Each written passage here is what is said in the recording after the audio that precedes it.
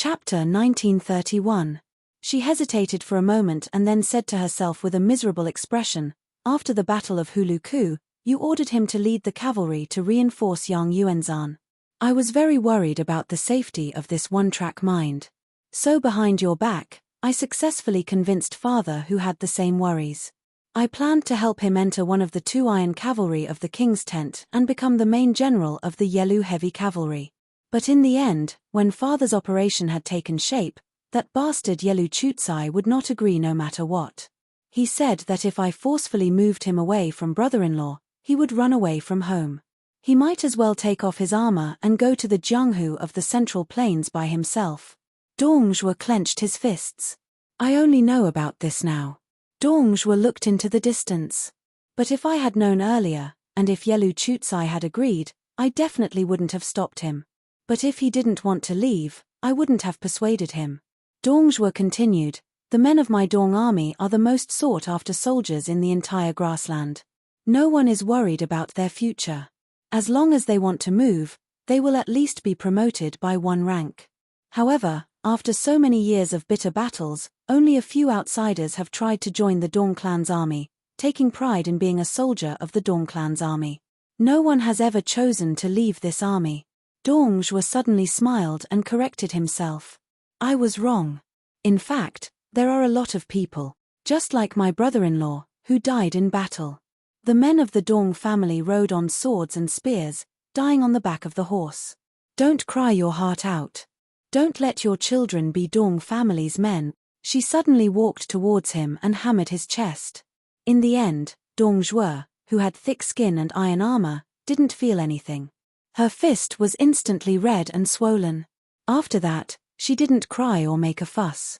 She took a deep breath and said softly, "Don't die in Huayang Pass. Don't die in Beiju City. If you really want to die, die in the South Sea of the Central Plains, which is the furthest from the grassland. That way, I won't be upset." Dongzhuo grinned. "Okay." She turned and left. "I'm going back to Norland. You don't have to send me off." Perhaps it was the same as the little girl, Dao Manwu, who had once said at a young age, "I only regret not being a man. Otherwise, I would definitely be a marquis of 10,000 households." This Northern Mang commandery princess, who had made the Northern Mang empress laugh to her heart's content with these words, did not dare to cry in front of her. After she walked away alone, Diwu Fox said worriedly, "Why do you insist on gnawing on Huayang Pass, such a tough bone without any meat? Isn't it better to leave it to Murong Baoding? His Majesty's left. If His Majesty. After all, the men of the grassland were not aquatic plants that grew every spring. They would grow again and again after being cut. Now that the grassland has lost its vitality, if Norland continues to push its luck, I'm afraid there will be internal strife. Even the gods can't fix such a big mess. When the time comes, I, Dongzhuo, will be the one to suffer. The Beiliang frontier army will reap the benefits and make a great contribution." Dongzhuo looked to the south. He was looking at Hutu City, which had been destroyed by him. Further south was Huayang Pass, which had a natural advantage. It was funny. The grassland army of millions had been fighting with the northern Liang for 20 years. When Old Tu was still alive, the number of times the border army of the southern dynasty had seen Hutu City could be counted on one hand. It was not until Xu Xiao's death that Dongzhuo finally grasped power. Northern Mang's horse hooves had stepped on the ground to the south, but they had only advanced a little. But now, the 10,000 light cavalry of Beiliang's Yuluan Saber Division had followed the Great Snow Dragon cavalry in the early years and once again entered the hinterland of the southern dynasty. Dongzhuo pointed to the south and said to his wife, "In the Huayang Pass, there is a fatso who is fatter than me. It is said that the Liang Imperial Court has always claimed that the battle between me and Fatso Chu was over." This Tu's adopted son said some rebellious words, saying that the world's cavalry was only divided into the Shu family's iron cavalry and all the other cavalry forces. In fact, the truth was not like that. It was just that the Beiliang frontier army was so conceited that they gladly accepted the Liang civil official's slander and took it as a compliment. Dongzhuo did not retract his arm and kept pointing to the south. With a gloomy smile, he slowly said, Chu Lushan did say some words at that time. I remember that guy was sitting high on the horse and pointed the tip of his iron spear at me. He laughed and said, I heard that you are called Dongzhuo. My adoptive father had some concerns and could not use his full strength. Therefore, Chen Zhibao and Yuan Zuozong were too lazy to play with you.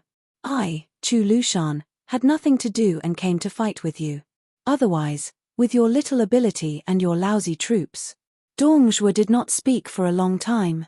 The fifth fox curiously asked, what happened next? Dongzhuo retracted his hand and said resentfully, then, I was seriously injured and fainted. Dongzhuo seemed to feel a little embarrassed. He lowered his head and made a face at the little girl Dao Manwu.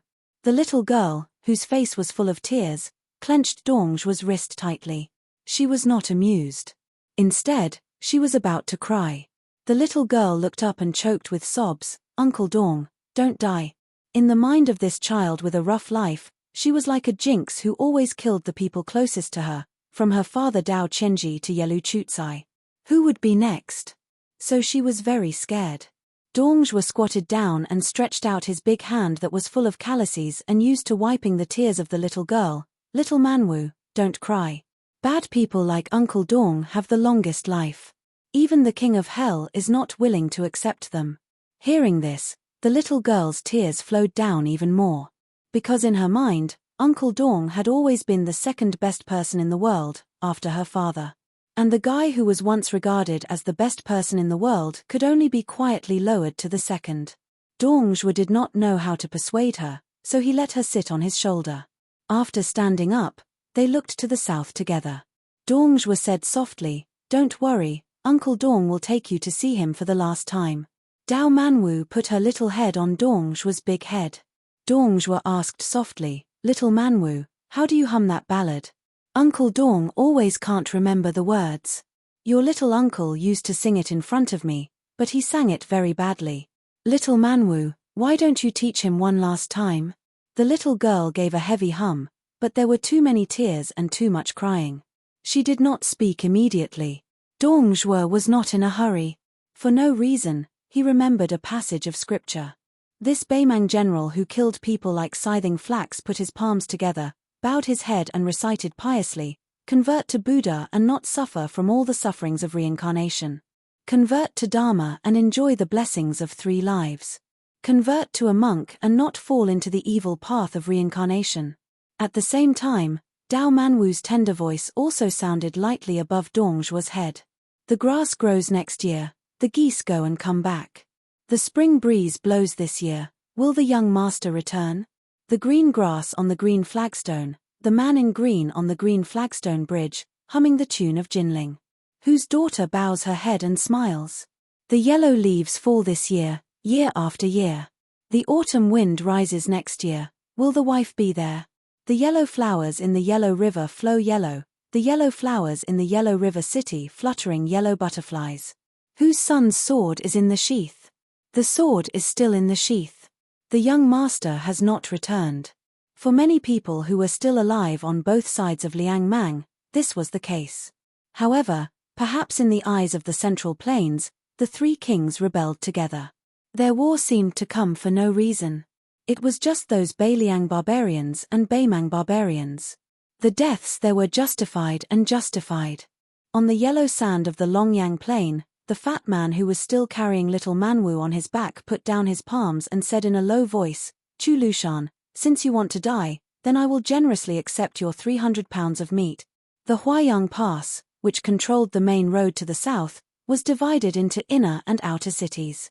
The overall terrain increased toward the south, especially the inner city, which was built on the cliff and the city walls were made of stone. When Beiliang built Hutu City, the most magnificent city outside the northwest pass, most of the stones were taken from the Tsanglang mountain in Lingju. Later, they found that there were still 30 to 40% of the huge stones left, so they moved them all to Huayang Pass, which was far from its current scale at that time. After more than 10 years of continuous reinforcement and accumulation, a large number of weapons and provisions were stockpiled. As long as the outer city was not lost, there was no need to worry about the water source. Huayang Pass was less strategic than Hutu City and harder to break through. In fact, it was more difficult than Hutu City, which was the first city at the border of Liang before North Resisting City was built. Therefore, when Chu Lushan insisted on building the Protectorate office in Huayang Pass, which was far away from Liangju City, Hsu Fengnian did not have much objection. But after the shattered Hutu City lost its defensive significance, Hsu Fengnian and Mount Qingliangshan both requested that Chu Lushan retreat to North Resisting City, but Chu Lushan still insisted on defending Huayang Pass to the death. It was hard to imagine that this valiant general who had led more than 1,000 cavalry to conquer Shu, who had led more than 8,000 Yeluohe cavalry, had maintained a low official rank after taking root in Beiliang without any complaints, wholeheartedly living a life of luxury and extravagance. He claimed that he liked fine wine, beautiful women, gorgeous clothes, great horses, famous cards, strange flowers, and luxurious travel. After he became the Protector General of Beiliang, he suddenly changed his position and remained motionless outside the barren and desolate pass. Perhaps after the death of old man Xu Xiao, there was no one in the world who could truly see through this treacherous and evil fatty. On a tower in the inner city of Huayang Pass, a fat man as fat as a small mountain rested his hands on a quiver of arrows, saying nothing. He had enemies all over the world, but he had no friends. He rubbed his neck and said with a smile, "What a great head." Chapter 1932. The sky was high and the ground was wide. The clouds hung low as the sun set in the west. The sunset glow was especially dazzling. There were less than 100 riders galloping north. It was as if their heads were covered with the most beautiful and bright Sichuan brocade. When this group of horses approached the military town of Grave, there were still a few northern Mang horsemen who stopped their horses on the high slope. After weighing the disparity in numbers between the two sides, in the end, they didn't charge forward to kill.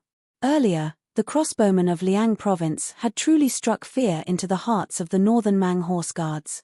Not only were the 3 elite scouts almost completely wiped out, even the commander of the Ruran cavalry, Hong Jingyan, and that relative of the imperial family, Yelu Chucai, had fallen on the battlefield. Although the southern dynasty had already received news that all the crossbowmen had been transferred to the battlefield of Liuju, once bitten, twice shy, they did not dare to let down their guard. One of the main generals of Beimang's southern expedition, the head of the Orange province, Murong Baoding, had strictly ordered his riders to retreat when they encountered the enemy. He did not care about the crime of retreating without fighting. Those who dared to engage in battle without permission would suffer 1 casualty per troop. Afterwards, the leader of each troop would be beheaded. If 3 or more people died per troop, the leader of each troop would be beheaded. The 100 or so cavalry that did not wear the armor of the northern Liang border army also did not pay any attention to the groups of scouts from Orange province who had retreated after smelling the scent of blood. They continued north without stopping, and did not have any intention of entering the military town of Grave Tomb. They continued north along the perimeter of the military town. In this strange cavalry formation of 2 riders side by side in a long snake formation, there were about 80 riders. All of them carried swords and urged their horses forward. Clearly, they were not the Beiliang frontier army who would not take out their sabers without permission. One rider spurred his horse forward and came to the side of the only rider with a cold saber at his waist. He said with some annoyance, "Surnamed Shu, even a mosquito leg is meat. We've encountered 8 or 9 groups of Beimang riders along the way. If you allowed us to act, we would have killed at least 40 to 50 of them. What's wrong? Is your Mount Qingliang really so poor that you can't even afford to pay the reward of this little bit of military merit? Even if we take a step back and let's say we owe them the money first, killing 40 to 50 Beimang scouts will probably save some of your Liangju cavalry. How did you become the king of Beiliang?" Hsu Fengnian continued to look to the north without slowing down his horse. He explained patiently, "Dongzhuo's army is about to attack Huayang Pass. If we delay here for a moment, Beiliang might." Wu Liuding, the current sword crown of Wu family's sword tomb, interrupted the young vassal king and said, "Even if you arrived at Huayang Pass earlier, could you move the entire pass to North Reject City?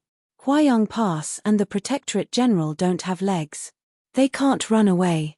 After all, after you became a great grandmaster, you became arrogant and looked down on those weak people. You only have eyes for people like Tuoba and Hong Jingyan. Otherwise, you wouldn't be willing to fight, right? Not far behind them, a Wu family swordsman said in a strange tone, "A great grandmaster should have the demeanor of a great grandmaster. His Highness is arrogant and has his own confidence. What's wrong with that? A land immortal can stomp hundreds or thousands of ants to death. Wouldn't he be afraid of dirtying the soles of his shoes?" Wu Liuding rolled his eyes. He didn't want to argue with the Xiong Hu behind him. He couldn't help it. Even in the Wu family's sword tomb, where the family's sword art was the world's sword art, only the old ancestor could slightly suppress Demon Zhu. No matter how conceited Wu Liuding was, he still had to admit that there was still a gap between him and Zhu Huang in terms of cultivation and attainment. The Wu family's ancestors had long established a family rule. The length of the sword qi determined the size of the principal. Although Wu Liuding's skin was not thin, he didn't go to the extent of arguing with Zhu Huang. However, if Kui Hua, who carried the ancient sword Su of Gojosian, was willing to join forces, Wu Liuding was confident that he could beat Demon Zhu into a pig's head. Unfortunately, Kui Hua was a sword attendant. According to the Wu family's unshakable rules, she couldn't participate in the competition between Sword Crown and other Jianghu people. To put it bluntly, a sword attendant was someone who specialized in collecting Sword Crown's corpse. Hsu Fengnian smiled and shook his head. He didn't continue to explain. Some Beiliang's family matters couldn't be explained to these Wu family swordsmen, who had left behind the teachings of their ancestors. Don't seek the wall of Lianqing, seek the killing sword. Hsu Fengnian's mood was much heavier than what he showed on the surface. Chu Lushan refused to leave Huayang Pass. He only gave one sentence to North Resisting City. Whether I, Chu Lushan, am at Huayang Pass or not, the situation on the battlefield outside Liangju Pass will be completely different. Hsu Fengnian understood the meaning behind these words, but he still hoped to fight for one last time, to fight for it in person. Not as the master of the 300,000 Beiliang cavalry, not as the vassal king, not as the Beiliang protector general, but as the eldest son of the first wife of Xu Xiao, to meet Lu Chua, who had killed his foster son. The reason why he was so non-stop was because Hsu Fengnian knew very well that once Dongzhuo personally appeared outside Huayang Pass, Chu Lushan would definitely not leave. Hsu Fengnian couldn't just knock Chu Lushan unconscious and tie him up back to North Resisting City. It was meaningless. As for why he didn't abandon the 80 Wu family sword tomb cavalry and rush to Huayang Pass alone, this was somewhat complicated. There were thousands of things in the world, but peace of mind was the most difficult to find. The closer they got to the rugged southern entrance of Huayang Pass, not only the bored Wu Liuding, who was beside the young vassal king, and the beauty Nailan Huayu, who was secretly looking at the back of the young vassal king from time to time, even Cui Hua, who had a pure heart of sword that had reached the spiritual perception realm, noticed Hsu Fengnian's strange mood. Huayang Pass was known as the most dangerous pass outside Liangju Pass. The narrow and winding mountain road at the southern entrance played an important role, which made this pass have no worries. Perhaps realizing that there was a problem with his mental state, Xu Fengnian suddenly turned his head to look at Wu Liuding and asked with a smile, "I heard that in the past 20 years, your Wu family's old ancestor has commented on the swordsman of the sword catacomb. Other than Deng Taie, who has the strongest innate killing intent, Zhu Huang has the heaviest killing intent, and Cui Hua has the deepest killing intent. Then you, Wu Liuding, as the sword crown?" Wu Liuding said with a shameless face, "Me? Obviously, I have the best bone structure and the highest talent." Zhu Huang, who was sitting on the back of the horse with his arms crossed, snorted disdainfully and sneered. Hsu Fengnian said with a smile, "Wu Liuding, don't bully me because I haven't seen the world. Not to mention other things, I have seen a few natural sword embryos. The charcoal girl of the Guanyin sect and Chen Tianyuan of the Taibai sword sect, their bone structures are better than yours." Chapter 1933. Wu Liuding nodded and said indifferently, "I have the highest talent, what is there to be afraid of? When I was very young, the old ancestor told me that I am a sword Dao genius that only appears once in 100 years. My sword Dao can't be improved by normal methods." Hsu Fengnian chuckled. Wu Liuding stared at the young king and said seriously, "Shu, think about it, when you and I first met on the river, what realm was I at?" I was only at the fake Shen finger level, but at that time, I was already roaming the pugilistic world as the Sword Crown. What do you think I relied on? Hsu Fengnian smiled and said, your face? Wu Liuding paused for a moment, then he smiled brightly and rubbed his face. That's right. Sword made Tsuehua, who had her eyes closed, sighed slightly. The first time was when Liu Ding entered the Sword Mountain for the first time when he was young. At that time, almost everyone didn't think that this lazy kid could pull out a sword. Unexpectedly, he attracted all 12 swords to recognize him as their master. It could be said that it was one of the rare occurrences in the long history of the Wu family. After that, Liu Ding, who had been practicing the sword for 3 days, became even more perfunctory. Until the Sword Tomb decided on the new Sword Crown candidate, Liu Ding, who had been stagnant at the 3rd grade realm, suddenly comprehended a few finger Shen sword techniques. Wu Liuding laughed and said, this is a genius. If I really practice the sword diligently, wouldn't that be amazing? Hsu Fengnian agreed for the first time, but the next sentence made Wu Liuding completely deflated. If I didn't calculate wrongly, Sword Crown Wu still has one more chance. Now that he is at the finger Shen realm, then it is still possible for him to stagger into the celestial realm. Not bad, he should be able to fight with people of the same age. That Shenyuan Qingfeng of the Hui Mountain, who was said to have comprehended immortality after watching snow for a night. Of course, the premise is that she only uses one hand. Wu Liuding was furious. Even if I can only break into the celestial realm, even if I can't reach the great celestial realm, I will definitely be able to use 1 or 2 moves of the Earth Sword Immortal. Xu Fengnian replied with an O and added fuel to the fire. 1 or 2 moves? That's pretty impressive. Like me, I only have a few dozen moves. Wu Liuding looked pitiful and turned to look at Naylan Huayu. Aunt Naylan, this guy is too much of a bully. She smiled sweetly and added insult to injury. Aunt is not your mother, it is useless to complain to me. Hsu Fengnian smiled and said, yes, Sister Naylan, don't pay attention to him. Naylan Huayu raised her eyebrows, and her smile became wider. The charm between her eyebrows was like smoke curling in spirals. Wu Liuding instantly came back to life and was in high spirits. He turned his head and whispered to the sword attendant, Tsuehua, listen to this fellow's tone. He is indeed an old hand who has been through thick and thin. Tsuehua, right? Unexpectedly, Tsuehua's words were not shocking, and she said with an indifferent expression, no. The young Sword Crown Wu, who seemed to have suffered a fatal blow from the Earth Sword Immortal, suddenly felt like his heart was dead, and he only felt that life was meaningless. Hsu Fengnian took a deep breath. They arrived at the south gate of Huayang Pass. If this time Beimang Pass was attacked by Murong Bading's troops, Hsu Fengnian would not have to come here at all. But the world was unpredictable. Dongzhuo came. Not only that, the number of Dong family's private army that was originally known in Liangmang had doubled. In the first battle of Liangmang, although Dongzhuo's private army did not suffer serious damage, it was not light.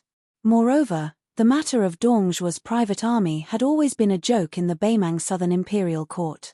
It was rumored that after the old woman met the little fatty who liked to call her sister emperor, she smiled and told him personally, Fatty Dong, you can have a private army in the Southern Imperial Court, but don't mess around with 100,000 people. If you cross this line, it doesn't matter, I will promote you and let you go to Norland to be a general.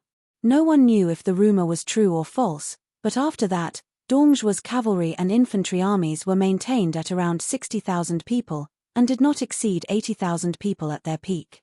This time, when Dongzhuo submitted a letter to the Beimang Empress requesting to attack Huayang Pass, it was as if overnight, 80,000 grassland cavalrymen had poured into the camp of the Dong family's private army, in addition to the 10,000 Ruran cavalrymen that the old woman gave him. The scale of Dongzhuo's private army had far exceeded that of all the generals including Tuoba, Huang Songpu, and Liu Gui, and it was superior to Beimang. Now, the two imperial courts of Shijing and Norland must be shocked and confused at the same time. Was this fatty Dong, who secretly possessed such a terrifying amount of wealth, going to rebel or not? At this moment, in the vision of the Wu family swordsman outside Huayang Pass, a fatty with a flattering face stood at the gate, like a small mountain standing in front of the gate. In the 20 years of war at the border of Beiliang, there was a different kind of person who was best at flattering. Li Gongda liked to flatter Xu Xiao, and his skill had reached the point of perfection. There was a fatty who won the title of Chu Bosha in poetry, and he liked to flatter His Royal Highness, and did whatever he could to disgust him. Hsu Fengnian dismounted from his horse, and Chu Lushan naturally helped to lead the horse, his movements skillful. In the dusk, the two entered the city first. Hsu Fengnian did not speak. After a moment of silence, Lu Chioa said slowly, "I am very at ease, and I ask that your highness be at ease." Hsu Fengnian looked ahead and said softly, "It's very difficult." Chu Lushan stopped and said to himself, "To be honest, this world, has always made me, Chu Lushan, very unhappy." Inside the city gate, the vision was dim. Chu Lushan stopped, turned his head and smiled, "Because this world made my most respected adoptive father and adoptive mother, their son, unhappy." The young king also stopped and remained silent. Chu Lushan couldn't see his face clearly, and he didn't want to see it clearly, so he turned his head again. Just like that, the two of them stood still in the dark. Chu Lushan suddenly said in a deep voice, "Don't send me off. Chu Lushan has fought countless battles in this life. Every time I bring someone to die, I don't need anyone to send me off, and I don't want anyone to collect my corpse." Chu Lushan strode forward, walked out of the city gate, and looked up at the sky. He had flattered the young man many times in his life, and said countless words of flattery. This fatty, at this time, was thinking of many years ago, when he let the child ride on his neck, and he rode on the Shu family's warhorse at that time. Two brothers with different surnames, riding together in the west wind. The fatty, who had his back to the young man, whispered in his heart, "Xiaonian, I am Chu Lushan's younger brother, you and I don't need to see each other again." Chapter 1934. Since ancient times, there had been a poem about the Northwest being filled with energy. Today, the west of the Northwest was even more so. The Deputy General of Liuju, Xie Shi, personally led 10,000 monk soldiers out of the city. He did his best to slow down the Beimang infantry and the 2,000 Nanchao border cavalry as they retreated to the north. He did not go all out to kill. Once the Beimang army turned around and got into a charging formation, the monk soldiers also got into formation and did not move. They were like a rich man entertaining his guests. They prepared enough wine and waited for the guests to arrive. The infantry, who had suffered heavy losses in the attack on the Phoenix military town, quickly realized that the situation was not good. After all, there were still 6,000 soldiers in the infantry who could fight. Along with the 2,000 cavalry who came and went like the wind from the side, they had more initiative to fight or retreat. The commander of the infantry was born in the Beiting Shui Wei. Beimang established the country through martial arts. Relying on family background and military merit were the two most important paths to promotion. To be able to become one of the 3 generals of the infantry, he might not be a genius in the art of war, but he was definitely not a mediocre person who relied on his family background to gain power. The defense of this Phoenix military town was filled with a treacherous aura. Clearly, from the very beginning, the defense could have been even more impregnable, but that commanding general was clearly whetting their appetites on purpose. Like a brothel girl who wanted to say something but didn't say anything, he clearly wanted to sell his art and not his body, but he gave people a false impression that he wanted to refuse but was still willing to accept. This caused the infantry soldiers who were slow to realize the situation to leave 4,000 corpses for nothing. Then, the 10,000 monk soldiers were biting their tail. It was not hard to guess the reason. It was definitely a cavalry from the Beiliang border army that was about to arrive. As for who it was, the infantry generals could not figure it out. Logically speaking, the cavalry of Liuju should not have the time to stop them. In this sneak attack on the 2 towns of Fengxiang and Linyao, the Nanchao border army had sent out 20,000 infantry and 5,000 elite cavalry to escort them. Even if they split into 2 groups, it was not something that the few thousand Beiliang cavalry could defeat. Furthermore, the cavalry of Liuju was already at a disadvantage. How could they send out a large group of cavalry to leave the main battlefield north of Qingcang City?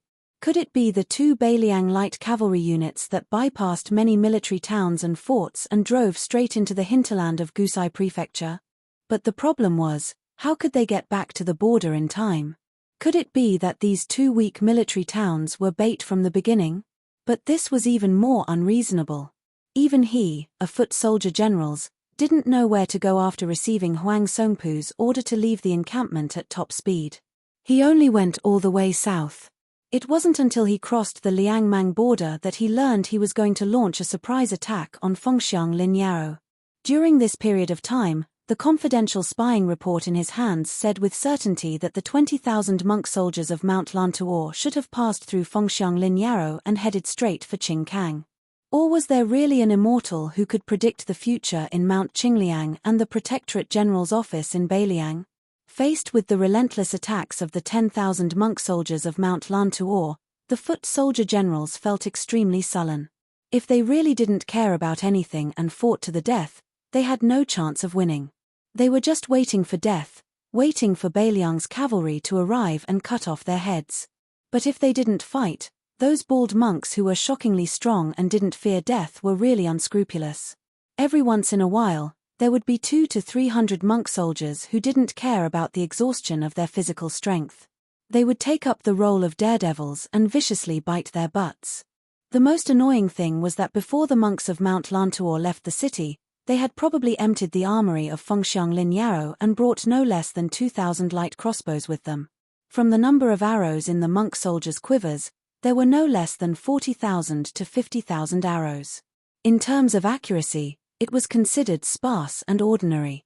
It couldn't even compare to the bows of the grassland men riding on the bumpy backs of their horses. However, the strength of the infantry formation was always in the word density. In addition, the monk soldiers were all strong and sturdy. Each of them pulled their bows like a full moon. What accuracy did they need? The most terrifying thing was the fighting style of the young Liuju general. He was able to leisurely pull out the 40,000 to 50,000 arrows from the corpses or pick them up from the ground and put them back into the quivers one by one. This made the 2,000 elite cavalry of Mount Lantuo, who were unwilling to wait for death and had launched 3 rounds of charges, unable to fully utilize the innate advantage of cavalry in field warfare. As for slowly nibbling away at the monk soldiers, that was even more impossible.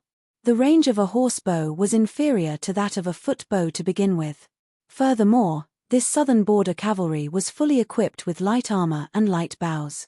In the end, the main general of the foot troops helplessly discovered that although there were still a considerable number of 1,600 cavalry left on his side of 2,000, the monk soldiers of Mount Lantuo had actually gathered more than 200 war horses.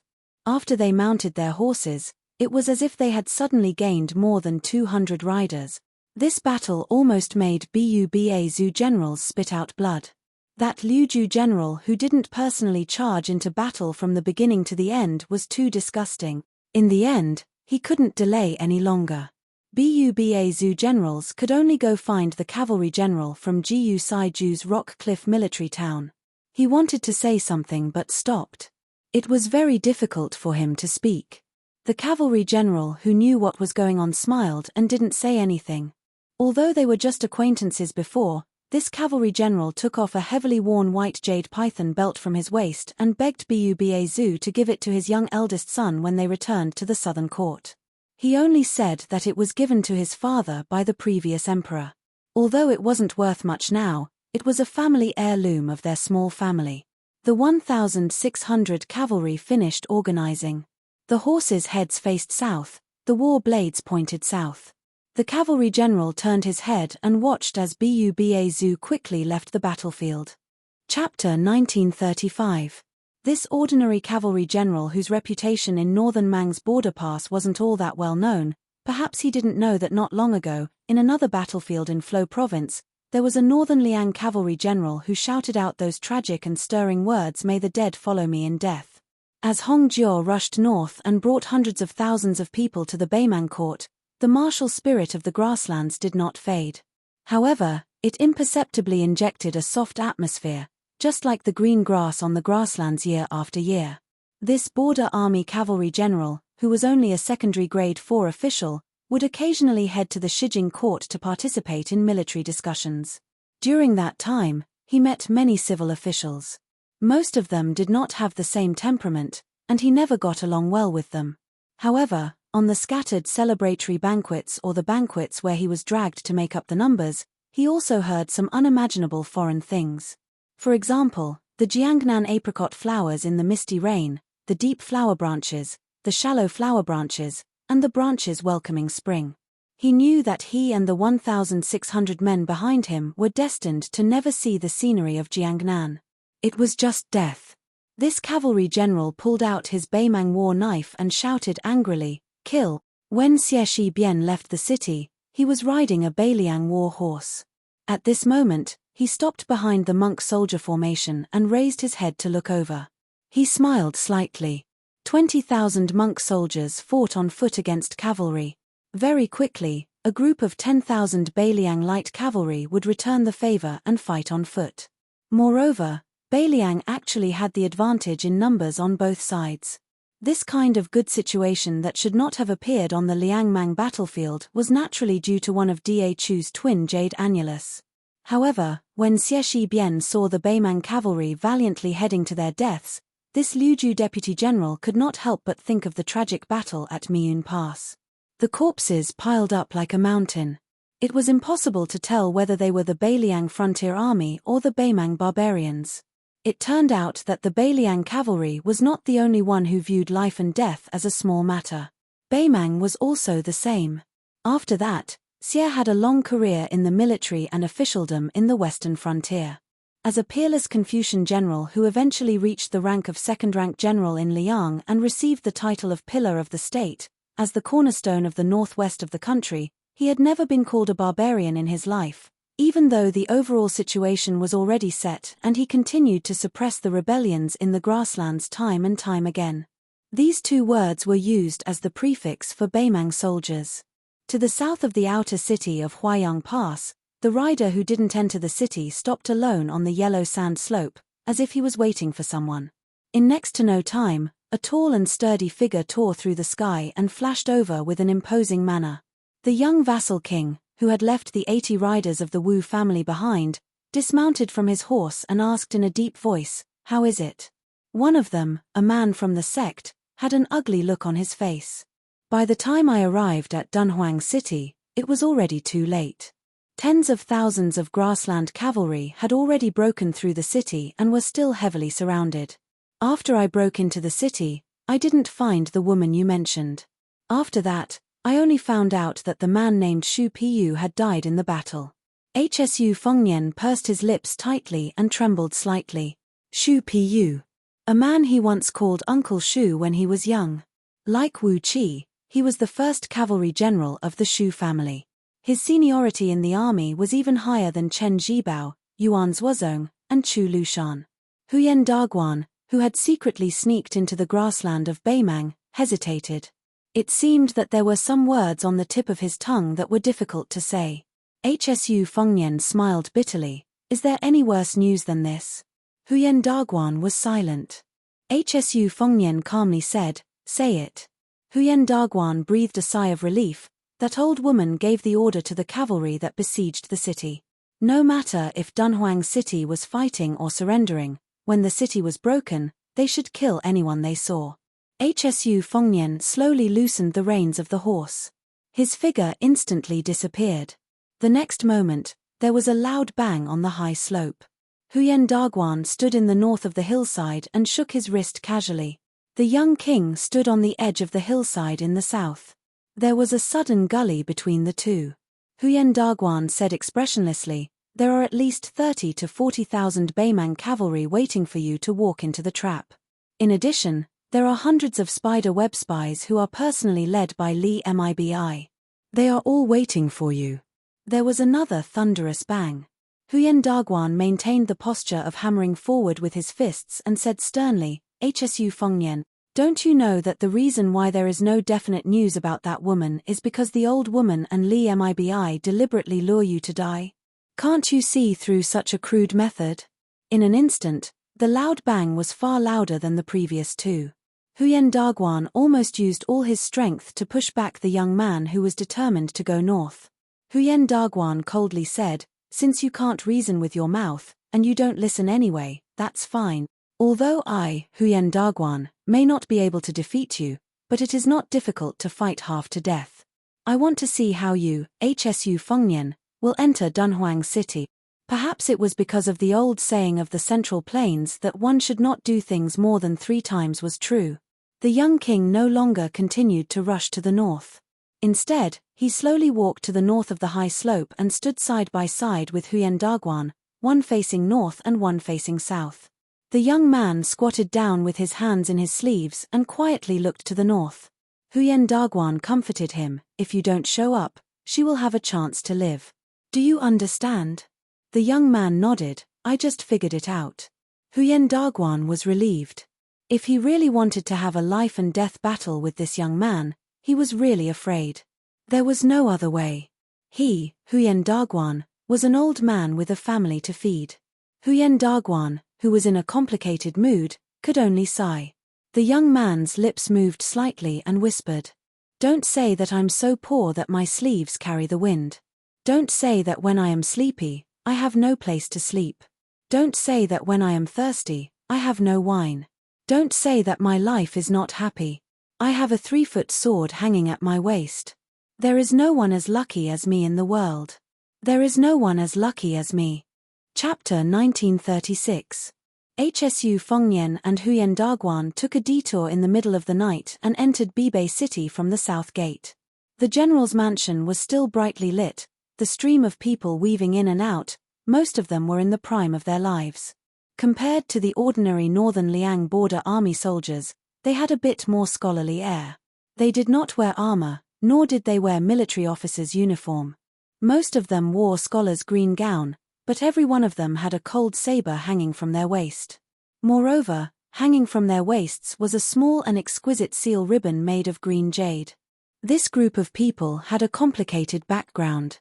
Some of them came from Song Dongming's mansion in Mount Qingliang, which was known as the Dragon Gate in Beiliang.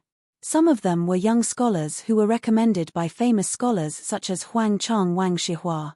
Some of them were young military officers who were transferred from the border army of Liangju and Yuju. The oldest one was in his early 40s, but there were fewer of them. Most of them were in their 30s, and young men were also not rare. These people had one thing in common. Whether they were born in Beiliang or not, they were all well educated since childhood. Most of them were interested in the art of war. Due to the special status of the military counselor, it was difficult to determine their official rank. After weighing the pros and cons, the deputy administrator of the northern Liangdao, Song Dongming, and the provincial governor of Liangju, Bai Yu, the 2 leaders of the civil officials, both agreed that for the time being, these young men would only act as white robes and act as counselors in the northern city manor. However, they would still be able to receive a salary equivalent to that of a county magistrate in the Liyang Imperial Court.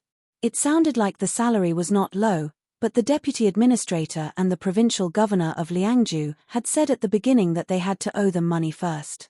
However, after everyone received the transfer order, they were still happy to accept it.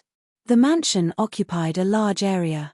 Hsu Fengnian walked all the way to the council hall because there was an unwritten rule that all people, regardless of their official rank, only slowed down when they saw the young king. They didn't stop, nor did they need to salute. At most, when they bumped into each other, they would slightly move to the sides of the corridor to make way for the young king. Almost everyone today found that although the young king was still approachable, his momentum seemed to be a bit low and restrained, as if he had a lot on his mind. Hsu Fengnian came to the council hall, which was the most important place in the mansion.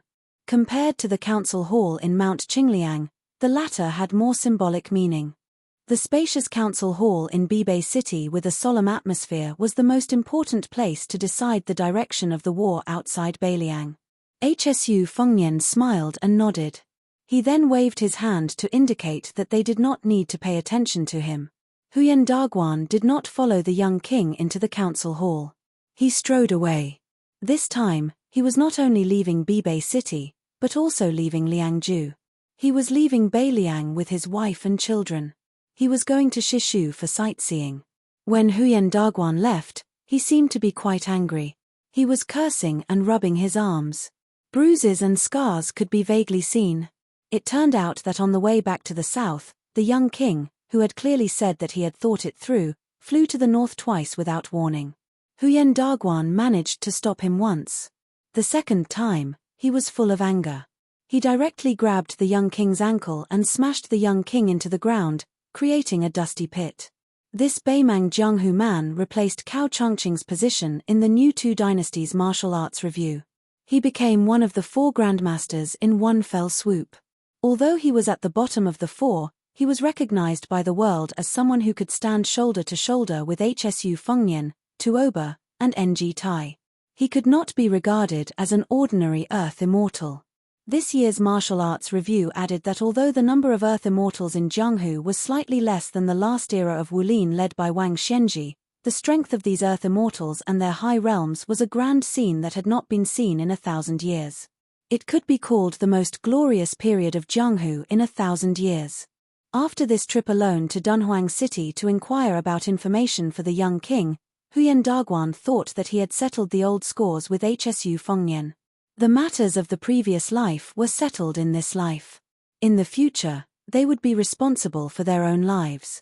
Of course, Hsu Fengnian did not ask Huyen Dagwan to stay. Yuan Zuozong, the commander-in-chief of Beiliang Cavalry, walked into the conference hall with his saber. Girl He and Shu Ying in the red robe were squatting on the left and right sides of the threshold. Ordinary people would not have the courage to cross the threshold between them.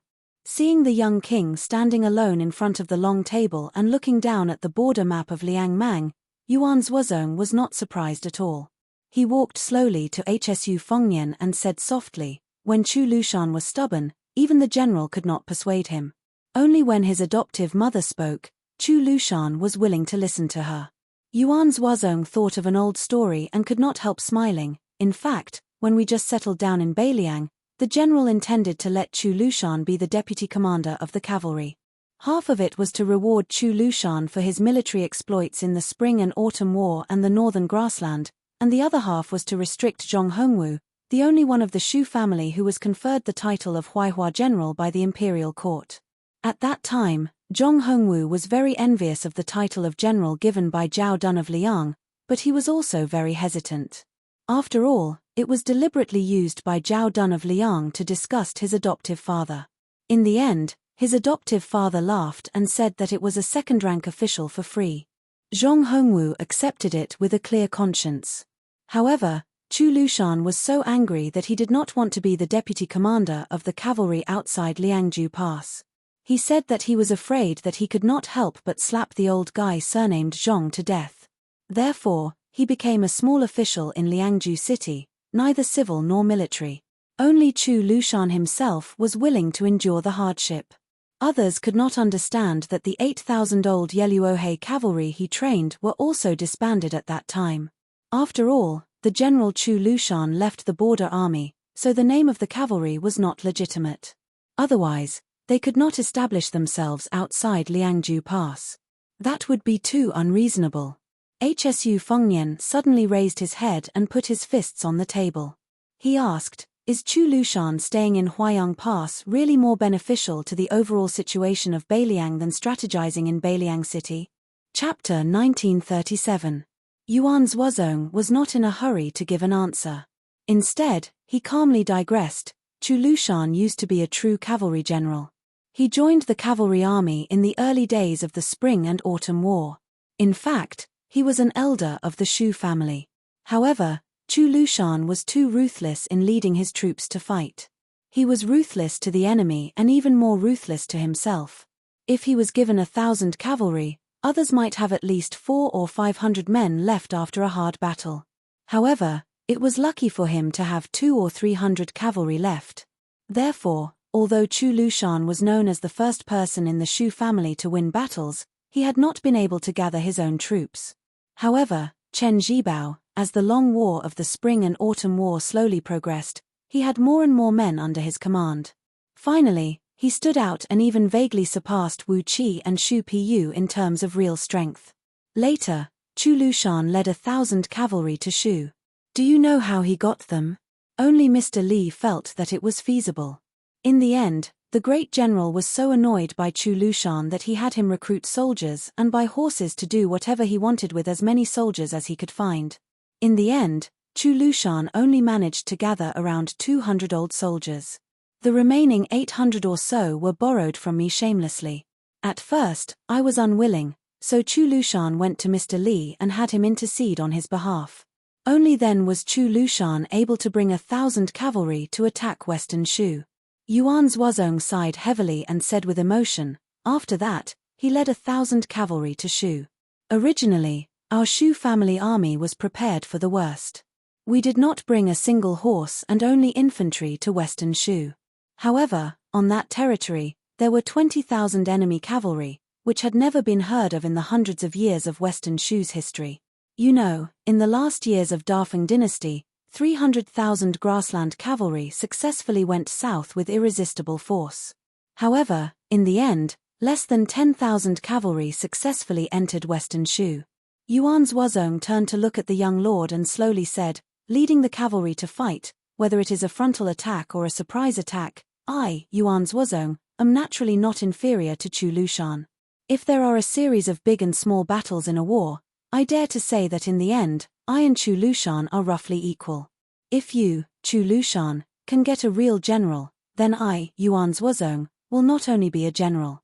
However, in that series of battles, if someone has to face 2 or 3 extremely difficult battles in a row, I, Yuan Zhuozong, dare not to say that I can win all of them. However, Chu Lushan, he absolutely can. Yuan Zhuozong continued, I am afraid that not many people still remember that a long time ago, the general joked with Chu Lushan. He said that Chu Lushan was too much of a bastard. Although he won a lot of battles, how many people were left alive in the end? My old Shu family's property cannot afford to be tossed around like this. So, you have to wait patiently. When I, Shu Xiao, have 100 or 200,000 cavalry under my command, at that time, it will be no problem to give them to you, Lu Chioa. Yuan Zhuozong laughed at himself. To be honest, when Mount Qingliang decided to let me be the general of the cavalry and let Chu Lushan be the governor of Beiliang, I found him and wanted to exchange positions with him. It could be considered as fulfilling the promise of my adoptive father. Because I knew that Chu Lushan's infatuation with the cavalry was unparalleled. However, Chu Lushan refused at that time. He smiled and said to me, I have been an insignificant official for so many years. How can I not be the governor of Beiliang when I have a chance to make a comeback? Yuan Zhuozong calmed himself down. Yuan Zhuozong recovered his composure as he bent over and stretched out his hand to touch the defense line of Huayang Pass, Fuling and Liuya Heavy Tomb on the map. There's no cavalry in Huayang Pass. Because it's a natural stronghold, it's both an advantage and a disadvantage. It's impossible to have a large-scale cavalry.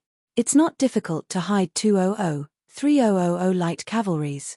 However, in the Liangmang War, the cavalry in Huayang Pass is too inadequate and meaningless. It's better to put them in Fuling and Liuya military towns on the left and right flanks.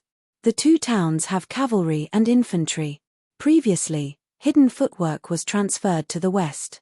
Besides North Resisting City, they mainly transferred 7,000 Yuju province infantry to these two towns. As for the Heavy Tomb military town behind the defense line, it's always occupied by more infantry than cavalry. The reason why Chu Lushan did not want to leave was that he wanted to attract the most powerful troops of Beimang, Dongzhuo. He wanted his hundreds of thousands of elite private troops to stop and reduce the pressure on the cavalry of Liangzhu. No matter how difficult it was to attack Huayang Pass, it was not a border city like Hutu City that the cavalry of Beimang could not go around. If the Beimang barbarians ignored it and directly attacked Fuling, Liuya, and Liuya Grave, especially when Hutu City was lost, Huayang Pass would lose its strategic significance. Therefore, half of the questions that the prince asked before had been answered. It was the answer that Chu Lushan gave to Beiliang City. Whether he was in Huayang Pass or not, the situation outside Liangzhu Pass would be different.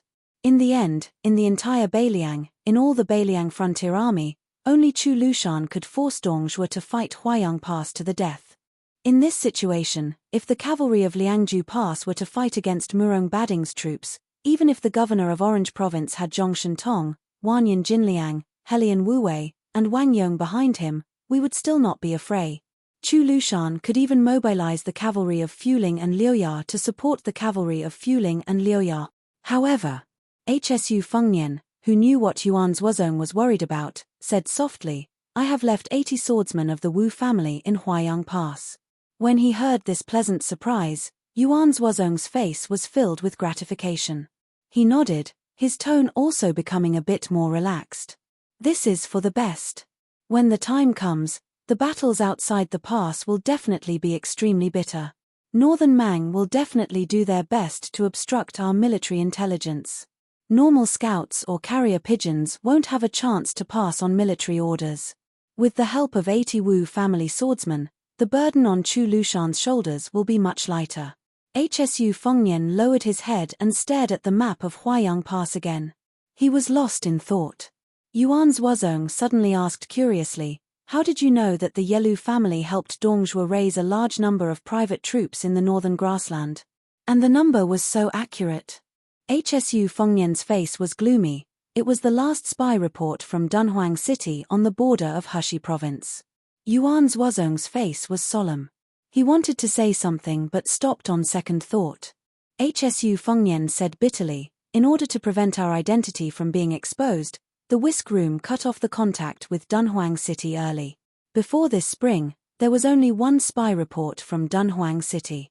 Last time at the Longyang Plains, Tuoba Bodhisattva purposely revealed a piece of information. The old lady of Northern Mang ordered Helian Wuwei and a few prairie tyrants to besiege Dunhuang City. For a long time after that battle, until I left Mount Wudang, I had no way to travel north." Yuan Zhuozong carefully chose his words. "I thought that you would go to Dunhuang City on this trip to Huayang Pass. To be honest, I have prepared to lead 10,000 Great Snow Dragon cavalry to bypass Beimang's army and enter Dragon Waste Province from the northeast. Then we will rush north to help you return." Hsu Fengnian suddenly raised his head. Yuan Zhuozong smiled, "Although I will definitely scold you when I see you, it won't prevent me from taking risks." Hsu Fengnian lowered his head and looked at Dunhuang City on the map, lost in thought. Yuan Zhuozong looked dignified. "I don't know why you didn't go to Beimang in the end, but I have to be honest. If you really go, the best result is that you are lucky enough to return to Beimang City alive. My 10,000 Great Snow Dragon cavalry and I are destined to die in Dragon Waste Province of Beimang. The war outside Liangju Pass has already begun. You, Hsu Fengnian, have to make a choice. No matter what your original intention is, you are the king of Beimang and also a grandmaster of martial arts evaluation. No one can stop you. But the consequences are serious. It is not as simple as when you and I led the army to the Central Plains." Hsu Fengnian didn't explain anything. He just said to himself, "Of course I know the consequences. But I can't help it. I just want to go to Dunhuang City to take a look. Just like I know that I can't persuade Chu Lushan, but I still want to go to Huayang Pass to see him." Hsu Fengnian took a deep breath. "Second brother Yuan, I let you down." Yuan Zhuozong was stunned. Then he shook his head and smiled, disappointed. "I, Qi Dangua, and Chu Lushan are never disappointed."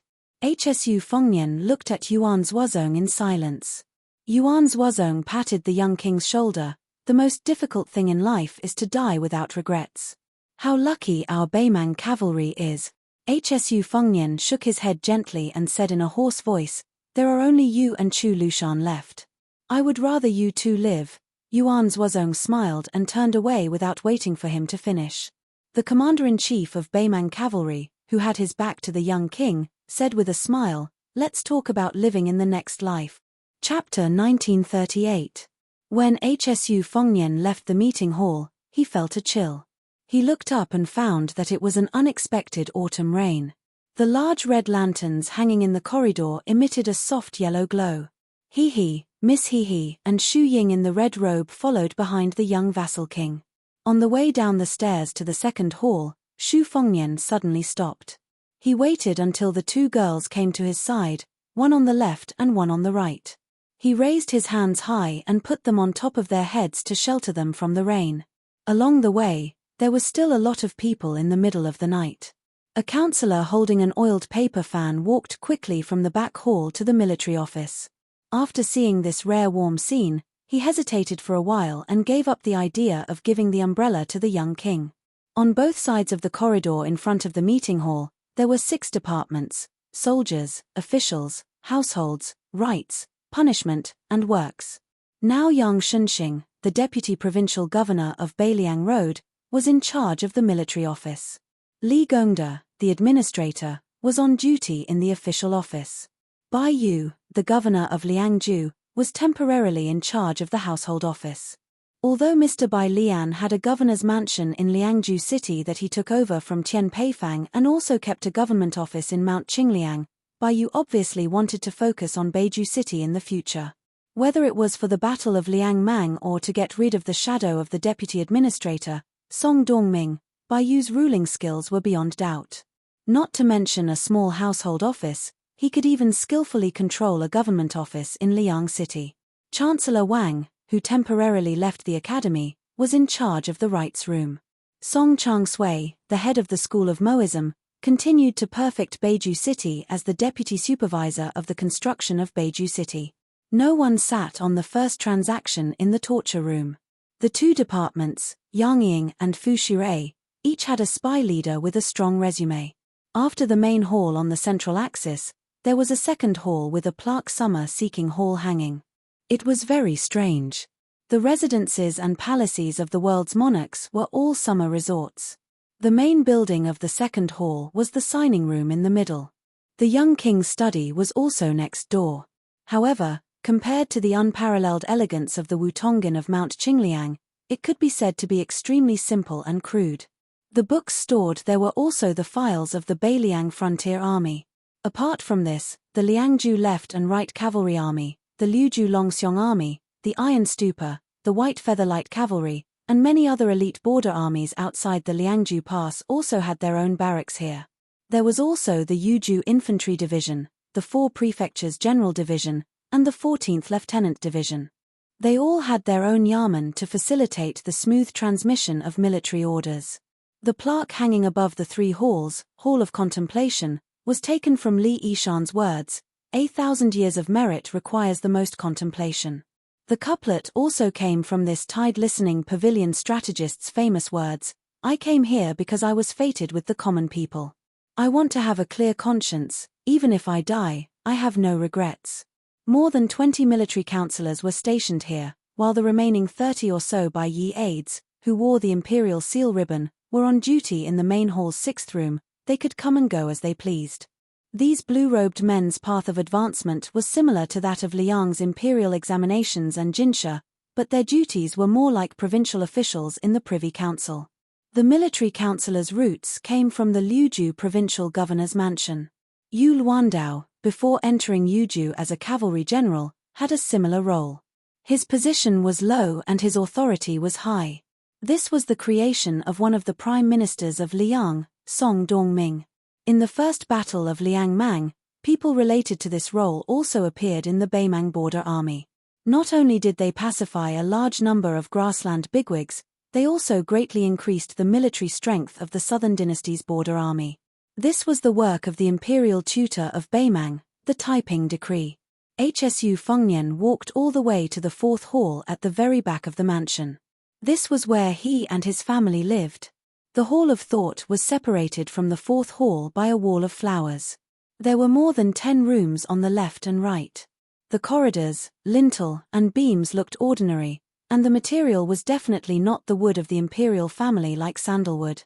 However, upon closer inspection, one could see that they were ingenious and the carvings were exquisite. It was said that the administrator Li Gongda had used the style of the Gangnam-do courtyard as a reference. Jiang Ni, He, and Xu Ying lived here. If Xu Beiji stayed in Beicheng, he would definitely have a place. As for the others, perhaps only Yuan Zuozong and Chu Lushan, the 2 adopted sons of the old Liang prince, had the qualifications to live here. This kind of thing had nothing to do with one's official rank or military merit.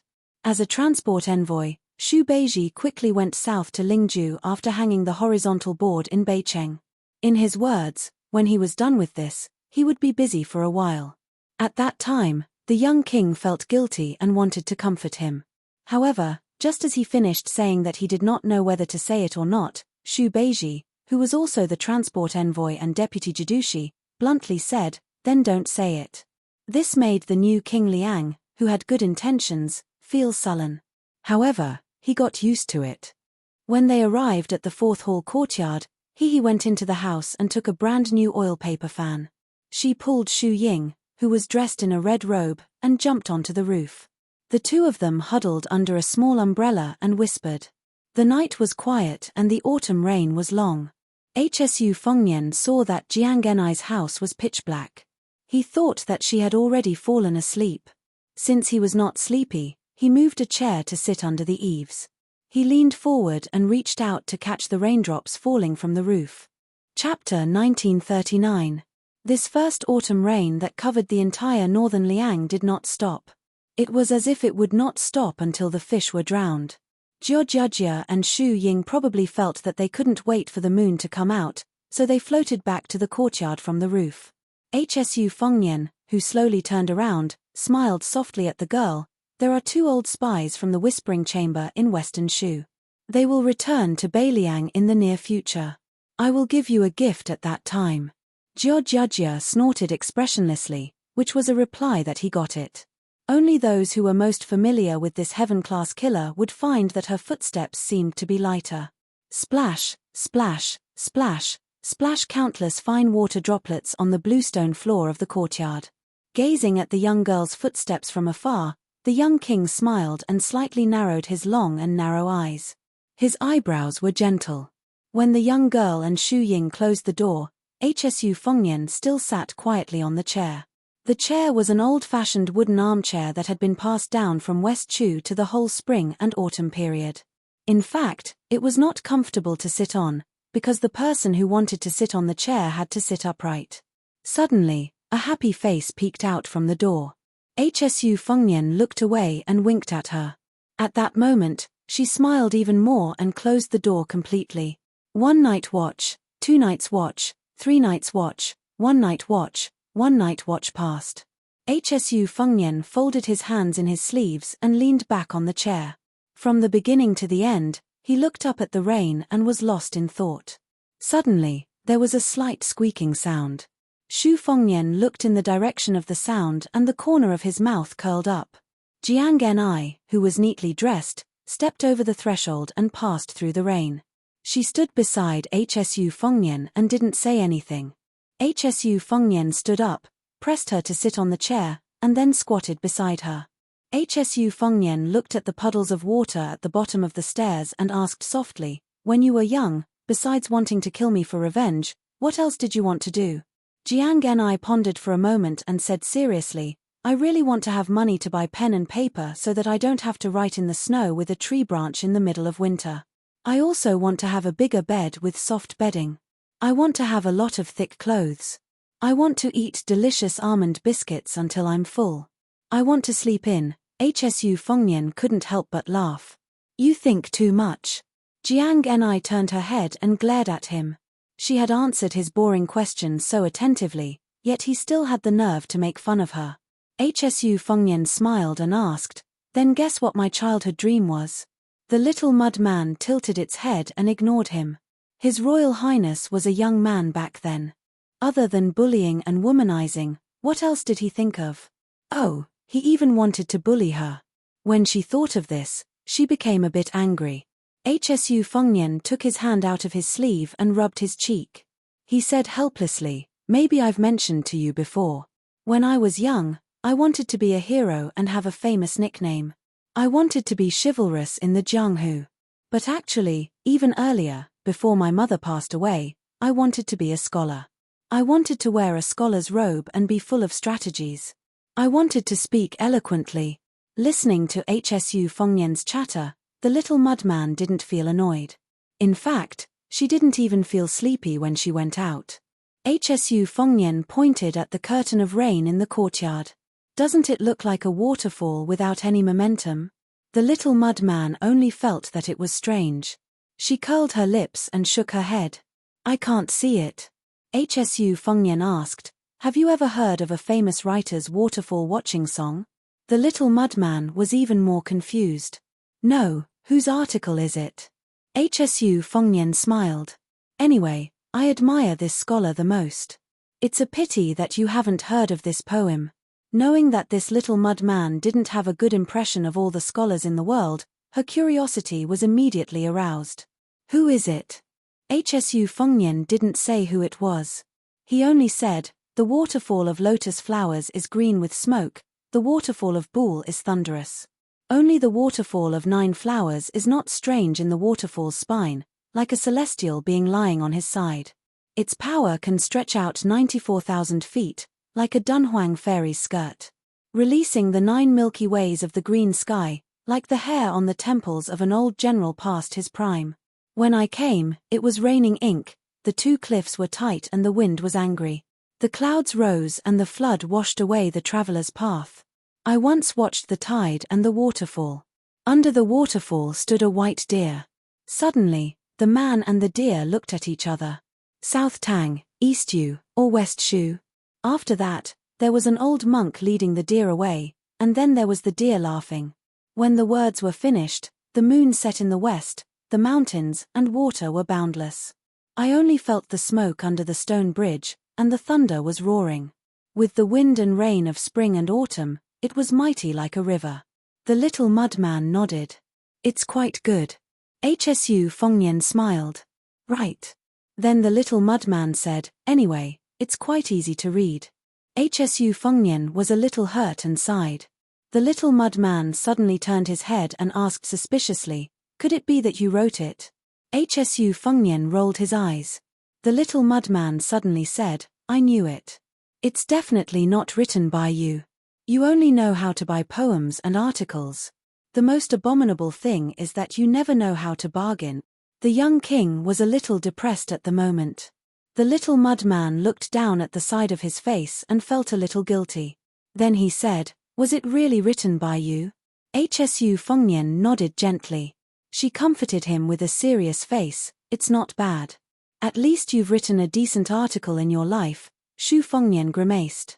You might as well not have comforted me. After a long silence, Hsu Fengnian said to himself for no reason, what is a dream? It's like a child hiding in a distance and making faces at you, and that naive and naughty child will never grow up. Jiang Genai thought for a moment. If it were me, I would catch the child and beat him up. Hsu Fengnian said calmly, but I can't catch him. Chapter 1940. There were many reports of victory in Liuju. First, Ku Jianghuai joined forces with the Dragon Elephant Army to attack the Huangsong Piyu tribe's main camp. Not only did they successfully enter the camp and annihilate the supply camp, they also managed to kill Wanyan Yinjiang's elite cavalry. After which, Xie Shibian seemed to have been possessed by a celestial being and was able to predict the future. He led the monk soldiers of Lantuo Mountain to split into Fengxiang and Linyao. Not only did they successfully stop the sneak attack of the Southern Dynasty soldiers, but at the same time, Cao Wei's cavalry, who had already entered the hinterland of Jiusai Prefecture, turned around and killed the remaining 6,000 soldiers and the Southern Dynasty cavalry that had been dragged into the mud by Xie Shibian's monk soldiers. After this battle, Cao Wei, who had already won the title of Cao Benlei, had already won the title of Cao Benlei. Along with the Huangsong Piyu forces, who had suffered 2 losses, slowing down their speed, Xie Shibian also led the monks to assist Qingcang city. The situation in Liuju was really good. However, during this period of time, a report accusing Xie Shibian was passed around the Liuju provincial governor manor and sent to the north-resisting city manor. It caused North Jebei city, which was covered in the autumn rain, to have a sharpness and killing intent. Shu Fengnian stood in the solemn military room and gently put down the memorial that Yang Guangdou, the provincial governor of Liuju, Chen Shiliang, and Ku Jianghuai, the general of Liuju, had signed. Inside this yamen, in addition to the young lord, there was also the deputy Jidushi Yang Shunxing, the administrator Li Gongda and Bai Yu, the provincial governor of Liangju, who had rushed over after hearing the news. Xu Huang, who had just been promoted to the governor of Jebeicheng, and Li Yangchao, who had just transferred from the left cavalry to the right cavalry as the first deputy commander, and many other border generals. The initial content of the report was written by a Yuju infantry colonel who was promoted to Phoenix Troops town commander. It described in detail the start and end of the Battle of Phoenix Troop. There was only one point in the report, which was that during the Battle of Phoenix Troop, Xie had overestimated the strength of the monk soldiers of Lantuor Mountain. After 2 days and 1 night of defending the city, the monk soldiers only participated in the defense of the city. This caused the soldiers of Phoenix Troop to be sacrificed for nothing. There were only 92 Yuju infantry soldiers left. Xie Bian and Ku Jianghuai, who were both Da Chu's twin Jade Annulus, were one main general and one deputy general of Liuju. The two were young but talented in the art of war. No matter what their original intentions were, from today onwards, their positions in the hearts of the Beiliang frontier army would become a watershed. This was because on the main battlefield north of Qingcang City, Ku Jianghuai had defeated the Huangsong Pu army. His actions of first dying to the Longxiong army and then the Liuju cavalry did not lose the respect of the Longxiong army. He also won the gratitude of the refugees in Liuju. On the other hand, Xie Bian had the advantage in the Battle of Miyun. Outside Liangju Pass, everyone felt that Xie Bian was more suitable than Ku Jianghuai to be the general of Liuju. Although Xie Bian and Cao Wei's cavalry still managed to wipe out 10,000 infantry soldiers and 3,000 Southern Dynasty cavalry, there was no doubt that Xie Bian had lost a lot of people's support. From this north-resisting city to the infantry commander's tent in Yuju, the Beiliang Governor-General's office and the left and right cavalry bases, they might all have doubts about Xie Bian. This was because the Beiliang frontier army hated not helping people on the battlefield. This was because the Shu family army had suffered many similar hardships in the early days when they were expanding the territory for the Liang imperial court. Xie Bian's actions in particular were suspected of conserving his strength to gain military merits. Under the various actions of the young lord, the old General Yang Shunxing of the spring and autumn period was gradually accepted by the Beiliang frontier army as a deputy Jidushi. His right to speak on this matter was second only to Chu Lushan's protectorate. But the more this was the case, the more Yang Shunxing did not dare to act on his own. Therefore, he had to send someone to inform the young lord. Yang Shunxing knew that this matter was tricky and troublesome. It was not about how to appease the general of the Flying Phoenix army, or even how to deal with the deputy general of Liuju, Xie Bian, who had 2 great military exploits. But if he was not careful, it would cause a split between the old and new generals of Beiliang. What was more troublesome was this situation that the entire Beiliang frontier army was aware of. The instigator was the young lord standing behind the desk. From the earliest Yuju cavalry general Yu Luandao, who was the commander of the Yuju cavalry, Xie Bian, Shu Huang, who held the power of Liuju, or even earlier, the Yuju general Huangfu Qiu, the deputy general of the heavy cavalry, Shu Beiji, and Chen Shiliang of Liuju. The new Prince Liang not only promoted young people, he also did not hesitate to make an exception to appoint a foreigner who had no connection to Beiliang. Therefore, this impeachment letter broke the window paper that even Yang Wenwan and He Zhonghu, who had deep roots in the border army outside of Beiliang, did not dare to, or more accurately, did not want to, break the window paper. Bai Yu took a few steps forward and picked up the letter. Mr. White Lotus, who had poor eyesight, almost pressed the letter to his nose. Such a comical scene, but no one could laugh. Liuju Provincial Governor Yang Guangdou, who was the #1 official of Liuju, after reading through the contents of the report, he used a meticulous small script to write a full 300 words, criticizing Xie Bian's actions. His words were even harsher than the Phoenix Legion general guarding the city. Especially that sentence, "My Yuju infantry can die, but your Xie Bian's monk soldiers can't die." This sentence pretty much hit the nail on the head of the entire northern Liang border army. Chen Shiliang's words were relatively gentle, but he still did not agree with Xie Bian's actions. Liuju Deputy General Xie Bian's actions did not go against the Beiliang military laws, but it was unforgivable. As for Liuju General Ku Jianghuai, who was not on good terms with Xie Bian in West Chu's Guangling Road, his words were even more concise. Read it. Chapter 1941. Although Bai Yu's eyes were hurt from reading, it was only because he held the book at a higher height than ordinary people.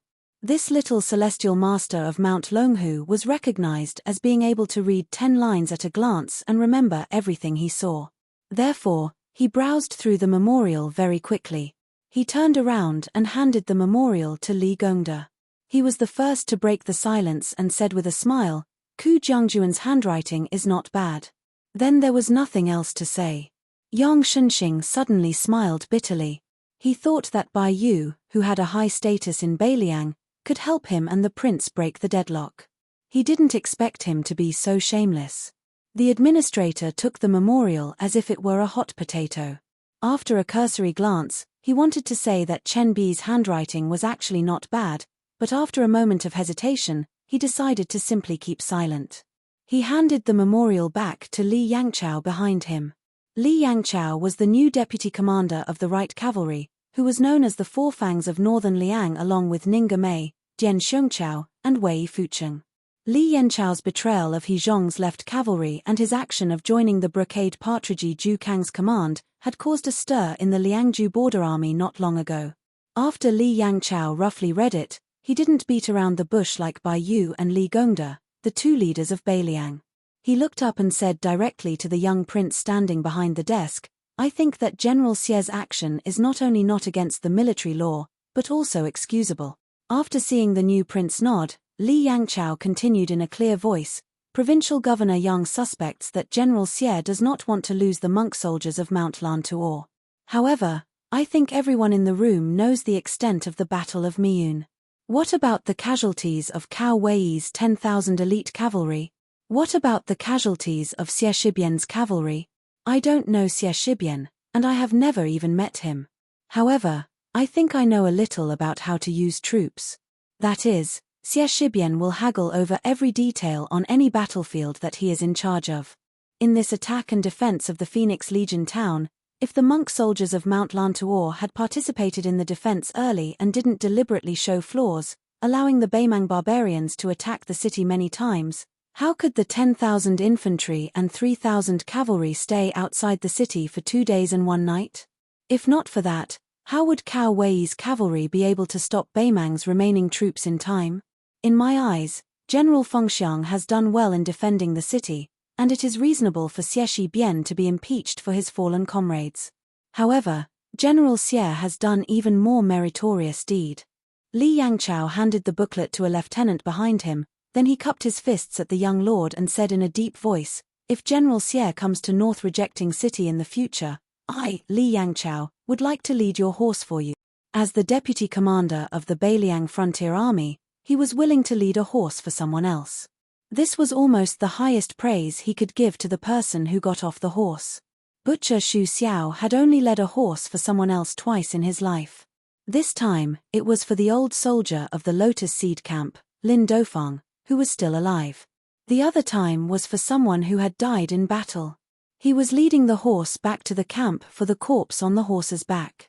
Xu Huang, who had a beautiful beard, frowned and asked, "Wang Ye, did General Xie come to this north-resisting city with a memorial to explain himself? We shouldn't just listen to one side of the story." Hsu Fengnian shook his head and said, "There was a memorial, but it wasn't about the matter of Fengxiang defending the city.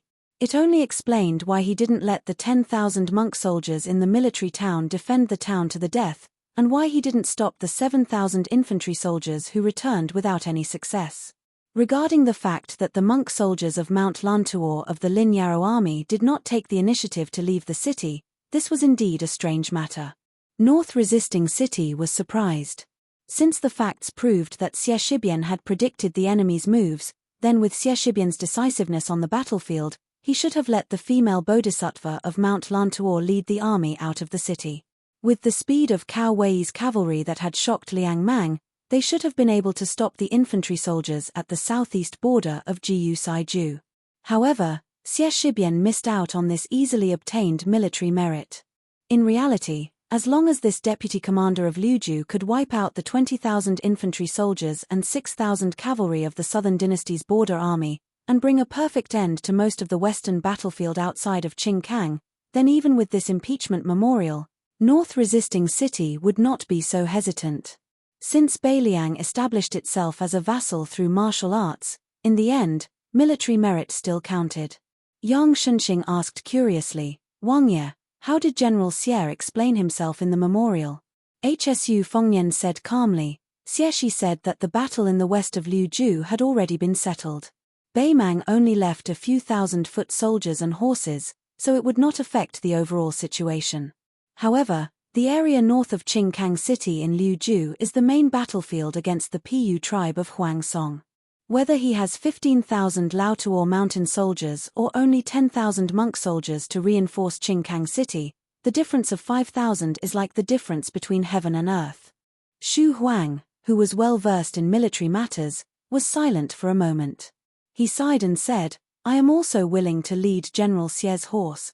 Xu Fengnian suddenly smiled, "Thank you for the 2 unbelievable victories at the western border." In the second battle, Ku Jianghuai even reduced the hundreds of thousands of cavalry in the Pu tribe of the Yellow Song dynasty to the level of infantry. The situation at Liuju is already clear. Next, it will be up to us outside the Liangju Pass. Then Hsu Fengnian sat on the chair that originally belonged to Yang Shunxing.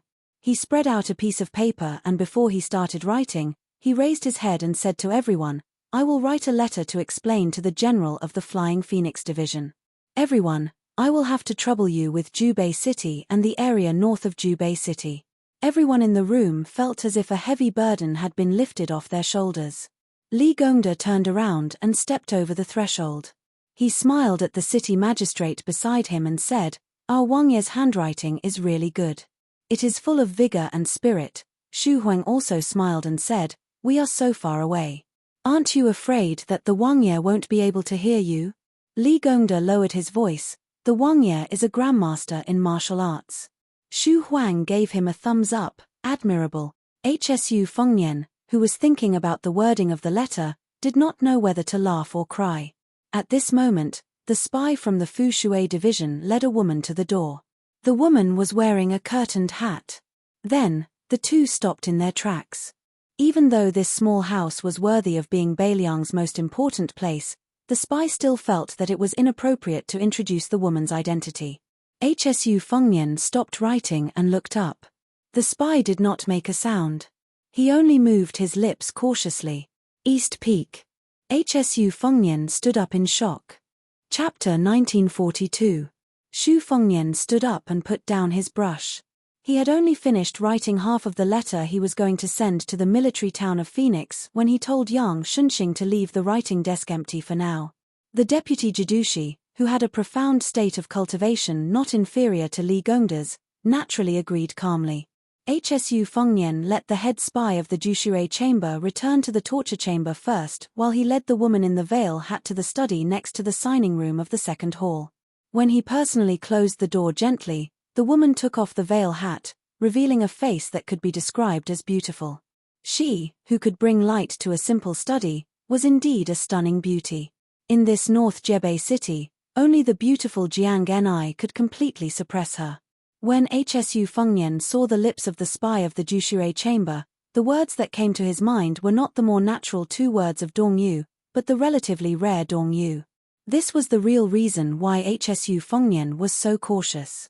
It could even be said that this was a long and unknown wait. Before Hsu Fengnian inherited the throne, he had been waiting for the day when the truth would come to light. Back then, when he went to Beimang alone as His Royal Highness, it was like a chess piece at the end of the first stage. Even if the first soul-stirring battle of Beimang had ended and the second battle was in full swing, it could only be considered the middle game of the spring and autumn chess game.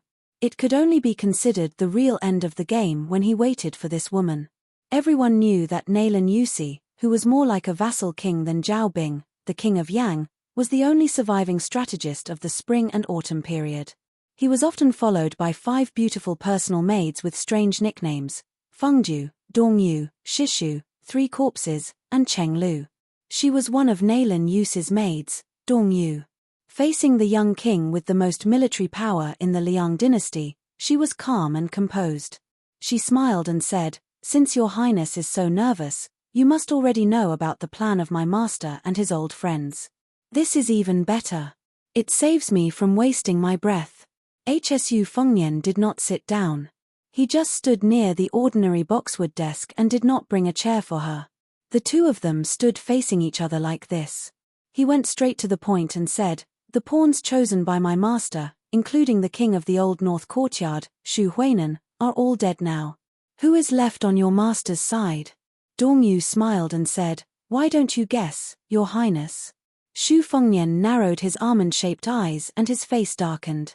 She turned a blind eye to this and clicked her tongue. Right now, it is widely known in the Central Plains that it took 10 years to cultivate Song Yushu, 100 years to cultivate Xu Fengnian, and 1,000 years to cultivate Lu Dongxian. Your Highness, your current performance is somewhat unworthy of the name. The 9 Kingdoms of Spring and Autumn was a game of chess. Hong Jia's journey to the north was the curtain of the War of Spring and Autumn. It was not only the ending, but also the first move. The 4 scholars from the Central Plains, who originally belonged to different camps, worked together to set up the trap. Huang Longsha of the Spring and Autumn 3, Li Yishan of the Tide Listening Pavilion, Li Yishan of the Southern Border, and Li Yishan of the Liang Emperor, Shi Yuan Bengxi. Ever since the founding of the Great Qin dynasty, the northern grassland cavalry had invaded the south countless times, causing chaos in the Central Plains. The Central Plains commoners sought refuge and migrated, retreating from the north to the south time after time. Later generations were used to calling them crossing the south in clothes. For example, during the last years of the Yongxi dynasty, the Liu family blessed China and the Sweet Dew crossing the south after the fall of the Great Feng dynasty. The Jiang family of Da Chu, the most powerful family in China during the 9 Kingdoms of Spring and Autumn, was regarded as the rightful successor of the Great Feng dynasty. However, roughly half a year later, an even greater scale of escape erupted. The most unyielding West Shu, the Southern Tang, the Western Shu, and the Western Shu, who were used to living a debauched and extravagant lifestyle, and the most sentimental Western Shu, in addition to a small number of Northern Han and Great Wei adherents, all headed north one after another. In the end, they mostly converged at the present-day Liangyu province of the northern Liang Path and the river province of the Tuhuai Path. Almost the moment before Xu Xiao was slaughtered and infected as a prince, they successfully fled to the northern Mang and southern dynasties Gusai province and Longyaro province. Almost immediately before Xu Xiao was slaughtered and infected as a prince, they successfully fled to the northern Mang and southern dynasties Gusai province and Longyaro province. Among them, there were many well-hidden key players. One was Xu Xiao, who had been infected as prince of another surname by the old Liang Emperor Zhao Li, suddenly declaring that he would kill all the scholars of West Chu and have their corpses block the estuary of the Guangling River. Because the Battle of the Western Wall was too bitter, regardless of whether it was the defeated Da Chu Jiangsha or the victorious Xu Xiao, both sides were filled with resentment. As a result, when Xu Xiao, who was at the peak of his power, publicly announced these words in the imperial court of Great Peace City, not only was the court shaken, it also caused the remnants of West Chu, whose mountains and rivers had been shattered, to despair. That lame Xu clearly did not even give them the opportunity to be peaceful dogs. Other than fleeing, what else could they do? Another time, Zhao Li's son, Zhao Bing, who was supposed to be the ruler of Western Chu territory by virtue of his military exploits, who later became the king of Yang Kai in Nanjiang, not only did he not go to the richest Guangling circuit, he did not even go to Jinggan circuit in Qingju, which dominated the hinterland of the Central Plains.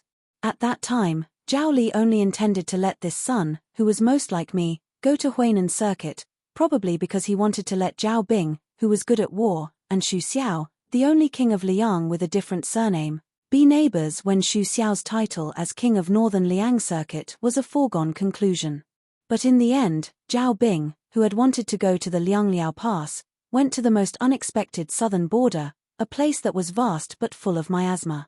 Unofficial history said that before the bloodthirsty Zhao Bing left the capital, he chopped down a 1,000-year-old cypress tree in the prince's mansion and swore to kill all the young men of southern Tang who were taller than a wheel to vent his anger. Coincidentally, when Zhao Bing was on his way south, southern Tang, who definitely did not resist tenaciously in the late spring and autumn period, actually rebelled and killed thousands of Jiyu Gentong's soldiers who stayed behind.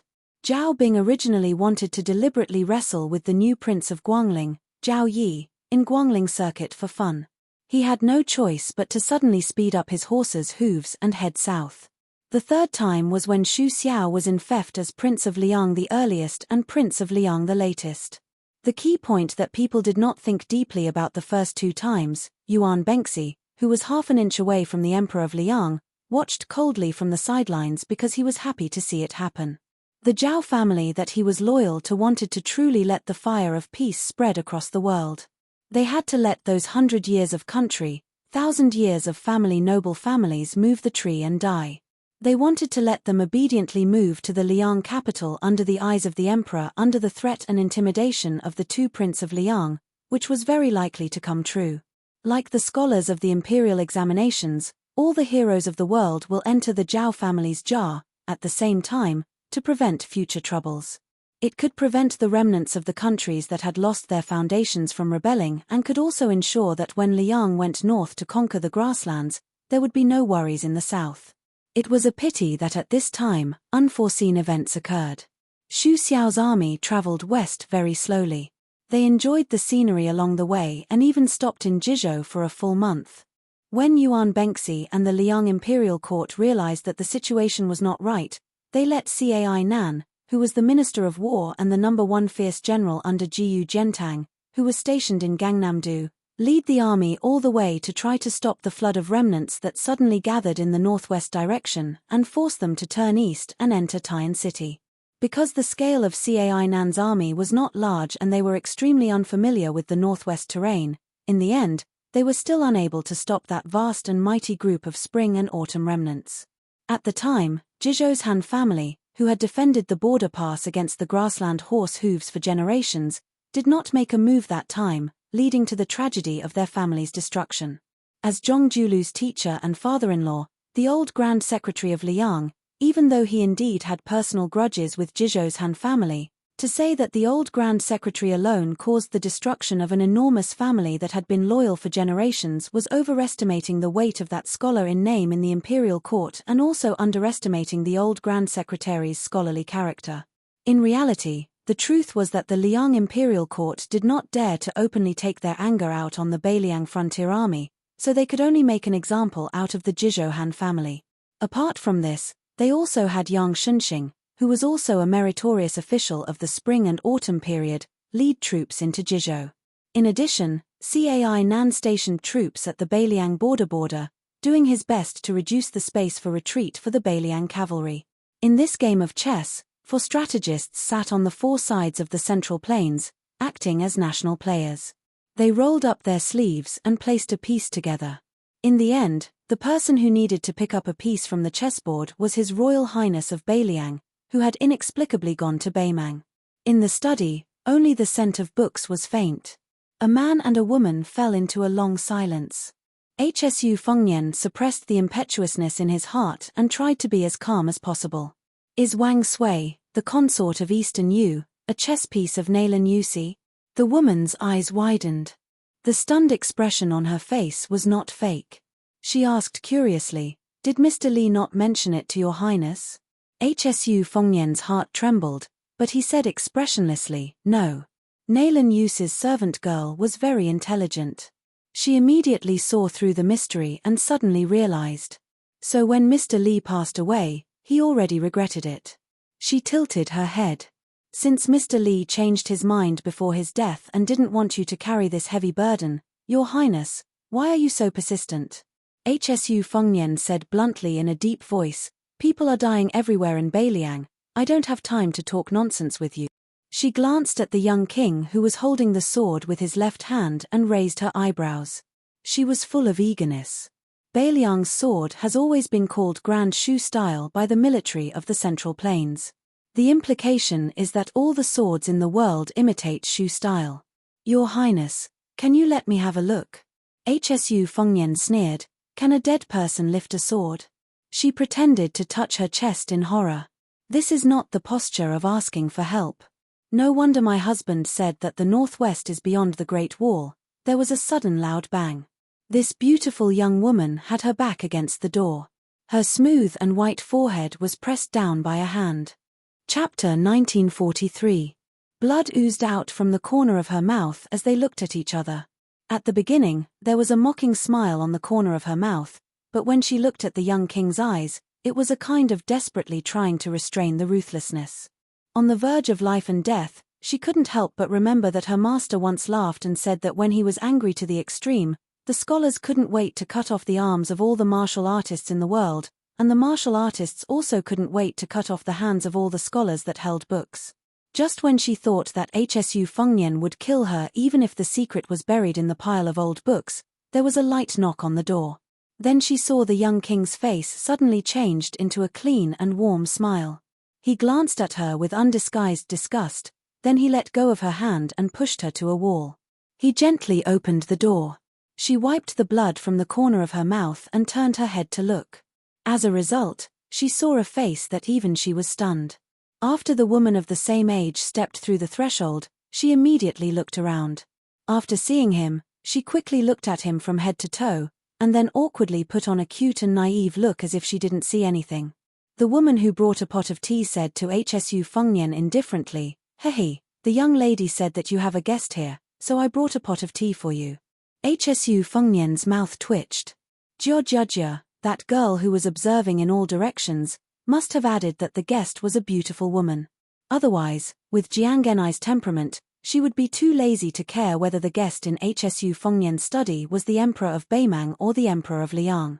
Jiang Genai seemed to have just found the big living person standing at the foot of the wall. She lifted the warm teapot in her hand and asked, "Young lady, are you thirsty? Do you want to drink some tea?"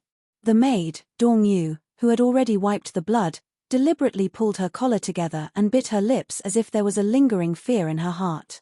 She was really pitiful. Jiang Genai suddenly widened her eyes and secretly stepped on the back of the king of Beimang's foot and twisted it fiercely. Dong Yu saw that the poor king who had his back to her seemed to take a deep breath and then pressed his hand on the head of the peerless beauty. Compared to the palm that pressed on her forehead, it was much gentler. He smiled and said, "What are you thinking? This aunt who is good at retaining her youthful appearance is from Nanjiang. She is Naylan Yu's personal maidservant. She came here to discuss business with me just now. I didn't control of my strength, and I accidentally hurt her." The little mud man glanced at the pale woman. Although he was still a little skeptical, the words aunt were extremely important, so he relaxed a little.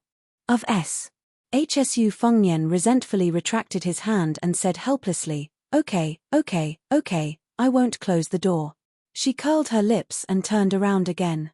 Her voice was not soft as she said to herself, "If you don't have a guilty conscience, why don't you just close the door?" Hsu Fengnian sighed and shook his head gently. He turned around and put the teapot on the table. Then, he took out 2 white porcelain teacups that he bought from the market outside the North Jebei city. After sitting down, he waved his hand to the maidservant, Dong Yu, and said, "Sit down and drink tea." She hesitated for a moment, but still moved a chair and sat across the table from the young king. Just now, the two of them had a falling out, but it was as if nothing had happened. At this moment, the study room was calm and peaceful. All of this was due to the woman who brought the tea. She had complicated thoughts. Right now, in the Central Plains, just the greater city of Liang, which was known as the most virtuous city in the world, had countless extroverted young ladies who had almost eloped to Liangju just to see Hsu Fengnian. This was not some exaggerated joke on the streets. A person's life was less than 100 years, and it took 100 years to cultivate Hsu Fengnian. This new King Liang could be said to have achieved success by taking an unconventional path.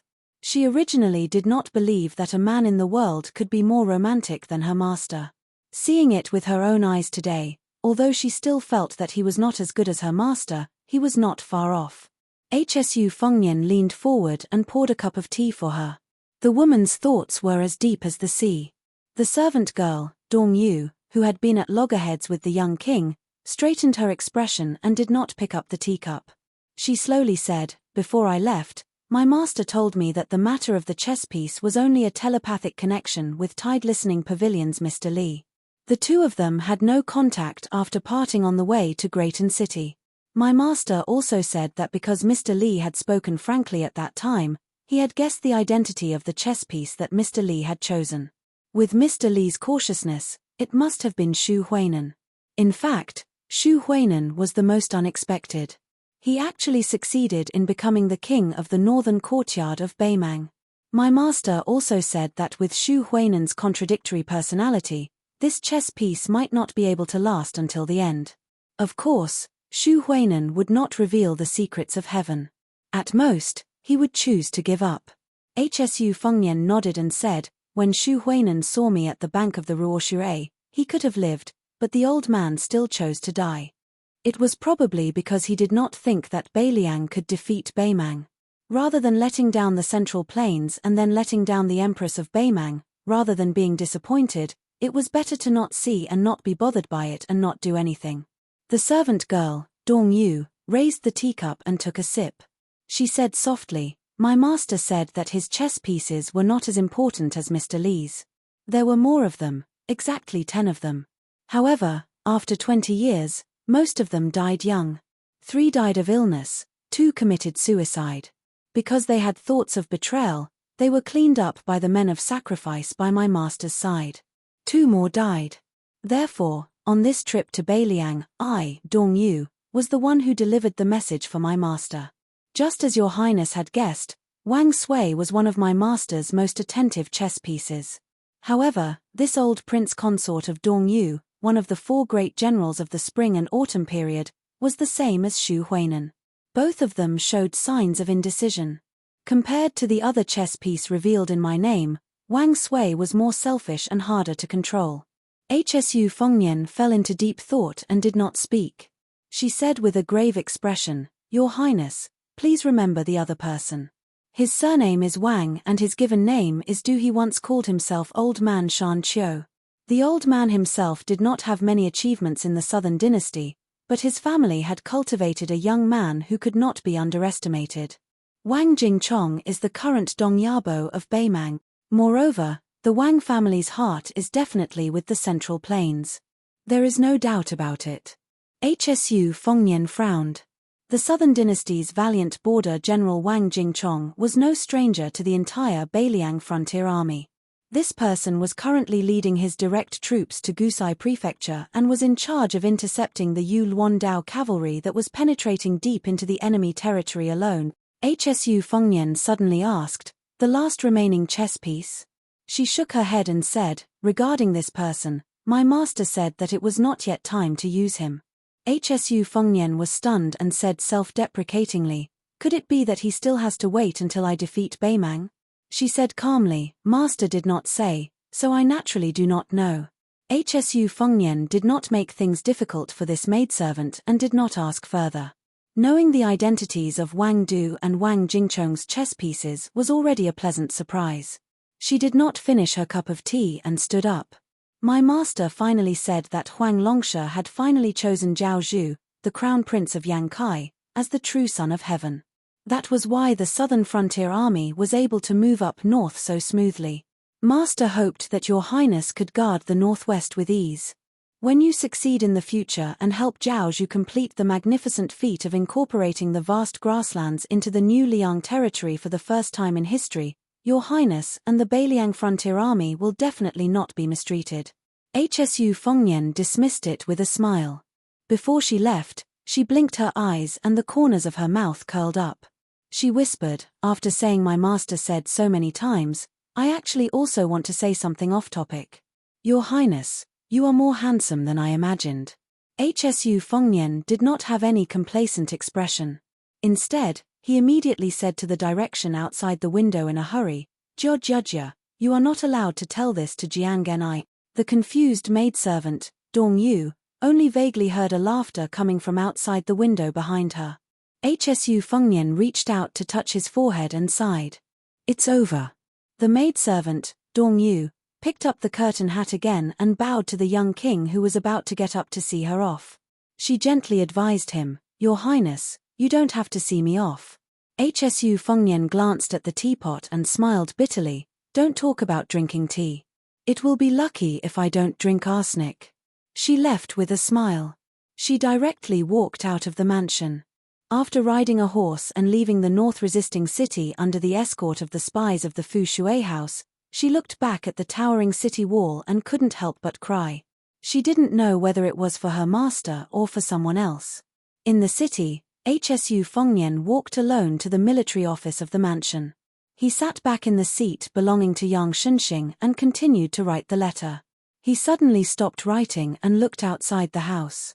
In this secret meeting, the maidservant of Naylan Yusi did say a lot of truth. They were all the words from the bottom of Nalen Yuse's heart. But it was not necessarily true and not false. And he was the same. He had to tell the truth and the lies. But these were nothing. What made Hsu Fengnian sad was that the haggard counselor who had been imprisoned on the top floor of the tide-listening pavilion for 20 years, a peerless scholar who cared about the world, didn't even care about the ownership of the world for such a disappointing student like him. That man was supposed to be, but before he died, he didn't tell Hsu Fengnian in detail about the spring and autumn chess game, which was planned by Li Yishan and could be said to be the proudest of his life. He didn't leave anything, no last words, no words. Why did he regret before he died? Hsu Fengnian couldn't understand. After he finished writing the letter and handed it to the torture room, he took a pot of greenant wine and went to the ridge of the highest building in the north-resisting city. He sat cross-legged and looked to the south. It was said that his master's hometown in the south was a small town with beautiful mountains and clear waters. There were stone arch bridges. Hsu Fengnian didn't drink. He lay down, holding the wine pot, and looked to the sky with tears on his face. Probably only when he secretly thought of Xu Xiao and Li Yishan and remembered their time. This young vassal, who seemed to have everything but also seemed to have everything to lose, was feeling a little wronged. Chapter 1944. This autumn rain was particularly long. It was a rare thing in Beiliang where there was little wind and rain, but it delayed the construction of North Jexiang City. Because of this, the administrator almost jumped up and cursed. He either stayed in his office and sighed, or went to the top of the city wall with an oil paper umbrella to watch the sky and bitterly waited for the sky to clear up. As a result, the water level of the river south of North Jexi City soared. The rainwater mixed with the yellow sand, making it extremely muddy. This made some of the young heroes and heroines who came to the bazaar outside the Great Wall to enjoy the scenery outside the Great Wall the most annoyed. It was supposed to be a cool autumn season, but the autumn rain made the ground muddy. They used to walk hand in hand with their admirers by the river at dusk every day, enjoying the scenery outside the Great Wall where the lone smoke in the desert stretched straight to the long river and the round sunset. Taking advantage of the fact that no one was around, they would hold the hands of the heroines and fairies, which could be considered a beautiful thing. But now, they could only complain that the heavens were not on their side. They could only hide in the inns and restaurants of the small town bazaar. This group of young people was traveling to the northwest this time. Most of them were seniors from the Jianghu sects or family friends who looked after them. All day long, they had to stare at those old fellows who had one foot in the grave. It was really boring. It was not that no one wanted to ride their horses to the west, but the area around North Jexi City was filled with the armored cavalry of the Beiliang Frontier Army. Perhaps the only people who did not have any complaints about this autumn rain were Miss Hehe and Xu Ying in the red robe. The two of them would often pester Jiojia to fly on her sword and bring them straight to the sky, breaking through the thick dark clouds. The moment they saw the light in the sky, Jiojia would always be filled with joy. Even Xu Ying would never get tired of it. Jiang Genai was already extremely adept at flying on her sword. As early as when Cao Chongqing brought her to Beimang, she had already seen the scenery in the sky. It was just that she was obviously very close to the young girl who had taken the initiative to serve as her ear and ear. When Dongyu, Nalen Yuse's personal maid, visited the Red Robe residence, it was Jiojia who immediately informed her. Afterwards, she also told her the contents of the conversation in the study room word for word. Therefore, no matter how unconstrained Miss Hehe's thoughts were, Jiang Genai, who was all alone and had no one to rely on in North Jiu City, never refused anyone who came to her. For example, when she looked up and saw the wild geese flying high above North Jiu City, she would fly on her sword and chase the wild geese to the south. Occasionally, she would even help Jiojia catch 2 or 3 pitiful wild geese and tie a piece of paper to their claws. It was very childish. Last time, Jiang Genai wrote the sentence Hsu Fengnian is a bastard. Xu Ying, who never spoke, wrote he is not a bastard. Miss He then had Jiang Genai write they are all right. However, it was unknown whether those wild geese that had suffered in the south would still dare to return north next spring. Later, the 3 women fell in love with the game of flying immortal. First, Jiang Genai flew into the sky above the sea of clouds. Before the first adventure, they must have discussed beforehand that they didn't dare to jump into the Sea of Clouds casually. After all, if they accidentally jumped into the Sea of Clouds and smashed a hole in Xu Fengnian's mansion at lightning speed, they probably wouldn't be able to play in the future. The three of them picked the position of the great Liang dragon sparrow that was hovering above the river. Then, Jiao, who was not afraid of anything, was the first to jump down. She put her hands together and her head was facing down. Finally, she fell head first into the mud at the bottom of the river. At that time, the young king, who was dealing with military affairs in the conference hall, suddenly felt a majestic aura that was like a flying sword that pierced straight into the earth.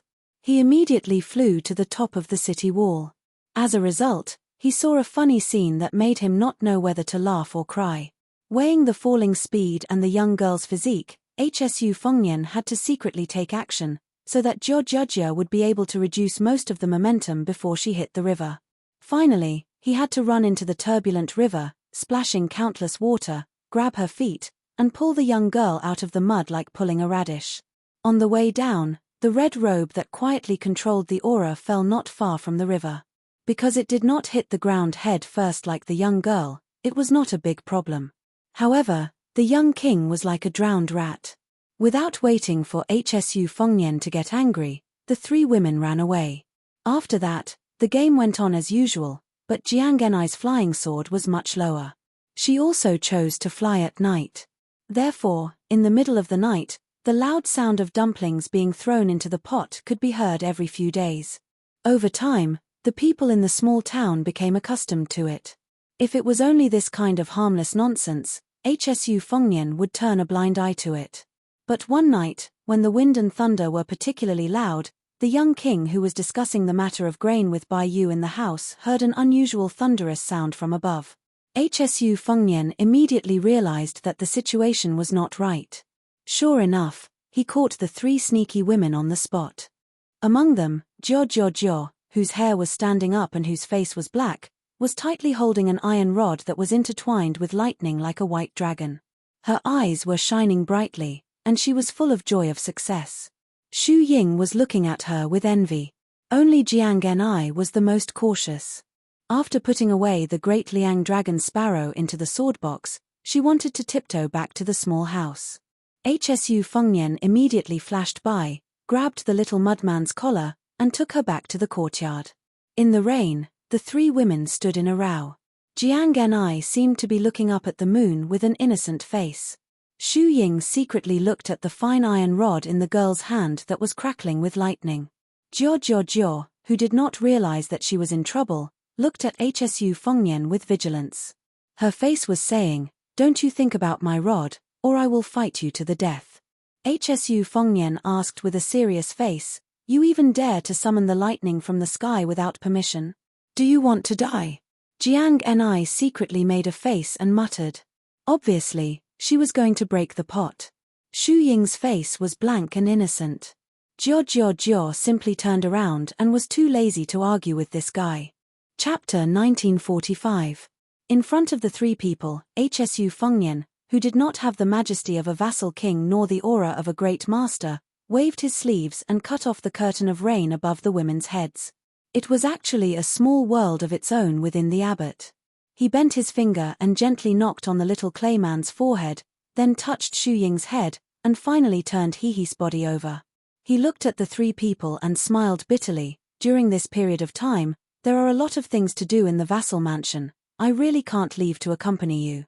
"This is my fault," the little clayman whispered. "Who wants you to accompany me?" Xu Fengnian stared at her. Although in front of outsiders, the young vassal king could not do anything to her and always gave in to her, so that the entire vassal mansion was in awe of this female sword immortal. But when Xu Fengnian was really angry, Jiang Genai was immediately beaten back to her original state. At this moment, she was standing in the same place like a cicada in winter, and even she did not know where to put her hands. Xu Fengnian sighed and said softly, "In the future, if you want to go to the sky to play, it's okay. But remember, you must never go to the sky outside the territory of Beiliang." After the sage of the Zhong family turned into a rainbow, although the Confucian spirit accumulated for hundreds of years cut off the connection between heaven and man for the human world, A cornered dog will jump over a wall, let alone those celestials in the sky who are used to looking down on all living beings. In Beliang, even if they want to take the opportunity to do something to you, I can at least help to mend the pen after the sheep is lost. But if I can't get to other places in time, you will be in danger. I'm not deliberately saying this to scare you. If I didn't sense it and went out of body to the side of the sea of clouds and watched coldly from the side, I'm afraid that the next thunder you receive will really be the heavenly thunder of purple clouds with hidden murderous intent. Jiang Genai lowered her head guiltily and did not dare to look at Hsu Fengnian. He. The girl looked at the iron rod in her hand, which was still like dozens of slender white pythons, and was reluctant to part with it. Hsu Fengnian looked at the girl whose hair was standing on end and her face was charcoal black. He couldn't help but laugh. I didn't say that you can't keep the stick. You took such a big risk and got struck by lightning. The residual lightning on the stick can still last for a few days. There's no reason not to treat it as a treasure. Hsu Fengnian looked up at the curtain of rain and said to himself, it's just that it's impolite not to reciprocate. After hearing the young king say, I'll be right back, Jiang Genai said worriedly, do you want me to lend you the great Liang dragon sparrow? Hsu Fengnian smiled and shook his head. His figure rose from the ground and disappeared in a flash. Not long after that, the three of them heard a thunderous roar from the sky. It was Hsu Fengnian shouting, get lost. Jiang Genai was secretly speechless. This guy's courage was really big. In the night, two bright white rainbows cut through the sky. One fell into the grassland of Beimang, and the other fell into the territory of the Central Plains. After half an hour, Hsu Fengnian floated back to the ground. His hands were behind his back, and his expression was calm. Jiang Genai asked curiously, did you fight with someone? Hsu Fengnian nodded and didn't explain in detail. In the face of the 7 immortals who were sitting in the clouds and spying on Northern Liang's luck, Xu Fengnian beat up 2 of them, who dared to walk out of the gate of heaven, and turned them into banished immortals. Jiang Genai took off the sword box and handed it to Hsu Fengnian with both hands. Hsu Fengnian was puzzled and asked, what? The little mud man wrinkled his nose, you take it for safekeeping, so that we don't get into trouble.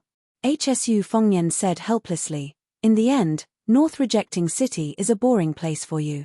I'm just angry that I can't let you have fun, not angry that you sneaked out to play.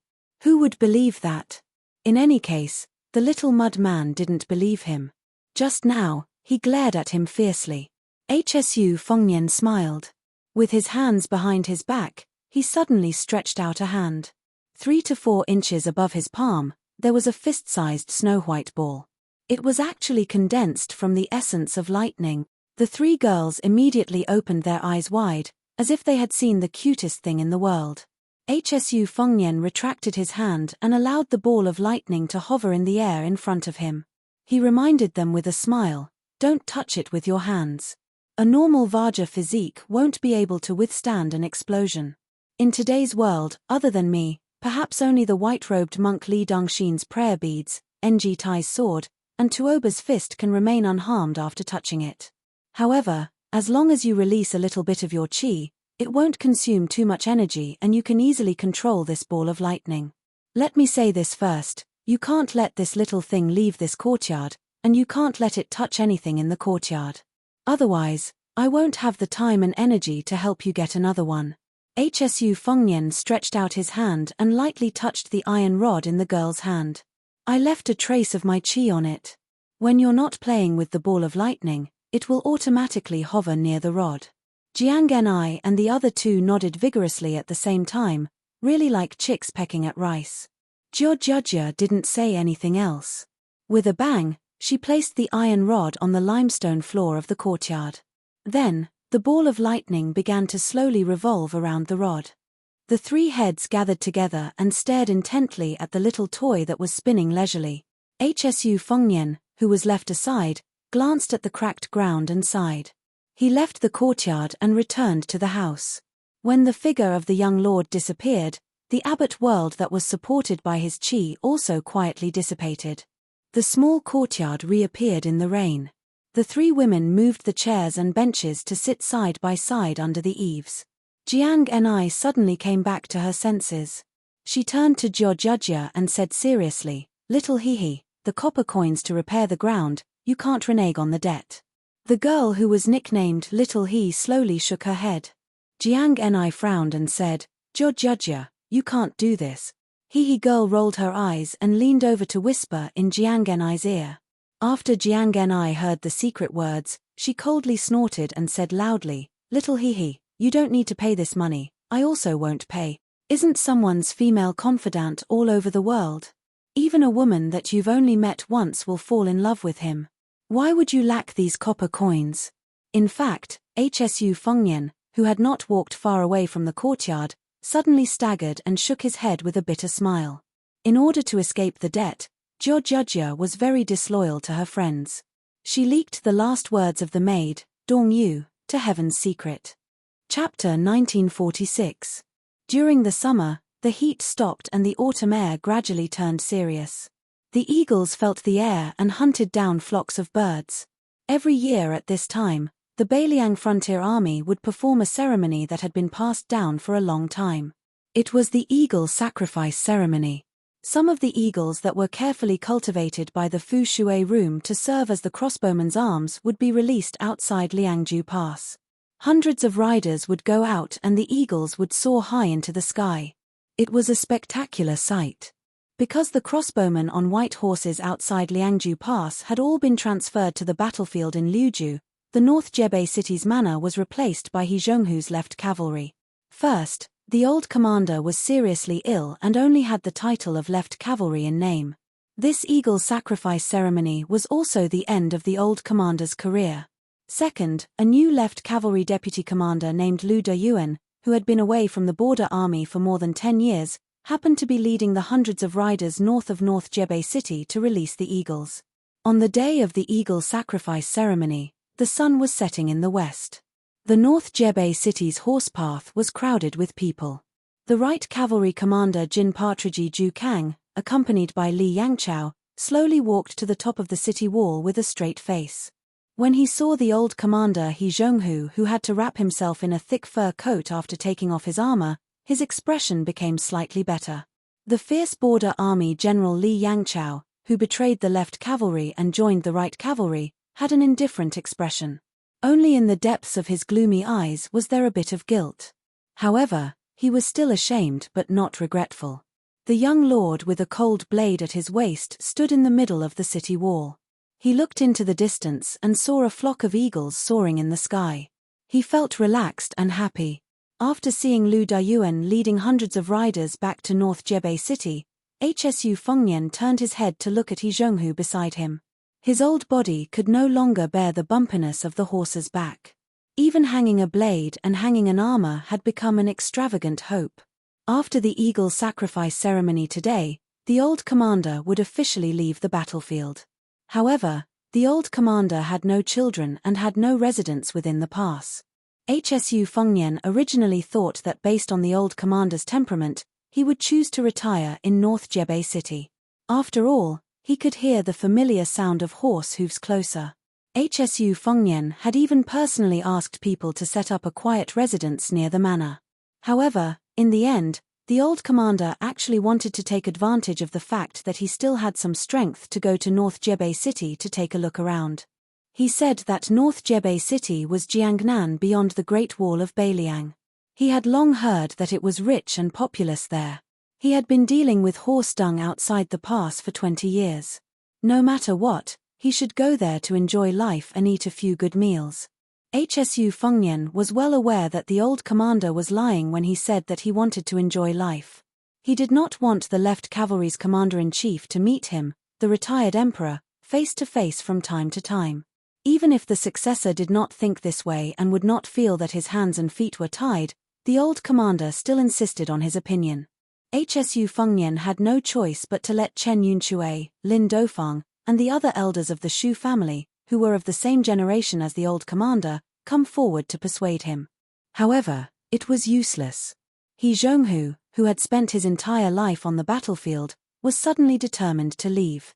He Zhonghu suddenly sensed the young vassal king's line of sight. With a carefree laugh he said, "Wang Ye, don't try to persuade me. I, He Zhonghu, Admit that my talent in leading troops in war is mediocre. The reason I was able to win those battles was because of the former Shu family's old soldiers and the current Beiliang frontier army. I relied on being able to listen to other people's opinions. I am ashamed to say that I have been in the military for nearly 50 years. During the Spring and Autumn War, I don't dare to say that I led the troops in every battle, but I did not do any less than Liu Yuanji, Wei Taizhan, and the other old fellows. I don't know why, but in the end, I was the least injured, and I could not compare to the great general. I remember when the great general brought us to Beiliang, no matter how good our friendship was, in order to be able to fight for the position of a strong and powerful general, each and every one of us did not even care about face. Wang Ye, do you know how Wei Taizhan mocked me in front of the great general? Hsu Fengnian smiled and shook his head. The old man laughed and said, Liu Yuanji and Wei Taizhan, those two old bastards, were actually aiming for my position at that time. Liu Yuanji, who had studied for a few days, had a lot of evil ideas in his stomach.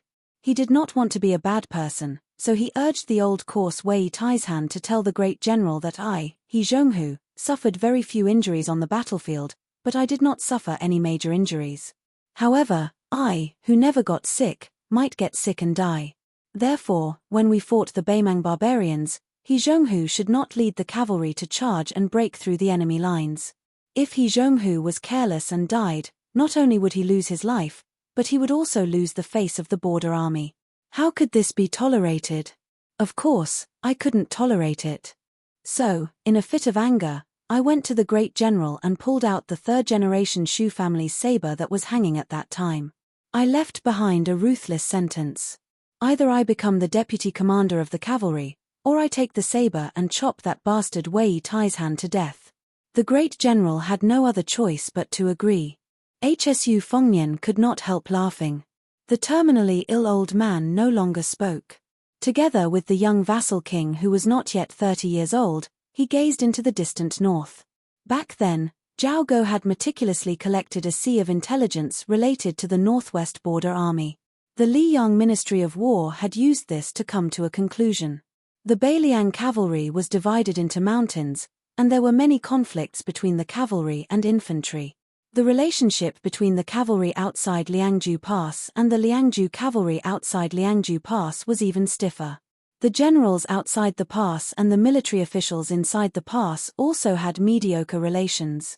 Therefore, the so-called 300,000 Beiliang cavalry could be united only because Ren Tu Shu Xiao was not dead enough to intimidate the heroes, and also because Chen Zhibao, who had great prestige, was standing behind the old man. But during the transition period between the two generations of cavalry, it was very likely that there would be great turbulence. Yang Wanwan, as the head of the Beiliang infantry, would be determined to have Beiliang Protector General Chen Zhibao take the position. Zhong Hongwu, He Zhonghu, and the other important mountain leaders who controlled the cavalry outside Liangju Pass might not be willing to lower their heads. Hutu City's Liu Jianyu would listen to Ren Tu's last wishes. Li Yangchao, Li Mofen, and Cao Xiaojiao were young and strong generals who were famous in Beiliang for being rebellious and difficult to tame. The Beiliang Protector General Chen Zhibao and His Royal Highness Hsu Fengnian were mostly dishes. Among these generals, the existence of the spring and autumn old man He Zhonghu was rather special. While he and Yang Wanwan had once been Zhao Chongling's supporting dragon sect general, and thought highly of Chen Zhibao, he was publicly recognized as the most loyal to the old prince of Liang, Xu Xiao, and the least selfish. Even the great Peace City Ministry of War, thousands of miles away, could see this scene. The tide-listening pavilion naturally saw it even more clearly. So Yang Wanwan's two deputy commanders, Wei Taizhan and Liu Yuanji, left the infantry. The spring and autumn old generals like Zhong Hongwu and He Zhonghu, who were of similar age and seniority, firmly held the border cavalry. Then Chen Zhibao rode alone to Shu and betrayed Beiliang. The arrogant Zhong Hongwu lost his integrity. The power of the Beiliang cavalry was transferred to Yuan Zuozong, Jin Partridge, Zhu Kang, and the others. At the same time, the outsider great ancestor Ji Yu was like a nail hammered into the infantry mountain as a deputy commander. Then, with His Royal Highness's approval and the secret support of Mount Qingliang, Chen Shiliang, a poor scholar from Gangnam-do, suddenly took power. While there was great resistance to the reform of salt and iron, causing Chen Shiliang to stumble and die, before some people could clap and cheer, Chen Shiliang started to set up 14 captains with real power. Hsu Fengnian, who had just been crowned as the king of Beiliang, was especially decisive. After Yang Wenwan met Hsu Fengnian, she maintained her silence. This caused the military reform that involved half of Beiliang Road to proceed smoothly. Chapter 1947. As for the Beiliang cavalry's gradual change in power, the Liang imperial court, which had already lost Grand Secretary Zhong Julu, was completely helpless. They could not sit on top of the mountain and watch the tigers fight, nor could they interfere. However, in the end, the changes in the Beiliang frontier army all came from Li Yishan's words when he was alive. The Shu family's 300,000 troops were enough to deal with Beimang's southern dynasty border army. However, if they were to face the grassland cavalry, they would not be able to handle it. The outcome would not change with the Beiliang cavalry being the best in the world. Therefore, the Beiliang frontier army needed a new batch of people to create a new atmosphere. If one said that Hsu Fengnian was biased towards Xu Beiji and Chen Shiliang, between the two young strategists, in terms of selfishness, he might be biased towards Xu Beiji.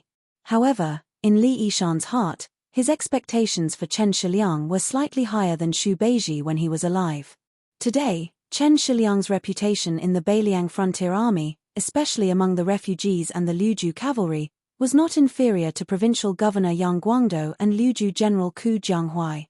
He was also very close to Yu Luandao Cao Wei and other young generals. Xu Beiji, who was also the transport envoy and deputy provincial governor of Beiliang, could be said to be like the sun in the sky. During his time as the Lingzhou provincial governor, he had a deep relationship with Lingzhou General Han Laoshan and Huang Xiaokuai, who had real power within the borders. When he returned to the border army, the Shu family's old soldier Lu Deyuan, who held a lot of power, led over 100 elite cavalry to appear outside the city walls.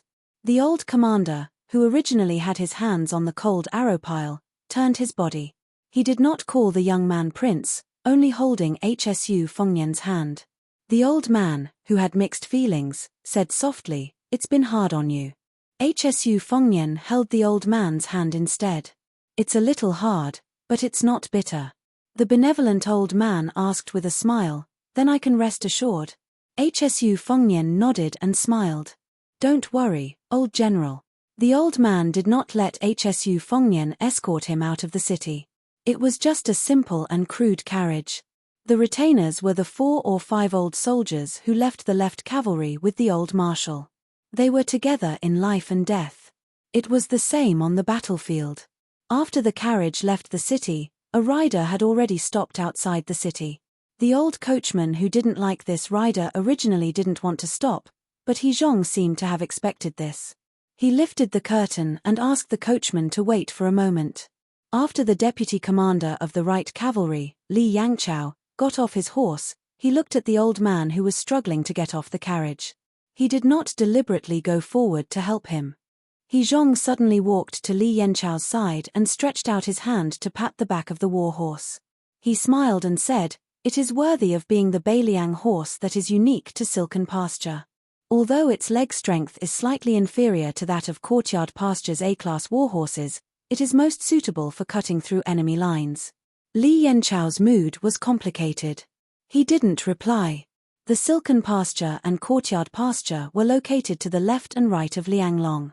The former had a better relationship with Zhu Kang's right cavalry, while the latter had a better relationship with the left cavalry. This was because the elders in charge of the two pasture were mostly from the left and right cavalry. How could Mount Qingliang and the Governor-General Manor order the allocation of A-class and B-class war horses? Naturally, the pasture didn't have the authority to make any decisions. However, there were some top-notch A-class war horses. Because of their scarcity, the pasture would naturally reserve them for the high-ranking officers of the left and right cavalry.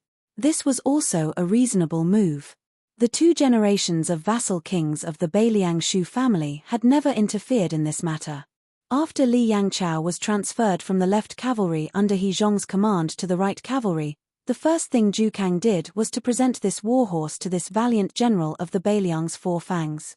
The commander's seal and tiger tally were actually things that followed closely behind.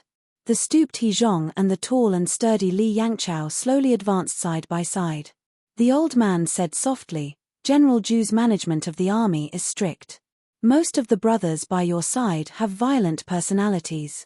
After you are transferred to the right cavalry, you must not act arrogantly. Don't leave any evidence that can be used against you in trivial matters. It's not worth it." Li Yangchao nodded and said, "This general has already greeted my brothers." This time, Li Yanchao's official position change led to a significant change in the Liangzhu cavalry. This was because Li Yangchao was not only transferred to the right cavalry alone, more than 10 of his trusted lieutenants and commandants had also become Jin Partridge's subordinates. However, other than Li Yangchao, who was promoted, the other generals were all transferred or demoted by one rank. After all, Zhu Kang's left cavalry had already established a solid foundation. If more than 10 people were suddenly promoted, the old men of the left cavalry would probably rebel. Fortunately, Zhu Kang and Li Yangchao had long reached an agreement on this matter. Li Yanchao's brothers were easy to talk to. From this, it could be seen that Li Yangchao truly had an extraordinary ability to control people. After all, in the officialdom, when one person achieved the Tao, all his chickens and dogs would ascend to heaven. This was common sense. He Zhong suddenly smiled calmly and said softly, "Yangchao, I know you are very confused. Why did I tell you to give up when I clearly could have stayed on as the left cavalry's commander-in-chief for another year and a half? It is clear that I want to use an outsider's Yu Luan Dao and not you, Li Yangchao, to take the first position of the left cavalry, right?" Li Yangchao nodded. This was like a family's property. No matter how big or small it was, if the father was willing to give it to an outsider rather than the eldest son of the first wife, anyone would have complaints. Especially if the eldest son of the first wife was not the kind of son who was destined to lose the family property. The old man suddenly smiled. "Li Yangchao, there is something that you young people may not care about, but old people like me, as well as Wei Taizhan and Liu Yuanji, all care about. That is that our family property in the border army is actually not ours, but the Shu family's. It is the new and old Liang princes." The old man looked at the fierce general of Beiliang who wanted to speak but stopped. He waved his hand and said, "Don't be in a hurry to refute. Let me finish. There is no need to say more about the great general. Even you all are convinced. In reality, from the spring and autumn period to the present Xiangfu, from Liang to Beimang, no one is unconvinced. When it comes to the new Liang prince, you all may be convinced, but generally speaking, you cannot admire and respect the great general. To tell the truth, I, He Zhonghu, am no exception. However, don't forget, this is not a reason for us to have soldiers for ourselves. It is not a reason for us to treat the soldiers under our command as exclusive property. Of course, if you say that our young princes are ambitious and ruthless, just like the 3 generations of Liang Emperor, then you, Li Yangchao, Cao Xiaojiao, and the other famous troublemakers in the army, in order to protect themselves, everyone holds on to military power to leave a way out for themselves. I, He Zhonghu, can understand, but..." The old man lightly stamped his foot on the road that was slightly softer after the continuous autumn rain. He continued, "It is just that in Beiliang, from the 2 generations of vassals, to us old people, to Liu Jianyu and Wang Lingbao, to you all, and finally to the young people who have just entered the border army, in this bitter and barren land, there is no need for ambitious and ruthless people. Our Beiliang cavalry only wants to be heroes." The old man finally reached out and patted Li Yanchao's broad shoulders. He smiled and said, "Since every one of the 300,000 cavalrymen is a hero, then does it make a difference whether you, Li Yangchao, kill the enemy in the left cavalry or the right cavalry? In my opinion, there is no difference." The old man turned and walked towards the carriage. He raised his arm high and gently waved goodbye. Li Yangchao faced the old man's back and straightened his back. He cupped his fists and said in a clear voice, "Old commander, please wait. Watch how I, Li Yangchao, destroy the Beimang cavalry." The old man did not stop and did not speak. He only cupped his fists high above his head. Chapter 1948. In the study room next to the second hall's signing room, an old man and a young man were sitting on 2 chairs, a stool and a chess block, chatting. The chess piece was placed on a small stool, so the two people playing chess could only hold their respective chess boxes. At first, when they heard that a fierce battle was imminent, even Li Gongda of the front hall, and Bai Yu of the household hall, came to watch the battle. Some military councillors who had nothing to do for the time being even came together in a grandiose manner, causing the study room to not even have a place to stand. It was enough to show that the outcome of this battle on the Rowan board was eye-catching. After all, one of the players, the young vassal king, was not only Li Yishan's brilliant disciple, he was also regarded as the younger brother of the 11th dan great national player, Xu Weixiong. There had long been rumors that Xu Fengnian indeed had an extremely tenacious chess muscle and great chess strength. As the opponent of the young vassal king, Chancellor Wang was even more of a learned scholar who was like a grandmaster in the literary field of Liang, and was also Xu Weixiong's teacher. Although there had never been a famous chess game that was passed down to the world, everyone felt that even if Chancellor Wang's chess strength was not as good as Xu Weixiong's, he should still be a match for the young vassal king. Especially when the old man placed the white chess pieces, his elegant demeanor of rolling up his sleeves with one hand and twirling the chess pieces with the other hand was really dazzling. He was indeed worthy of being the second chair of the Shangyin Academy, a scholar, a sage, and a moral grandmaster. Probably because the old man's aura was too strong, almost no one saw the helpless face of the young king who was being challenged. Mr. White Lotus, who didn't care about trifles, squatted beside the chess block, wishing that he could stick his eyes on the chessboard. Along with Chang Sui, Xu Huang, and Xu Weixiong, Jin Baoshe was one of the disciples of Han Guzi. She stood behind the old man without any expectation. She didn't want to come here to make a fool of herself, but she couldn't stand this old man's pestering, so she pulled him here to boost her courage. In the old man's words, this old man and Hsu Fengnian's chess skills were on par, and the odds of winning were 50-50. If there was a peerless beauty by his side encouraging him, he would be able to take down the Hsu Fengnian in one fell swoop. However, Jin Baoshe knew the old man's chess skills very well. He was really a stinky chess player. Not to mention that he was miles away from her senior martial sister Xu Weixiong. If she played against him, she would be able to beat the old man until he threw away his helmet and armor. She would definitely win every game. However, Jin Baoshe and Hsu Fengnian knew the true weight of the old man, but the people in the room and the heads crowding at the window didn't know. Therefore, after more than 10 moves, Bai Yu, who was proficient in chess, frowned and was confused. Those people who were in the dark felt that it was really King mysterious. Chancellor Wang was indeed a national chess player. Every time he placed a chess piece, not only did it return to its original state, but it also had a lingering aftertaste. It must be extremely brilliant. It must be their short-sightedness that they couldn't see the old man's profound layout. How could it be that the old man didn't have enough strength and randomly placed a chess piece? After about 30 moves, Li Gongda had already rolled his eyes and left with his hands behind his back. Many of the councillors who saw through the trick also silently left with a strange expression. Over time, when the chess game reached the ending stage, there were only 4 people left in the room: the seated chess players, the squatting Bai Yu, and the standing Jin Baoshe. The old man, who felt that the situation was very good, turned his head to Jin Baoshe and said proudly, "Daughter, how is it?" This old man's nickname of the chess saint Ironhead Wang is definitely not an undeserved reputation, right? How ferocious is his chess skills. Look at our Wangye, he is retreating step by step without any strength to fight back. The old man muttered to himself, "All right, I'll change my nickname in the future. I'll call myself Iron Cavalry Wang. It's exactly the same as the Beiliang cavalry.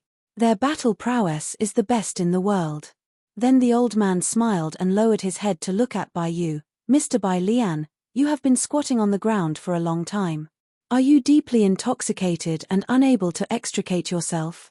"Don't worry, this old man can understand." Bai Yu raised his head with a blank expression. "My feet are numb, I can't stand up." The old man's mouth twitched, and he snorted coldly. Hsu Fengnian silently placed his chess piece and slaughtered a big dragon. In an instant, the white chess pieces were reduced to 7 or 8 pieces. The young king leisurely picked up the dead chess pieces from the chessboard and threw them one by one into the chess box on the old man's leg. The old man who returned from the dumbfounded state was about to stretch out his hand to stop the young king, but the young king squinted his eyes and said, "What, do you want to withdraw your chess piece?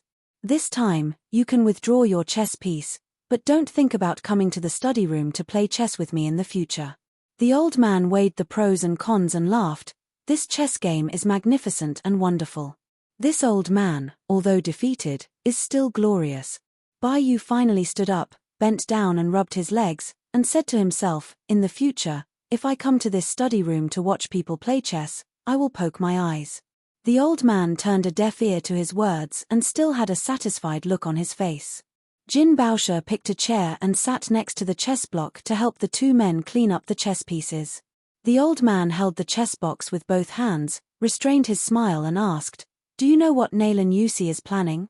Hsu Fengnian put the chess box on the corner of the chess block. "Generally speaking, he wants me to help Yang Kai King and his son to delay the grassland cavalry for at least 1.5 years. Chancellor Wang said in a deep voice, "You agree?" Hsu Fengnian leaned forward and pinched a chess piece with 2 fingers, smiled faintly and said, "For this kind of thing, it's not about whether I agree or not, because it's meaningless. If I agree, do you really believe that Xin Liyang will treat the Beiliang frontier army well? If I don't agree, do you think the Beiliang cavalry won't fight the Beimang barbarians?" Chancellor Wang's words were earth-shattering. Jin Baosha, who was bending down to collect the chess pieces, was so shocked that his hands trembled. "Then have you ever thought of meeting the old woman in private to divert the trouble?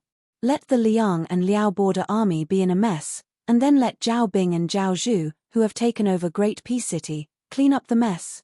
Beiliang will reap the benefits. Not to mention anything else, at least there will be fewer deaths." Hsu Fengnian said calmly, "I have thought about it." Jin Baosha's eyes widened, his face instantly turning pale. Hsu Fengnian smiled, "But it's just a thought." The old man's expression was dark and hard to understand. He stared at the young king's eyes, trying to find some clues. The old man let out a breath. "May I ask why?"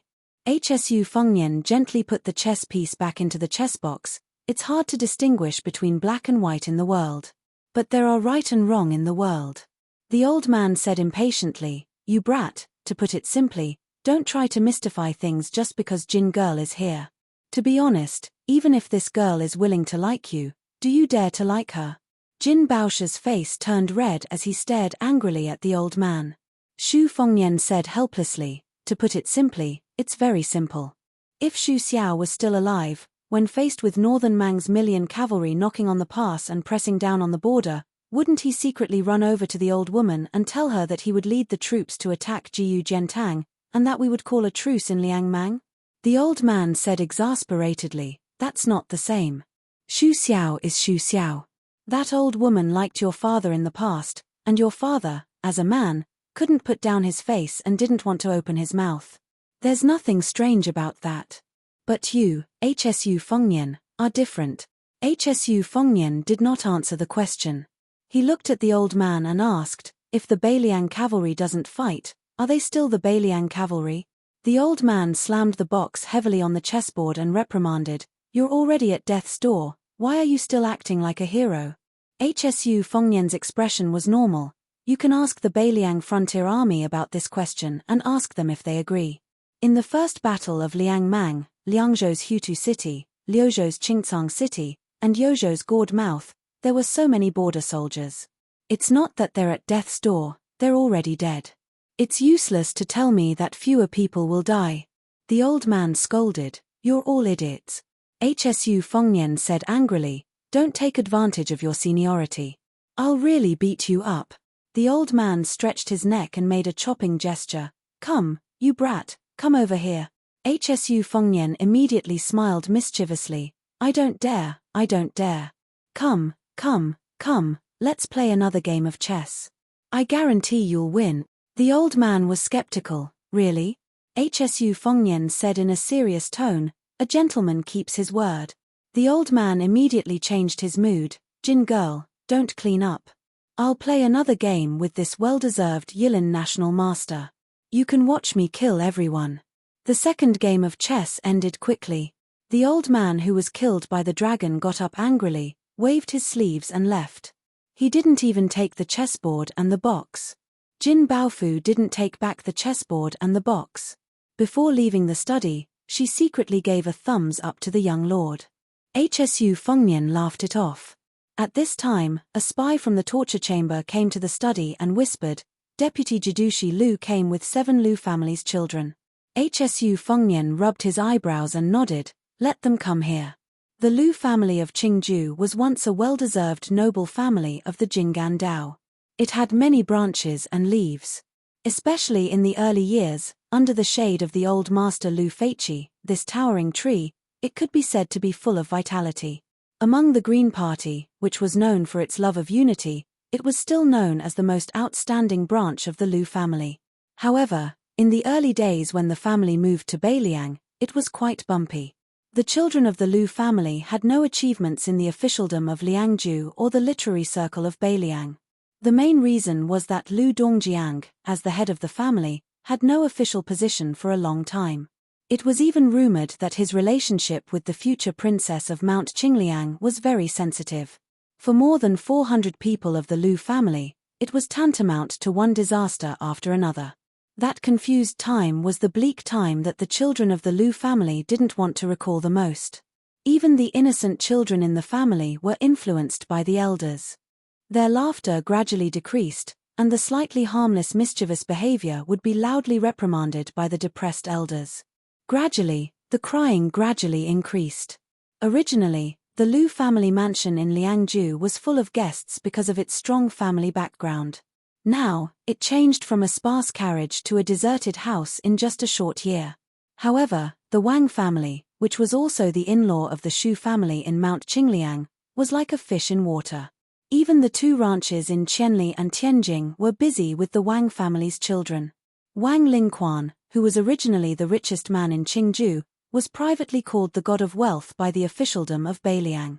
He stood shoulder to shoulder with the god of wealth Li Gongda. Chapter 1949. People were not afraid of being together.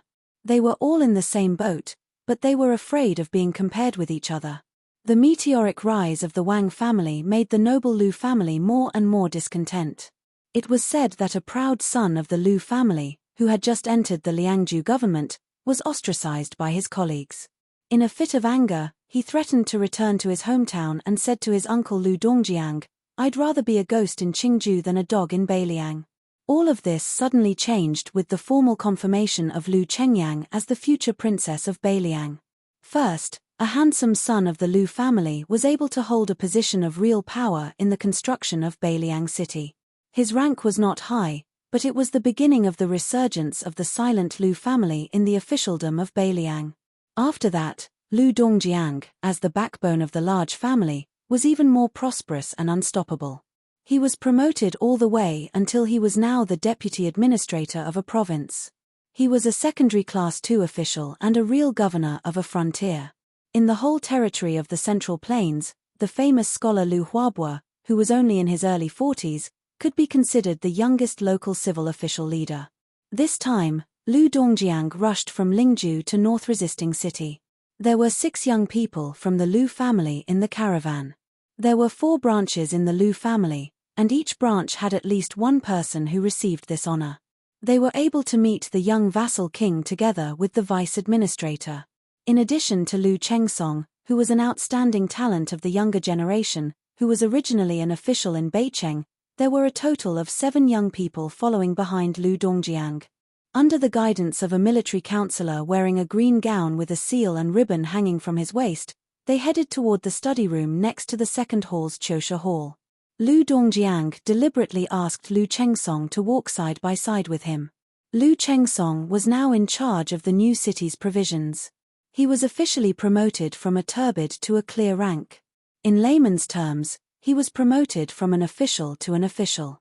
Therefore, the deputy administrator, who had high hopes for Lu Chengsong, was full of smiles. Listening to the son of the Lu family talking about some interesting stories in Beiliang City, he nodded frequently and could not hide his gratification. After the unification of the Central Plains, the Liang imperial court, which had once suffered from the disaster of the separatist regime of the vassal towns, delegated far less power than it gathered.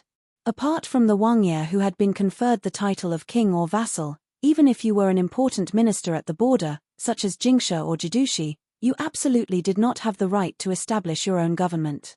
Arbitrarily choosing an advisor to serve as an imperial court official with inferior rank was a major crime, which was to migrate thousands of li. However, Northern Liang was an exception. Regardless of whether it was the Liangju border army or the Guanay officialdom, as long as one reached the third rank, both the old and new generations of vassal kings would turn a blind eye to it. They had always allowed the handful of civil and military officials to set up their own manors and select their own aides and staff. Mount Qingliang and the Protectorate General Manor would basically happily approve of that extraordinary Mei. Beiliang was an exception, and Lu Dongjiang was also an exception. However, the deputy administrator was a famous scholar.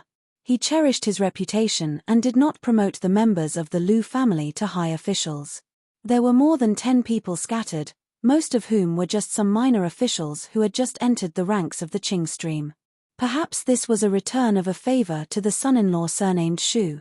The young man walking at the end of the line was from the fourth branch of the Lu family. There were few men in the fourth branch. When the ancestor Lu Feiqi was alive, the fourth branch was dispirited. This young man named Lu Chengqing took advantage of the fact that he was the tallest among the shortest. Otherwise, he would not have the chance to show his face in the study room. Lu Chengqing had been a nobody in the Lu family since he was a child. His aptitude was average and his literary talent was average. Naturally, Lu Dongjiang regarded him as a stupid junior who could not be of great use. However, he was gentle and never caused trouble, so he was not worrisome. This time, when they came to Beiliang City to meet the Lord, they brought along this silent young man whose father had died long ago. Lu Chengqing was alone at the end of the line. His footsteps were steady and he looked straight ahead. He did not look around curiously like other young men of the same generation, nor did he look complacent like the 2 Lu family members in front of him.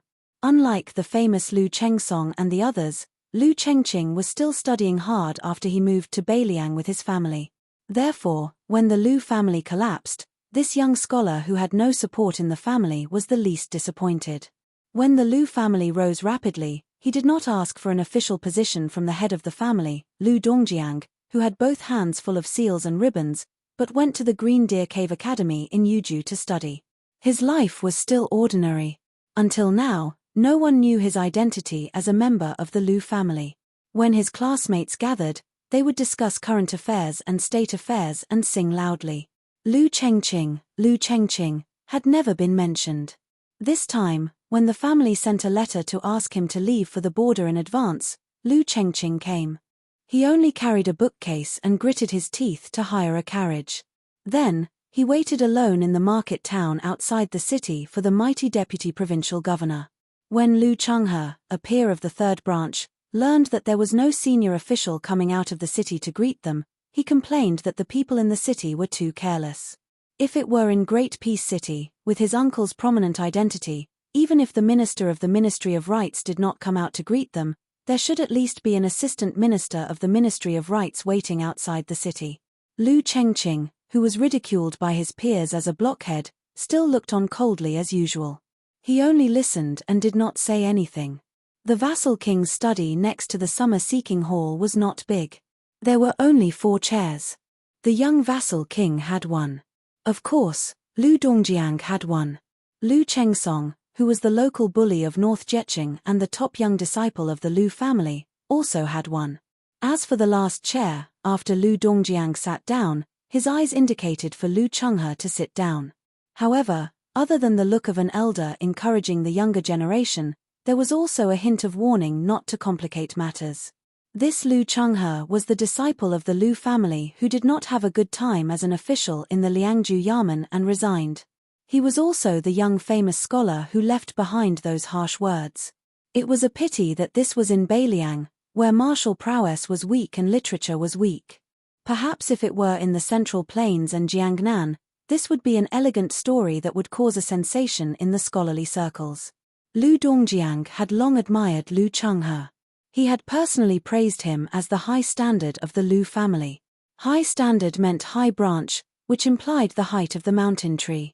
When Lu Chenghe was young, Lu Dongjiang did not hesitate to advocate for him in the literary circles of Jinggan Taoism. Lu Chenghe did not disappoint and earned himself the nickname of Little National Scholar. He was the only young man who could compete with the relatively more pragmatic Lu Chengsong. As for the dull and quiet Lu Chengqing, he was afraid that he did not even have the qualifications to be looked at seriously by the two young men of the same generation. There were 4 chairs in a study room. At that time, the young king stood at the door to greet them. After leading them into the room, he smiled and stood behind the ordinary desk. He stretched out his hand and pressed down. After his father-in-law Lu Dongjiang and the 3 young men were seated, the young king slowly sat down. The study was not big, but there were a lot of books and files. There was no ice basin filled with ice placed in the corner. Even if the young king had opened the window before, it was inevitable that it would be a little cramped and hot. This made the Lu family's children, who wore tight clothes in order to not lose their etiquette, somewhat uncomfortable. Several young people standing behind Lu Dongjiang, Lu Chengsong, and Lu Chenghe were a little surprised after looking at the study from the corner of their eyes. The formal study used by the king to deal with important military affairs was too simple and crude. It could be described as shabby. In the early years, they were far away in Qingju, Jinggan province. They were very curious about the degree of extravagance in Beiliang's Wutongin. There was an interesting story in the literary circle of the Central Plains. There was a literary talent in Gangnam-do. He scolded Xu Xiao as the most important thing to be an official in the imperial court. After he retired to the countryside, he belittled Beiliang's border affairs as the most important thing in his life. The old man, who was from an ordinary aristocratic family, was good at writing graceful poems in his later years. His words were gorgeous, and he especially liked to describe fun and drinking. He was praised by the Gangnam-do literary circle as writing about the affairs of the rich and noble family, with a melodious style. It can be described as a hall full of gold and jade. However, it was unknown how it spread to the poor Beiliang. His Royal Highness sent a letter to the old man's mansion. The general idea was that the old man, who was from a poor family, had never touched the threshold of wealth in his life. The letter was full of gold and jade, which was vulgar. At the end of the letter, he also gave a gift of 1,000 sounds of rain hitting the banana leaves, 10,000 koi fish sitting in front of me. The implication was no doubt that the old man, who was only an official of secondary class 3, had seen a little bit of romance. Chapter 1950. After the old man received the letter, he was furious, but he also acted as if he had received a treasure. He immediately went to the court to accuse the Beiliang Shu family, saying things like Xu Xiao privately embezzled the funds of the Northwest Border Army, stuffing his own pockets to the extreme, shocking, and Beiliang is poor, the Shu family is rich. These famous sayings that were frequently used by officials and loyal officials were first spread from the mouth of the bone scholar old man. However, after so many years, when the news of 10,000 great snow dragon riders from northern Liang coming down to Jiangnan spread, the old man who had once said, "I am willing to kill Cripple Shu with a headbutt," immediately moved his entire family to Great Peace City. In one night, everything that could be moved was moved away. Not a single item was left behind. The conversation in the study, although the young king was not wearing his official robe, Lu Dongjiang was wearing a meticulous official robe. However, from beginning to end, there was not the slightest hint of a monarch and official meeting. It was more like a normal conversation between a father-in-law and son-in-law. Even when it came to official matters, the young king also had a smile. Most of the time, it was the deputy administrator talking. The young man listened carefully and did not have the slightest impatience. During this time, the young king even personally poured a cup of herbal tea for everyone in the room. The tea leaves were white frost tea from Lingju. Like the green ant wine, they were all rustic and belonged to the summer tea. It was not chewy and had a strong astringent taste. Only the poor old tea drinkers of Lingju were willing to taste it. The reason why the white frost tea could be chosen by the old King Liang, Xu Xiao, as the tribute tea of the Qingliang Mountain Wang Mansion and the Beiliang Frontier Army was because there were more than 800 people who had entered the Liangju Frontier Army at the same time. Coincidentally, they all became fellow soldiers. In a battle outside the Great Pass, The 800 riders took the initiative to bring up the rear and all died in battle. In the sparsely populated Lingju prefecture, there were only 3 small counties. At that time, almost every household was dressed in white frost. In this regard, the children of the Lu family probably had not even heard of it. They were just wondering how the young king, who was used to the most luxurious and leisurely days in the world, could eat this. Of course, most of the young people, as long as they could drink this cup of tea, even if it was disgusting, they would still be happy. Only Lu Chengqing, who was standing in the corner, felt bitter. Even on the short journey into the city, he had been listening to Lu Chenghe and the others talk about the antiques and treasures that had flowed into the people from Beiliang Palace. Each of them had picked up a few pieces by luck, and each of them had regretfully missed a few. Lu Chengqing didn't have any spare money. Even if he did, he wouldn't buy it. At this moment, Lu Chengqing looked at the young king, who always smiled warmly, and felt that the aftertaste of the cup of tea was even more bitter. Lu Dongjiang should also know that the war outside the pass was in full swing, and the young king needed to personally deal with the heavy work, so he did not stay for long and quickly got up to leave. After the young king got up, he picked up a long brocade box placed in the corner of the table, walked around the table, and handed it to the deputy administrator. He smiled apologetically. "There is nothing good here. This box of bamboo pipe purple all was specially sent from Wutongin by me. It's not worth much, but it's rare." Lu Dongjiang's eyes lit up. He took the box and laughed. "Your Highness is very considerate. From the Great Feng dynasty to the Spring and Autumn Southern Tang dynasty, the purple and green awls in Julin County of Feng Province were tributes. The law clearly states that the annual tribute is 5 taels of green awls and 4 taels of purple awls. The purple awls are the most precious. Unfortunately, after the fall of the old Southern Tang dynasty, the war affected Julin County, and almost no grass grew. This kind of small purple awl really became extinct. It is said that even the imperial study in Taiyan City only has 2 or 3 small purple awls, and they are reluctant to use them. Your Highness, to tell you the truth, I have been searching in Qingju for more than 10 years in my early years, but I still couldn't find it. Fortunately, the young king smiled and said, "This can be considered a lucky hit." Lu Dongjiang came in high spirits and returned in high spirits. The children of the Lu family must also be honored. Just when the young king got up to send them out of the study, Lu Chenghe suddenly stopped and turned around and asked, "I heard that when your Highness was still His Royal Highness, you once wrote the poem 1,000 Sounds of Rain Hitting the Banana Leaves, 10,000 Koi Fish?" Hsu Fengnian nodded and smiled. "It's true." Lu Dongjiang knew something was wrong, but before the deputy provincial governor could say anything to stop him, Lu Chenghe, who was like an all out of a bag, said bluntly, "Wang Yi's original intention is to use this to belittle the fake wealth of the famous Jiangnan scholar Han Jiajing, right?" Xu Fengnian's smile did not diminish as he nodded lightly. Lu Dongjiang, who was holding the brocade box, had already resigned himself to fate. In fact, deep in his heart, he was also looking forward to a lucky hit. Lu Chenghe said bluntly, "But your Highness's words are tantamount to the pot calling the kettle black. The wealth poem made of golden words is naturally not real wealth. But your Highness's koi fish in Tide Listening Lake, Wutongin's 1,000 banana leaves, and my poem A Light Breeze Flipping Through a Book in a Small Room, The Hanging Lantern in a Tall Building Melts the Moon, how about it?" Hsu Fengnian smiled even more. "It's easy to judge who's better. In fact, my second sister also scolded me fiercely like you, saying that I'm not as good as the old man surnamed Han.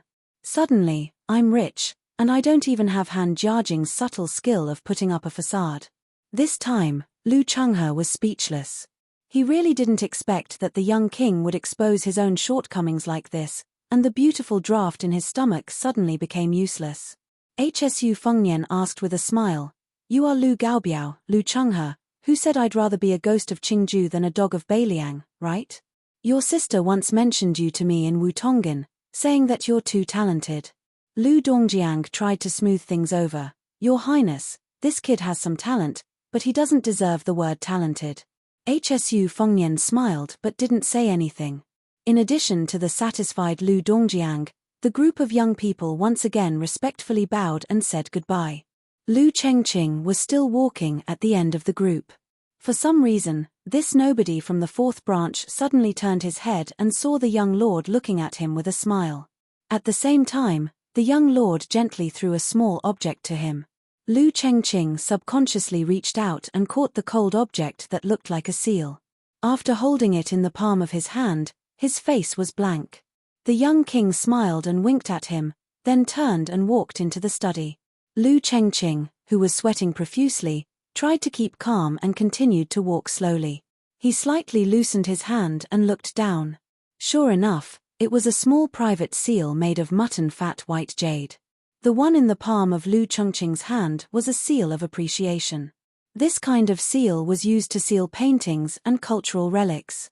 It was popular in the Dafeng dynasty and flourished in the spring and autumn Nine Kingdoms. The word fake was engraved on the seal. This private seal was definitely the most legendary seal of appreciation.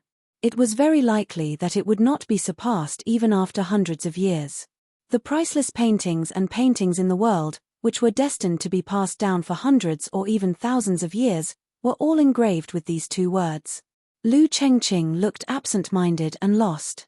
He couldn't figure out why the young king would throw such a significant object to him. He couldn't figure out why he didn't give it to the shrewd Lu Chengsong, the sharp Lu Chenghe, or even the head of the Lu family, Lu Dongjiang. Hsu Fengnian sat back at the table and smiled. For the young man Lu Chenghe's pretense of being noble, he only regarded it as a joke.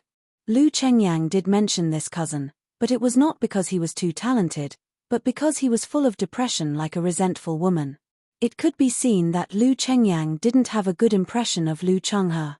But Lu Chengyang, who could be indifferent to her father Lu Dongjiang, was very optimistic about her unknown cousin Lu Chengqing. At that time, she seriously told Hsu Fengnian that although her grandfather had never shown any sign of appreciation for Lu Chengqing, he had personally commented on her twice. The first was that a family of elms is useless, but a sandalwood knows nothing. The elms meant that everyone in the Lu family was mediocre, and the sandalwood meant that the fourth house's younger brother Lu Chengqing. The second was that he has the talent and insight of a provincial governor in troubled times and the character of a minister of peace. As the leader of the Green Party, Lu Feiqi was obviously full of expectations for the future of the collateral descendant Lu Chengqing.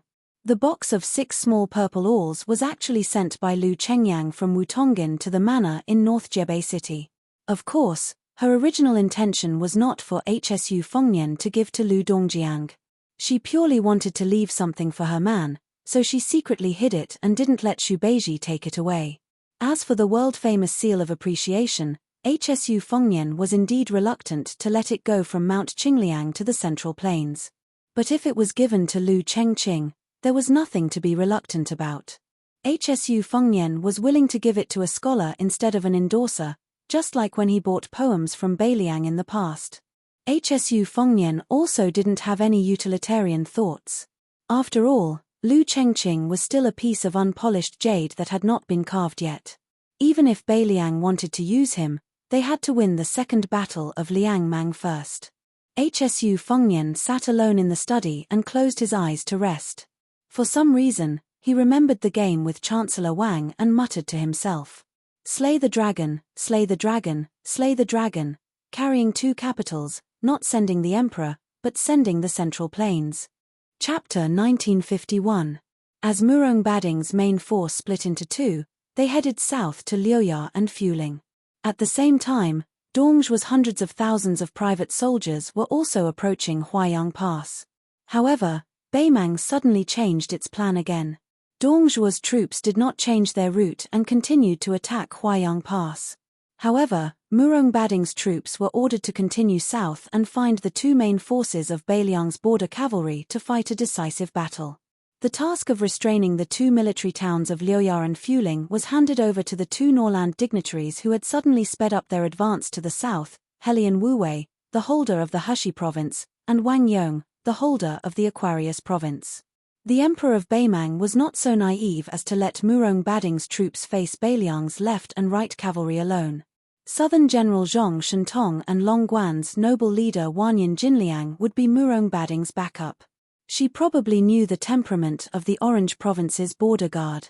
Other than the imperial edict on the table, There was also a secret edict that was even more cruel and cold-blooded. If you, Murong Baoding, are not willing to make contributions and hesitate in the vast area south of Liuya and Fuling, I will let Zhong Shentong and Wanyan Jinliang go south to kill the enemy for you. Therefore, Murong Baoding, who was previously glad that he did not have to go to Huayang Pass to fight Chu Lushan's border guard, could only lead his troops south with a heavy heart. He could ignore the imperial edict and the emperor's verbal threats, but Murong Baoding definitely did not think that the crown prince's Kieshwer army would show mercy to his uncle after meeting his own troops. Moreover, he had heard that the emperor had even given the 2 iron cavalry units named after Murong and Yelu to his nephew. Extending one's head and withdrawing one's head was the same as withdrawing one's head. The old and crafty Murong Baoding could only choose the lesser of 2 evils. After all, fighting against the left and right cavalry outside Liangju Pass was something many northern Mang generals yearned for even in their dreams. The so-called northern Liang cavalry's main force had always been these 2 northwestern border cavalry. There were 2 reasons why Murong Baoding was slightly relieved. One was that after the first battle, the Longxiong army in Liuju took away a considerable number of border army elites from the left and right cavalry units. Cao Wei and Ku Jianghuai also took some away. The second reason was that the old Marshal He Zhong suddenly withdrew from the left cavalry. At the same time, Li Yangchao led a large group of young and strong lieutenants to the right cavalry. The left cavalry was temporarily leaderless, so the morale of the troops was definitely shaken. Huayang Pass had been heavily besieged by Dongzhuo, cutting off their escape route and completely cutting off their connection with the 3 military towns of Liuya, Fuling, and Chongzhong. Chongzhong only had infantrymen guarding it, so it was a dead city. Naturally, they had nothing to worry about. The 2 towns of Liuya and Fuling were each garrisoned with elite cavalry who were good at long-distance raids. However, they had to face the fierce attacks of Wang Yong and Helian Wuwei, 2 famous generals who did not care about casualties. They were like clay bodhisattvas crossing the river. Therefore, it could be said that the defense line outside Liangju Pass to the north of the left and right cavalry units had been cut into pieces. After cutting off the connection between the main forces of Beiliang, which was already at a disadvantage in terms of military strength, they naturally nibbled away and ate to their heart's content. They used the heads of Beiliang generals in exchange for the military merit of being conferred the title of Marquis and General. There were very few battles inside and outside the gourd mouth of Yuju. Occasionally, there would be skirmishes between several hundred cavalry. Compared to the 2 battlefields in Liangju and Liuju, where tens of thousands of cavalry would fight at every turn, it was really not a big deal. To the north of Qingcang City in Liuju, after receiving reinforcements from Deputy General Xie Shibian's monk soldiers, Ku Jianghuai launched the 3rd interception of Huang Songpu's Western Army.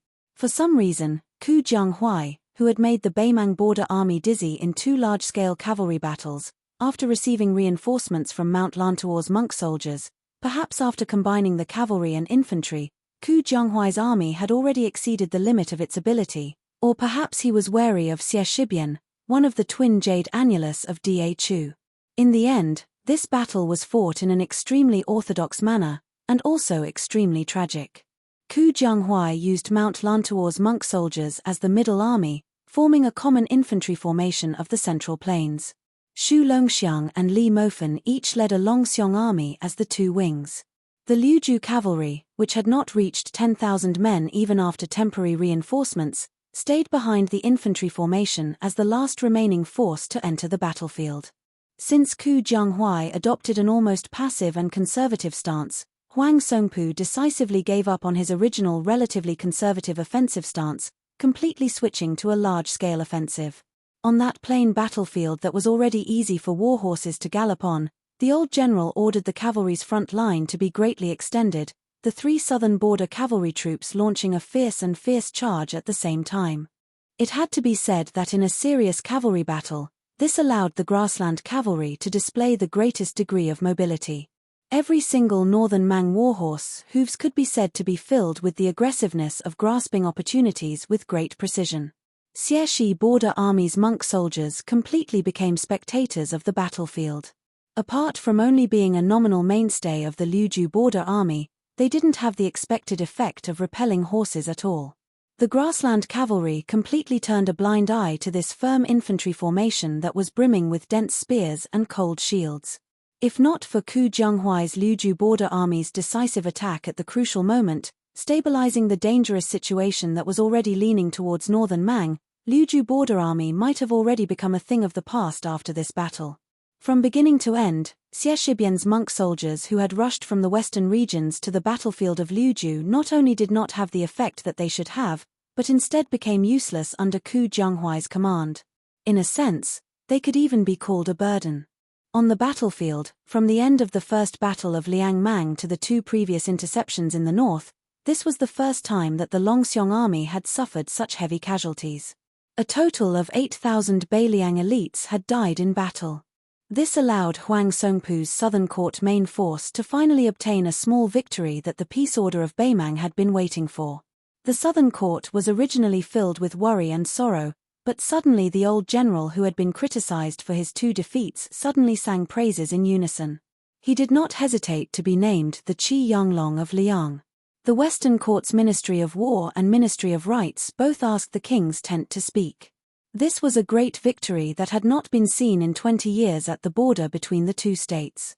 Although he did not behead Xu Longxiang, Li Mofen, Ku Jianghuai, and Xie Shibian, the emperor should still confer the title of Marquis to the victorious General Huang Songpu.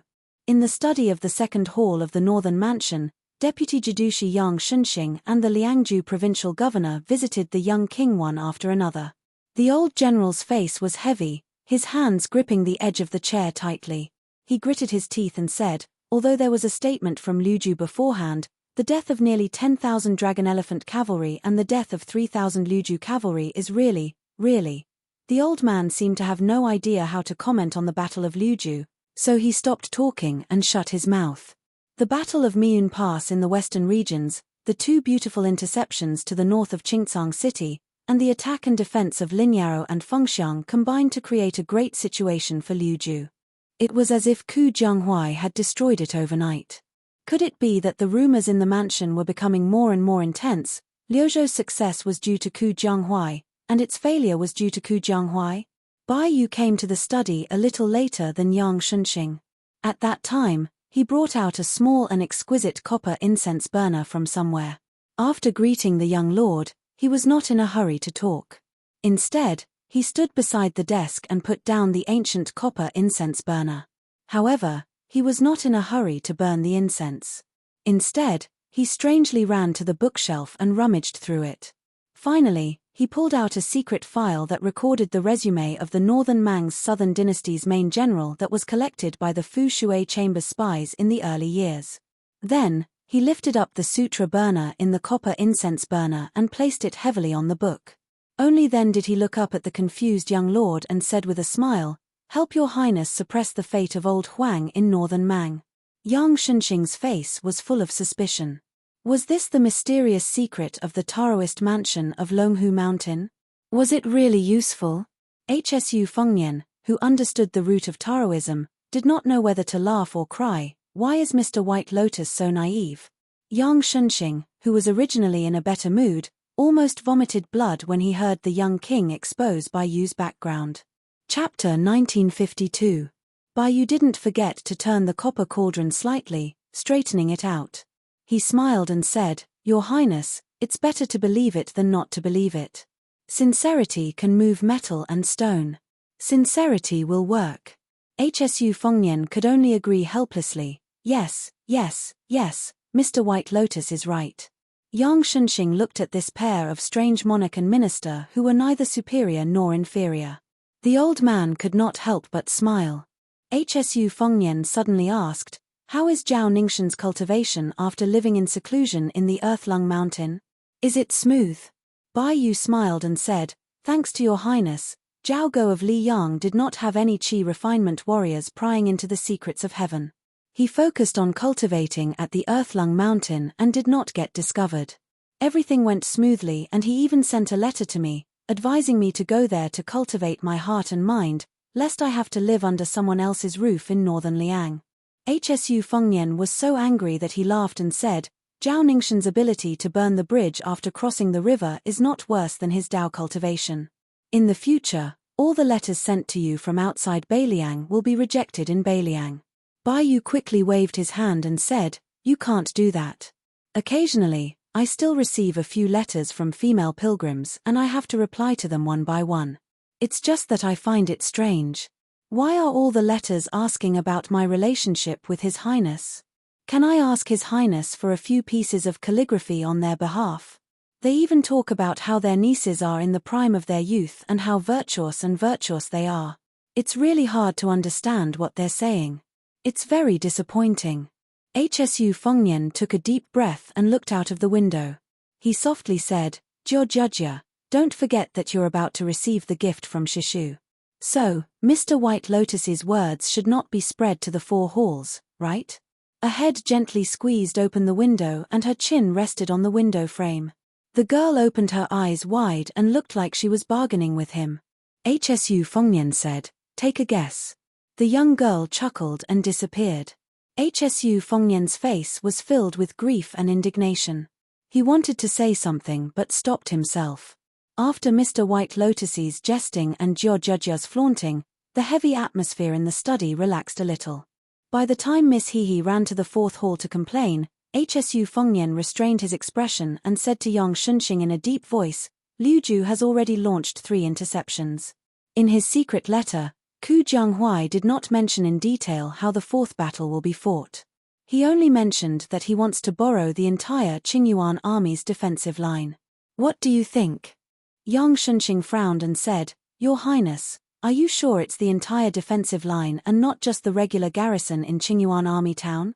Hsu Fengnian nodded. "Including Liangzhou's General Shifu's troops, Ningamei's Iron Stupa, and Yuan Nanting's White Feather Light Cavalry." Yang Shunxing fell into deep thought and muttered, "This Ku Jianghuai, what a big appetite." Then Yang Shunxing cautiously asked, as a general of Liuju, to ask for power from Liangzhou's border army, and to ask for tens of thousands of elite troops at once. Not only will he empty out Liangzhou's Shimen whose family fortune, but he will also subtly surpass the higher-ranking Liangju general. Isn't this a little inappropriate? Without waiting for Hsu Fengnian to reply, Bai Yu had already answered this sensitive question. "General Yang, if this were anywhere else, it would naturally be greatly inappropriate. But here, there's no need to scare yourself. Shifu won't hold a grudge against this. Of course, the premise is that we win the battle. If we lose, Shifu will never have any contact with Ku Jianghuai for the rest of his life. Even worse, the 2 border armies of Liangju and Liuju might become enemies from then on." Yang Shunxing asked, "Why is General Ku unwilling to give his general military strategy to Beifeng City?" Hsu Fengnian shook his head and said, "I don't know." Yang Shunxing flew into a rage and slammed his palm on the edge of his chair. This Ku Jianghuai is truly audacious. How can he treat a matter of national security so lightly? Hsu Fengnian didn't bat an eyelid. After hesitating for a moment, he rubbed his forehead and said self-mockingly, "You can lose a battle, but you can't vent your anger. This has always been the rule of my Beiliang cavalry. Since I personally pushed Ku Jianghuai to the position of Liuzhou's commander, I have to help him clean up this mess." Yang Shunxing asked tentatively, "Why don't you reconsider?" Hsu Fengnian shook his head and said, "Forget it. Go back to the barracks and write 3 secret letters to Shifu, Ningamei, and Yuan Nanting. There's no need to explain the reason for the transfer of troops in the letters. After you've finished writing them, send them here and I'll stamp them with my seal." Yang Shunxing felt as if a heavy burden had been lifted off his shoulders. He stood up and strode away. Hsu Fengnian raised his head to look at Bai Yu and asked with a smile, "Then as for the letter to Ku Jianghuai, should I personally write it, or should I trouble Master Bai Lian?" Bai Yu blinked his eyes, as if he didn't understand. Hsu Fengnian said unhappily, "Don't play dumb with me. I don't know the depth of your relationship with Yang Shunxing and Ku Jianghuai, but the 2 of you came here together today, one playing the good cop, the other playing the bad cop. I'm not a fool. How can I not guess that Ku Jianghuai has boarded your ship?" Bai Yu said seriously, "A local general colluding with an important minister of the imperial court to obtain military power. Even if it's not enough to warrant the death penalty, he should at least lose his position, right?" Hsu Fengnian glared at him and said, again. Bai Yu laughed loudly, I'll write a letter to Ku Jianghuai right now, saying that your highness has agreed to all of his requests. However, if that Ku Jianghuai doesn't make up for his losses in the fourth battle with interest, then he'll have to be lighter by 10 catties. Hsu Fengnian was puzzled. What do you mean lighter by 10 catties? Bai Yu stretched out 2 fingers and tapped his neck. I don't have a head.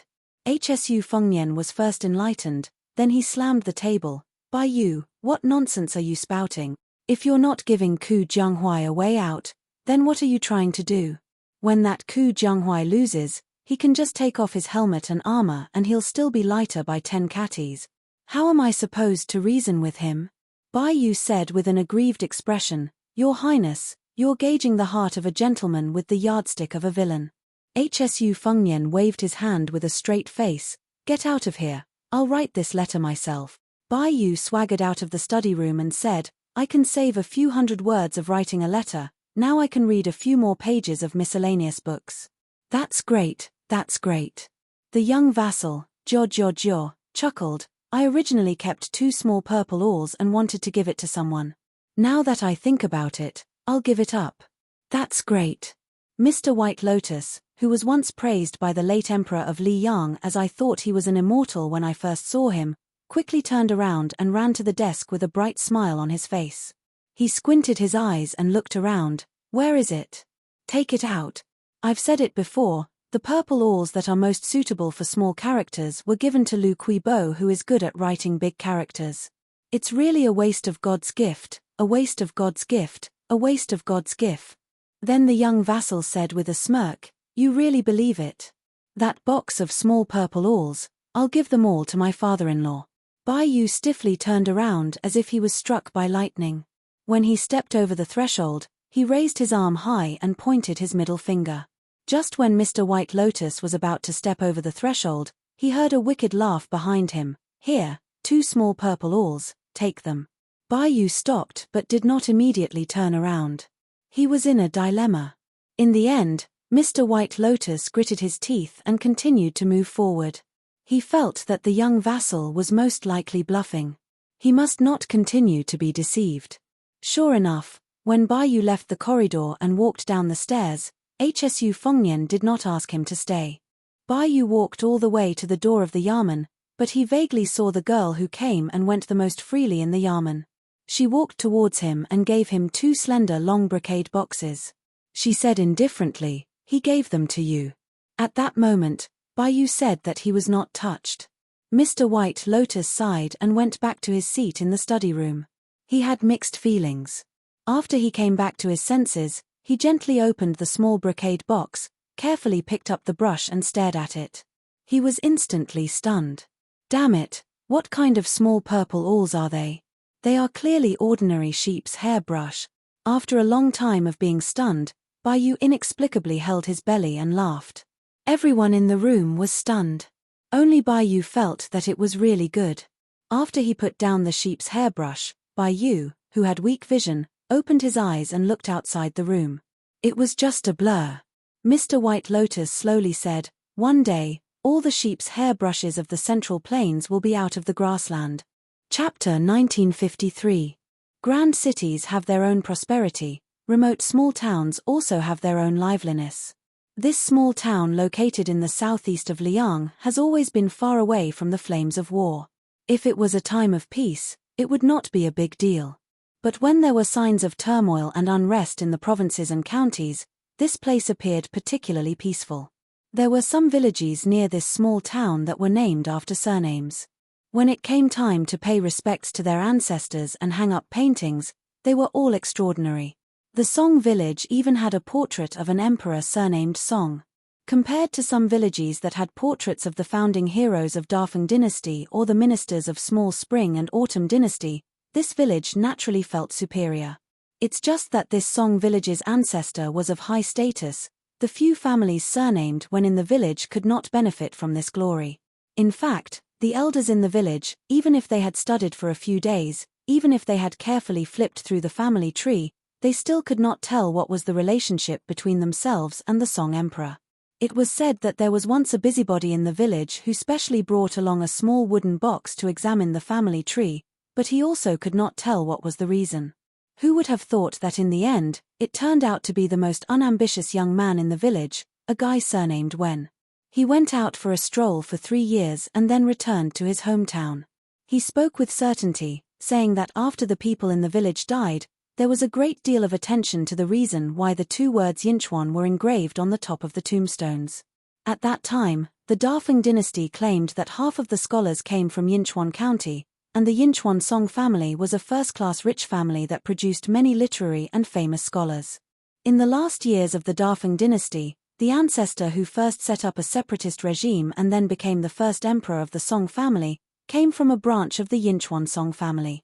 The origin of this Song village must be that after the separatist regime was annihilated, during the famous Ganlu southward migration, they finally settled down here. After the young man with the surname Wen sorted out the context, the elders in the village more or less understood. Even if they did not understand, they pretended to understand.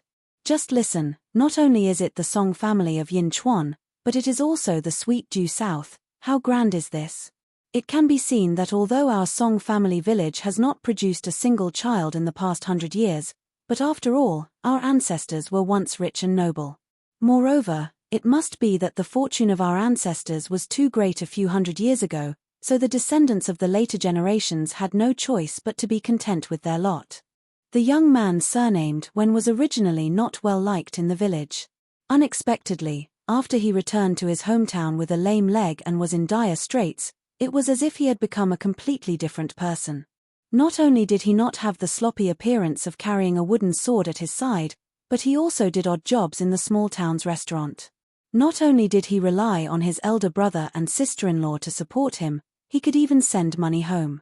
What was even more unexpected was that the young man had married a virtuous and moving wife. Previously, they had held a banquet in the open space outside the village's ancestral hall. That young woman made many young men surnamed Song, regardless of whether they were married or not, stare at her. After the young man surnamed Wen married his wife, he no longer stayed in the restaurant's miscellaneous room. He saved some money and rented a small courtyard in the small town. There were 3 rooms. Excluding the wedding room whose windows were covered with red festive paper cuts, a small room was used to store sundries, and the remaining room was not empty. The bedding was brand new, it was clean and spotless by the woman who kept the house. This was because her husband had said that in the future, perhaps his brothers would come to their house as guests. No matter what, they had to have a place to stay. Otherwise, it would be too improper. Moreover, to let his friends fork out money to stay in an inn or a restaurant was not only seen as an outsider, it was also wasteful and not particular. She went along with him and felt that this was reasonable in her heart. Although her family was not well off now, she, who came from a small family, could only be considered well off. But in fact, she was a woman with a generous mind. In the beginning, when she insisted on marrying him, no one in her family was willing to agree. They did not even give her a dowry. She also gritted her teeth and did not ask for anything from her parents. Fortunately, time revealed a person's heart. Now, she wanted to bring him back to her maternal home. Although her parents would still give her some face, several of her elder brothers had more or less untied the knot in their hearts. They knew that their father could not bring himself to do that, and it was inconvenient for him to drink with that brother-in-law of his at the dining table at home. However, each of them secretly went to her courtyard and did not forget to bring wine and meat. They were already like a family. She knew that when she had a child and her parents had grandchildren, at that time, they would find a way to step down and completely forget about him. However, no matter how small the town was, the expenses were not small. Relying on the man to earn a living as a waiter in a restaurant, the 2 of them could still be considered well off. But once there was a third little mouth in the family, it would be hard to say. Fortunately, her needlework skills were well known. One of her sisters opened a cloth shop, and those exquisite little things that she sewed were placed on the counter to add to the customers who bought cloth. The shop's business also improved by 2 or 3 points. Therefore, in this month, she was able to earn 2 or 3 taels of silver. Unexpectedly, she was not much worse off than the man who was the head of the household. These 2 days, the town was bustling with activity. Before and after the summer heat, the Hungry Ghost Festival had been a custom in the southeast area of Liang since ancient times. There were also some activities to worship the ancestors and welcome the autumn. Although the Hungry Ghost Festival was called the Ghost Festival in their dialect, it was said that the King of Hell was merciful and specially opened the Ghost Gate during this period of time to let the deceased return to their hometown to see their descendants in the world of the living. In fact, it only sounded a little scary, but adults and children did not avoid it. They only felt that it was something that could be enjoyed. Monks and Taoist priests would begin to give alms to the poor. Ordinary people would also erect lanterns and light up river lanterns. Especially young children, who could be in the arms of their parents, tiptoe on the bridge railings, or lie on the bluestone slabs of the river bank. Their eyes were filled with colorful lotus lanterns, and their hearts were filled with joy. It was no less than the Mid-Autumn Festival when they could eat mooncakes. Yesterday, he went to the village to pick up his nephew. He planned to let his wife take the child shopping. Coincidentally, his wife was clever and skillful with her hands. She made 2 large bamboo baskets of river lanterns and wanted to sell them by the bridge. He believed that with her craftsmanship, they would soon be snatched up by the customers who went out for a night trip. He had seen her weaving lanterns in the courtyard before. There were many kinds of lanterns: flowers, birds, fish, insects, lotuses, turtles, cranes, dragons, and phoenixes. He really did not know how there could be such a skillful pair of hands in the world, so he sat on the bench to cool off. In any case, he could not help, and even if he helped, he would only be more of a hindrance. He could only be secretly happy. After his scholarly nephew arrived in the small town, he was a little reserved at first. During the day, he would first bring him to the restaurant and obediently listen to the storytellers in the corner. He listened with great interest. The child's temperament was like his father's, introverted and honest, and did not speak much. As the uncle, he liked but was also worried. He liked the child's honest temperament, but was worried that if he was too honest, he would easily be taken advantage of when he grew up. The restaurant that the waiter surnamed When worked in was now considered a famous place in the small town. Although most of the restaurants in the town had hired storytellers to tell stories of Jianghu, only their restaurant always told the freshest and most novel stories. All of this was naturally due to him. Earlier on, it was he who successfully persuaded the restaurant's manager to not be stingy with the storyteller's travel expenses to the county or even the provincial capital. Therefore, when this restaurant first told the story of the female Wulin chief of Great Snow Plateau who comprehended immortality by watching snow for a night, the debate between Buddhism and Taoism on Mount Wudang in the northwest Taoist ancestral court, the turmoil and unforeseen events in the Holy Land of Jianghu, and the Wu family's sword tomb's journey to Beiliang, it could be said to be a sensation in the small town. The people were led by the nose by the restaurant's storyteller during their leisure time, and the restaurant's business naturally rose. However, the waiter surnamed Wen, who deserved the title of the #1 hero, secretly paid for the storyteller's first travel expenses to the county capital. He had never asked the restaurant's manager for a dividend. Other than the copper coins that the restaurant's customers tipped him after they drank too much, the restaurant's pay for him was still the same as it was on the first day he entered the restaurant. There was not a single copper coin increase. Every day, the shopkeeper would stand behind the counter with a smile on his face, watching the waiter with the surname when running errands attentively, and watching the lively young man serving tea, wine, and smiling apologetically every day. No one knew what this old man was thinking. Today, the storyteller in the restaurant was in high spirits, his spittle flying everywhere as he talked about a strange incident. He said that there was a grandmaster of swordsmanship named Qi Jiajie in the capital of Liang. As the master of swordsmanship for many of the sons and grandsons of aristocratic families in Tian City, for some reason, he went to the Dongyu sword pool with high mountains, long rivers, and high sword Qi to forge a peerless sword. Then, Qi Jiajie went to the foot of the Wudang mountain in Beiliang first, a small town that was not much more famous than the one they were in. His flying sword arrived later, crossing thousands of miles in one go, and he thrust his sword at the young king with a different surname who was in charge of the northwest border. It shocked the heaven and earth and made ghosts and gods cry. The sea of clouds opened up for thousands of miles, and the sword Qi reached into the sky. Unexpectedly, the young king was even more amazing. He rose from the ground and stood proudly on the sea of clouds that bordered the border between Beiliang Road and Lianhui Road. He actually blocked the flying sword that had the power to kill immortals. The storyteller talked endlessly. When he got to the part where he talked to his heart's content, even the old man himself was dumbfounded, not to mention the listeners who were drinking and eating in the restaurant. They were all speechless and stopped drinking, and their minds were shaken. When they came back to their senses, the story was not over yet, and they had not heard the most annoying sentence. Listen to the next part of the story. Of course, they had to ask the restaurant for 1 or 2 more pots of wine. The waiter's nephew, whose surname was Wen, was listening to a storyteller for the first time, and it was also the first time he heard about Jianghu people. He was even more dumbfounded, as if he was listening to a book from heaven. He sat on the small stool in the corner that his uncle brought for him, clenched his fists, pricked up his ears, and widened his eyes.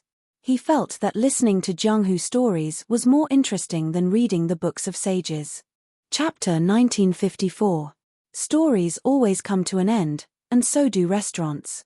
When the storyteller's story came to an end, it was already night outside, and the restaurant was about to close for the day. The owner of the restaurant, who had made a lot of money, was in a good mood today. He asked the cook to prepare a special meal, and called the waiter and his nephew to the table for a good meal. This made the inexperienced child overjoyed. However, he was a little scholar who had studied in a private school. When he ate, he sat upright and still. No matter how greedy he was, he did not move his chopsticks quickly. On the table, there were fish and meat that could only be eaten during festivals, so the child did not dare to eat too much. However, the owner of the restaurant smiled and helped the child to fill his bowl. The child was a little embarrassed and looked timidly at his uncle. The waiter smiled and said, "Eat as much as you want. Your grandpa is a great philanthropist in town and is very generous." The child smiled shyly at the owner, and the old man laughed. He poured a cup of wine for himself and the waiter, and pointed to the second floor with his chopsticks. He told the well-behaved child to come to the restaurant often in the future. The next time you listen to a storyteller, Grandpa will help you find a seat next to the railings on the second floor. The old man drank a cup of wine with the waiter and joked, "This child is not like you, honest and likable." The waiter proudly said, "That's right. His personality is like my brother's, and he is very lucky. He is good at studying, and may become a scholar in the future." The child seriously retorted, "The teacher said that it would be good if I could pass the exam and become a scholar." The old man who revered scholars the most all his life rubbed the child's head and sighed, "The county examination, the provincial examination, and the academy examination are all obstacles. Grandpa Shopkeeper will leave you with these words. In the future, every time you pass a test, our restaurant will give you a big red packet. If by any chance you pass the examination, whether you are a scholar or a scholar, don't forget to write a plaque for our restaurant and give Grandpa Shopkeeper face." The child nodded vigorously and happily said to the old man, "Uncle bought me a lot of paper and pens, but I can't bear to use them now. I still practice writing by dipping a branch in the water by the village stream like before. When I graze the cows, I will also draw on the ground." The teacher said that the clumsy bird flies first, and hard work can make up for it. There will be a time when I can write good words, and then I will write a big plaque for Grandpa the owner. Probably because it was rare to drink wine, the waiter's uncle joked, "Studying is good, and it will be easy for you to kidnap a wife back home in the future." The nephew, who secretly liked a girl of the same age in the village, immediately blushed and glared at the uncle. The waiter surnamed Wen and the manager of the restaurant looked at each other and smiled. After the meal, he asked his nephew to go home first. He still had to help clean up the restaurant. He would meet them at the bridge in town later.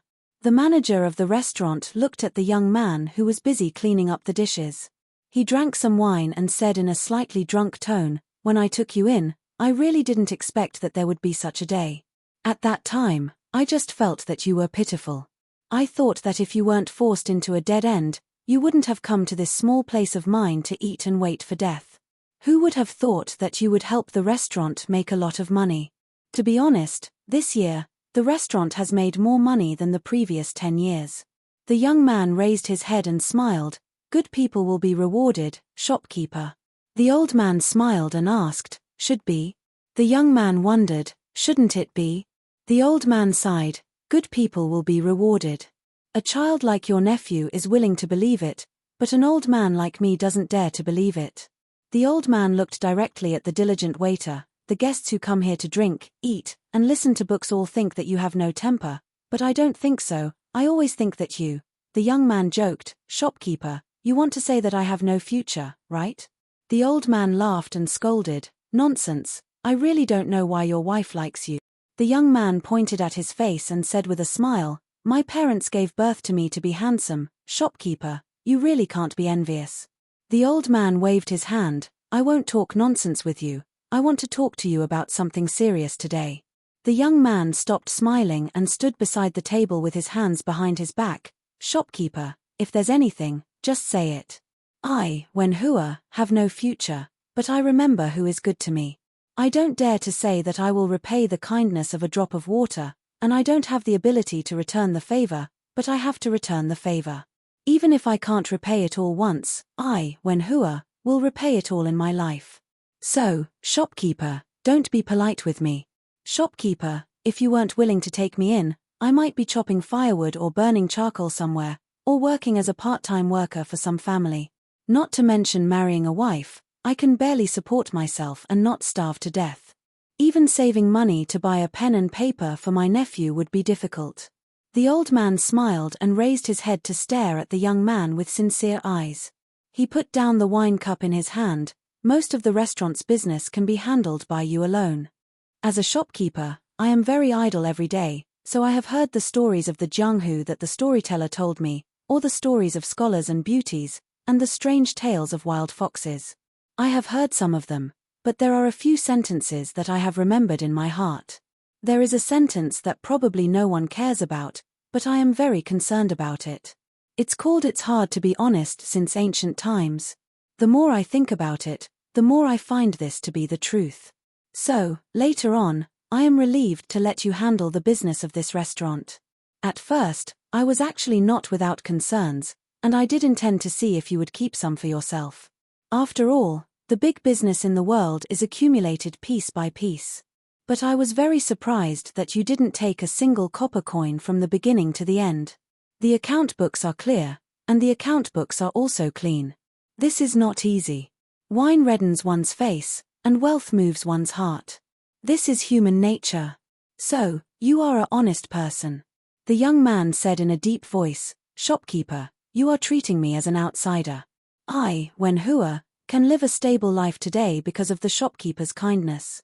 If I go against my conscience and secretly take money from the restaurant, I, Wenhua, am really not a good person. I can't do this kind of thing. The old man nodded, as you know, I'm not young anymore. My whole life, I've always wanted to buy a big house in the county city for my retirement. It just so happens that my 2 pairs of daughter and son-in-law are both making a living there.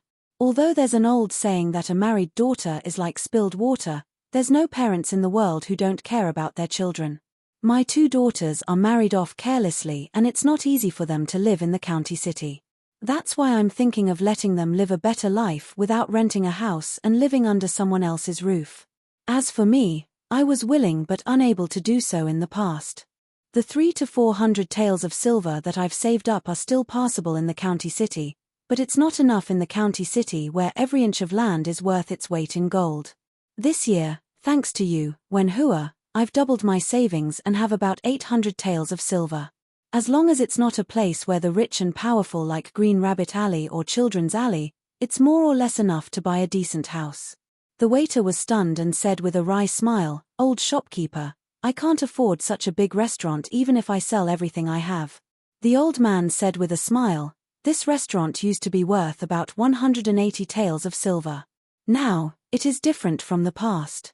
It should be valued at 300 or 400 taels of silver. You know this in your heart, and of course, I know it better. As for how much savings you have, I know it better. So, I thought of a compromise. The restaurant will be converted to 300 taels of silver. You don't have to rush to pay this money.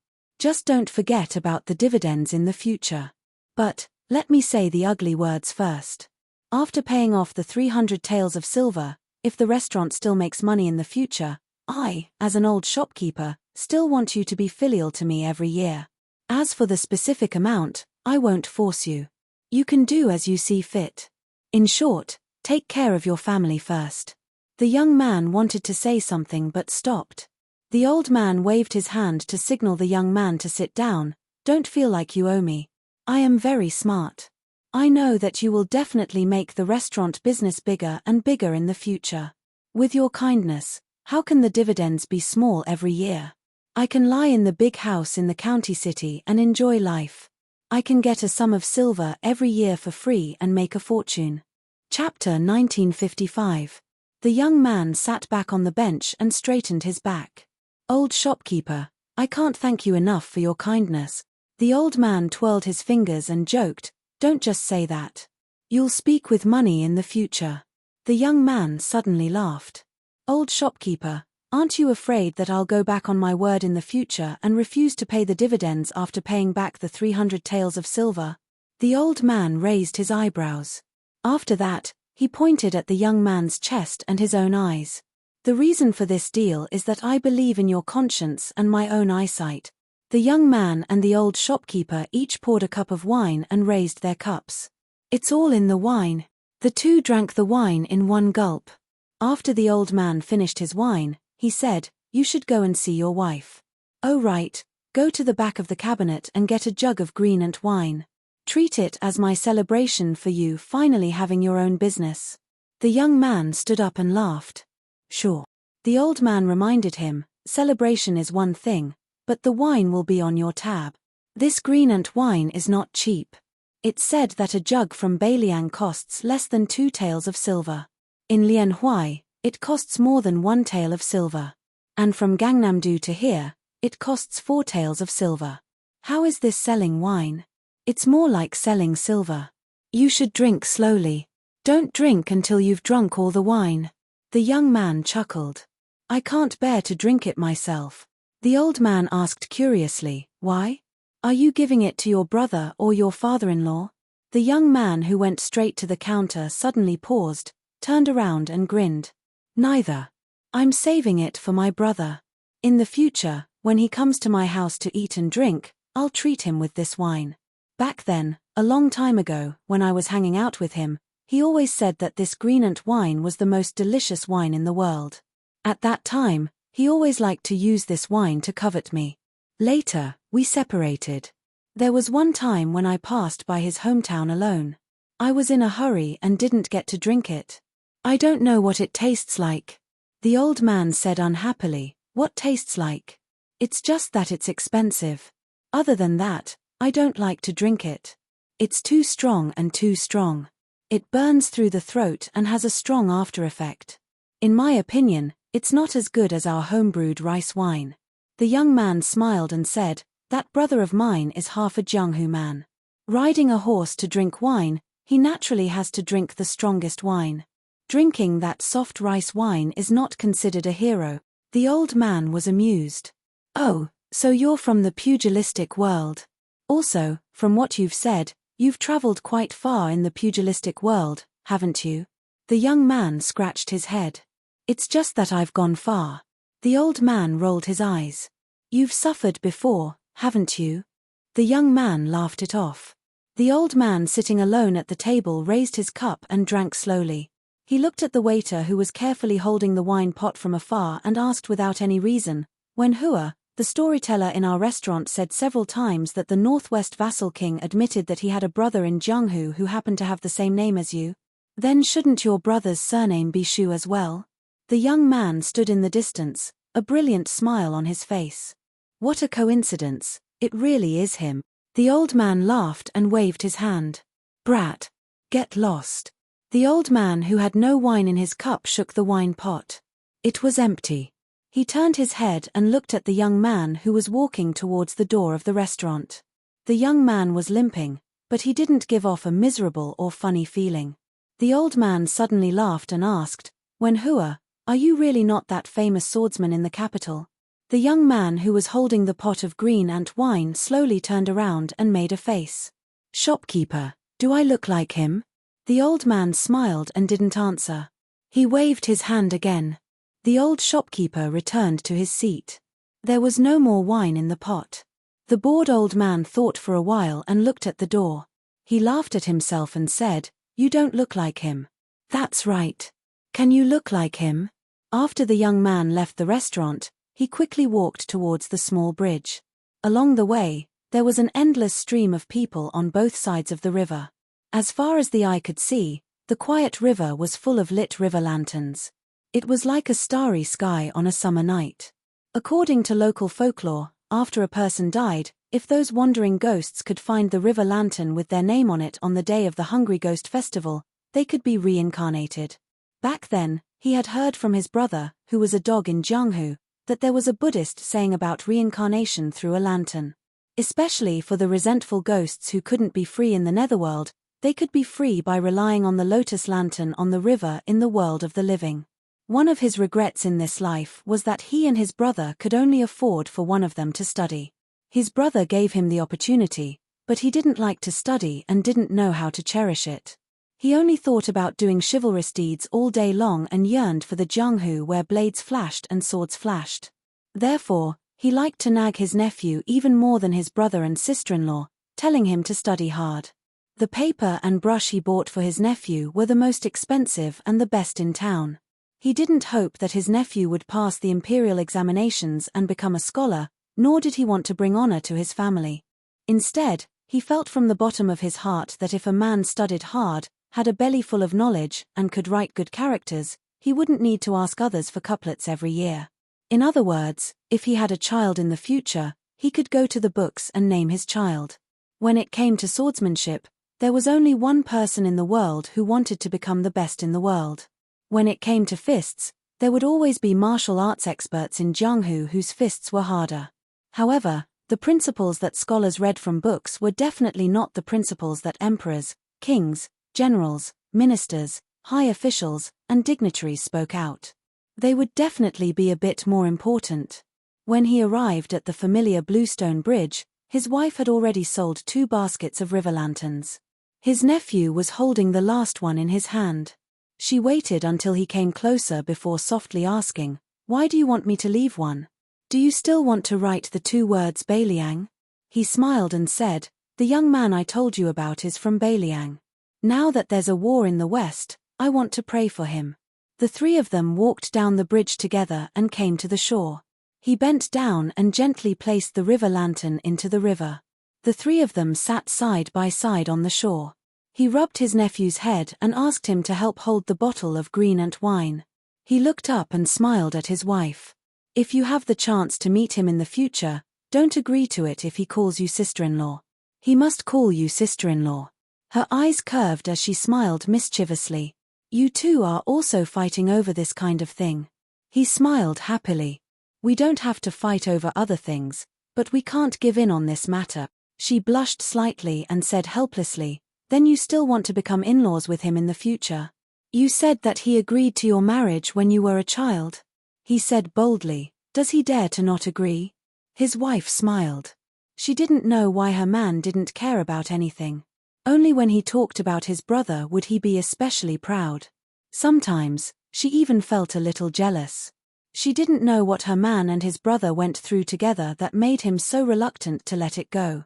She knew better than anyone that this man with the surname Wen and given name Hua was actually able to take on and let go of anything.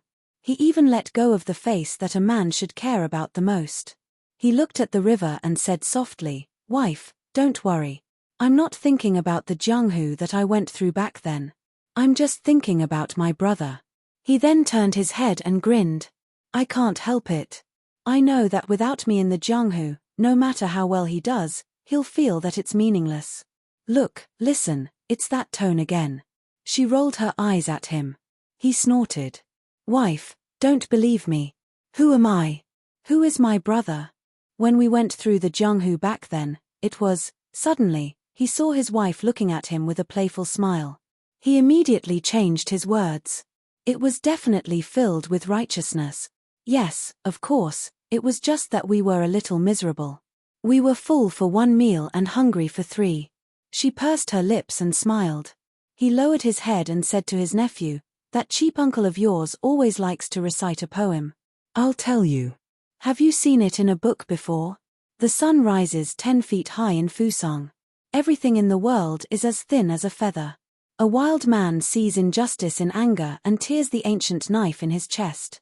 The child who had just started learning in the village was naturally confused. He shook his head vigorously. He raised his head again and stared at the bright river with lanterns floating on the water surface. The cool breeze brushed his face and his expression was calm. He seemed to be talking to himself. I'll keep the green ant wine for you and empty the house for you. Xiaonian, if you still treat me as a brother, don't die outside Liangju Pass. Chapter 1956. If one looked closely at the map of Liang, one would find that Beiliang Road was like a narrow knife, and Beimang's border to the south of Gusai and north of Liangju was like a millstone. This vast battlefield was like a whetstone, and in the end, the Beiliang cavalry was the best in the world. Murong Bading's vanguard cavalry split into two groups. The 30,000 Winter Thunder elite cavalry went straight for the left cavalry, while the 30,000 Ruran cavalry went straight for the right cavalry. This Beimang royal family member, who was also the governor of Juzi province, personally took charge of the middle infantry and did not put himself in danger. Aquarius province's disciplinary magistrate Wang Yong and Hushi province's disciplinary magistrate Helian Wuwei, after they surrounded Fuling and Liuya, these two towns, they similarly sent 20 to 30,000 cavalry south to reinforce the Winter Thunder elite cavalry and Ruran cavalry. Murong Bading's intentions of being in charge of northern Liang's border cavalry was completely undisguised, but this was undoubtedly an open and above-board scheme. The northern Mang Emperor and the peace magistrate precisely wanted to use Murong Bading's two elite troops to tie down the left and right cavalry outside northern Liang Pass. They wanted to draw the snake out of its hole, have the two cavalry forces pull apart the distance between northern Liang City and northern Liang Pass, while also stopping the left and right cavalry forces from providing support to Huayang Pass defensive line. In short, Northern Mang wanted these two northern Liang field forces to be consumed between northern Liang City and Huayang Pass. Even though Northern Mang's intentions were extremely clear, after the young vassal king and the various generals and elders discussed this, the northern city's discussion hall didn't shrink back in the slightest. From start to finish, no one asked if these two battles were going to be fought or not, instead discussing how to fight them. The commander of the right cavalry, Jin Partridge Ju Kang, stayed in the meeting hall in the end. He probably still had some matters to discuss with the young king. The deputy commander of the left cavalry, Lu Dayuan, and the second commander of the right cavalry, Li Yangchao, who were about the same age, just happened to cross the threshold side by side. Li Yangchao was not familiar with Lu Dayuan, who came out of nowhere. The youngest deputy commander in the history of the Manchu battalion, the old corporal of Li Mofen and Wang Lingbao, and the old soldier of the Shu family who was on the same level as Shu Piyu, Wu Qi, and Liu Jianu, Li Yangchao, did not care about Li Yangchao, who only cared about military achievements. Moreover, it was very interesting. As a young general who rose to prominence in the border army during the time when Chen Zhibao was the first protector general of Beiliang, Li Yangchao and the other captains who joined the right cavalry, compared to the old Shu family generals who rose to prominence in the late spring and autumn period, were very different in character and management.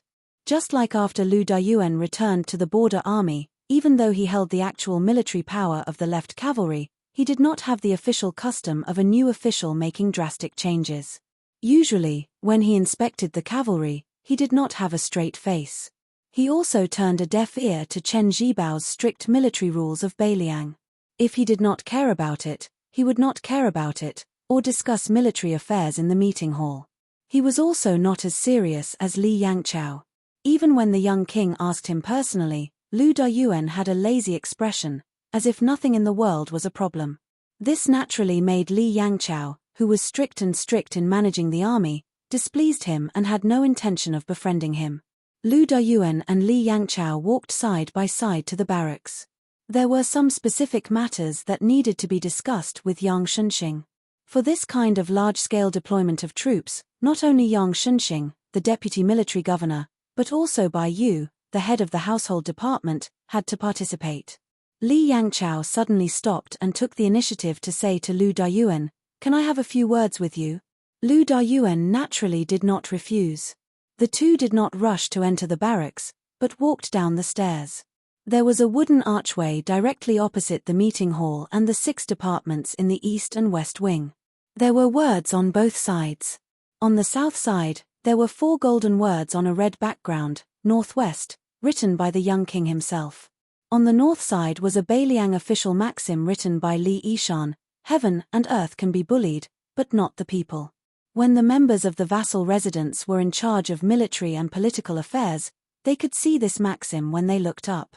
Lu Dayuan led Li Yangchao to the wooden archway, smiled and went straight to the point. I know that my position should have been yours, Li Yangchao.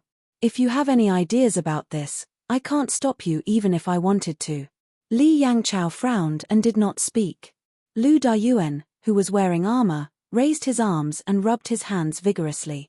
The pieces of armor clattered, and this newly appointed deputy commander of the left cavalry, who had ascended to the heavens in one step, gently exhaled. The relationship between the left and right cavalry outside the Great Pass has always been good. Otherwise, we would not have the ability to arm wrestle with the great snow dragon cavalry everywhere. Even the Xianli Ranch and Tianjing Ranch have become our backyard. It is said that in the early years, before the Longxiong army had moved to Liuju, they had a conflict with the left cavalry over the matter of 200 A-class warhorses. At that time, Li Mofen and Wang Lingbao, the 2 deputy commanders of the Longxiong army, were very fierce. The original commander of the cavalry, Zhong Hongwu, could not suppress them. The previous protector general, Chen Zhibao, was not willing to interfere. In the end, it was the right cavalry that sent out 2,000 first-class elite cavalrymen to rush to the left cavalry's camp overnight. It was obvious that they wanted to support old Commander He, who had already decided to take a step back. Only then did they manage to snatch back the 2 good horses. After so many years, the left and right cavalry has been very united, so they more or less have conflicts with the Longxiong army, the White Feather Light Cavalry, and the Iron Stupa. I've heard a saying that the words of the junior captains in charge of the logistics and miscellaneous tasks in the left and right cavalry have more authority than the captains in Bailiang. It is to the extent that the leaders of the 4 major military towns outside the Great Pass, Liuya, Fuling, Zhongzhong, and Qingyuan, are all afraid of the left and right cavalry. Li Yanchao's tone was indifferent. Lu Dayuan, don't forget that you are now the deputy commander of the left cavalry. If you say these heartfelt words to the prince, it might be useful. But if you say them to me, Li Yangchao, it's meaningless. Lu Dayuan curled his lips and turned back to look at the meeting hall and the 6 rooms. They were all busy figures with hurried footsteps. He patted the heavy armor on his body and laughed. The Shu family that I know was not like this in the past. They were all a bunch of uncouth men, all of them carrying swords, bows, and armor. Even the only 2 scholars by the general's side, Sir Li and Sir Zhao, used to carry swords and participate in meetings. Today, in the general's residence, Li Gongda, Bai Yu, and the others are wearing civil official robes, while the military councillors are wearing scholarly robes. Looking around, there are so many scholars. There are very few people who wear turtle shells like us. Li Yangchao, who still had a lot of matters to deal with personally, said in a low voice, the war is imminent, and the military affairs are heavy. Lu Dayuan, if you have something to say it directly. Don't beat around the bush with me. I won't play along. Lu Dayuan nodded, not angry at Li Yanchao's arrogant attitude. He smiled and said, I, Lu Dayuan, am a donkey. I haven't been taken out for a walk for nearly 20 years. Since the prince trusts me and has allowed me to sit on the actual first seat of the left cavalry, then I can't let the prince down. Speaking of which, I, Lu Dayuan, have fought more than 60 battles and have never lost. This time, I definitely won't lose. Today, I called you out for a chat to let you know that the left cavalry has been handed over to me. The prince can rest assured, old Marshal he can rest assured, and also you, Li Yangchao, can rest assured. We have to let everyone know that the left and right cavalry have always been arrogant and domineering, but we have the qualifications to be domineering. If you don't believe me, then let everyone open their eyes and watch. What Da Chu's twin Jade Annulus, Ku Jianghuai, Xie Shibei, Cao Ben Lei, Yu Yuechi? In front of the seniors of the Shu family's iron cavalry, in the future, on the day of rewards, as long as you meet on the road, you have to obediently step aside. Lu Dayuan turned his head and looked directly at Li Yangchao. Old Li, what do you think? Li Yangchao sneered. Your words are still acceptable. Whether or not you have the ability, I'll wait and see. Next, if the left cavalry can kill half as many enemies as my right cavalry, I'll treat you to a drink in North Town. If not, when you meet me at that time, scram to the side. Lu Dayuan reached out and patted Li Yanchao's head. You brat, your temper is even worse than the great generals in the past. Li Yangchao, who had almost never been patted on the head in his life, was stunned. By the time he regained his senses, Lu Dayuan had already run away. At the entrance of the meeting hall, Partridge Ju Kang, who had witnessed this shocking scene, also widened his eyes. He said helplessly, this Lu Dayuan is really something. He even dares to touch Li Taisui's head.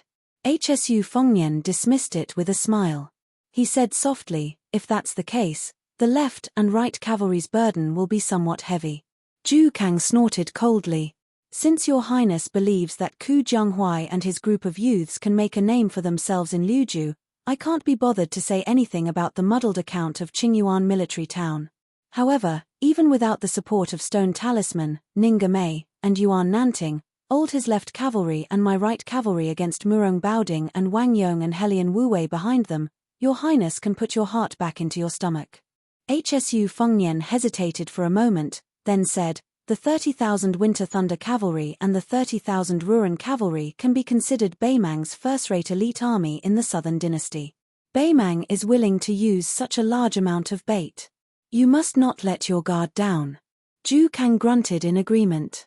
Hsu Fengnian suddenly clasped his fists towards the old commander who had once sent him off to the capital. He said, have a safe journey. Partridge Ju Kang also clasped his fists and said in a low voice,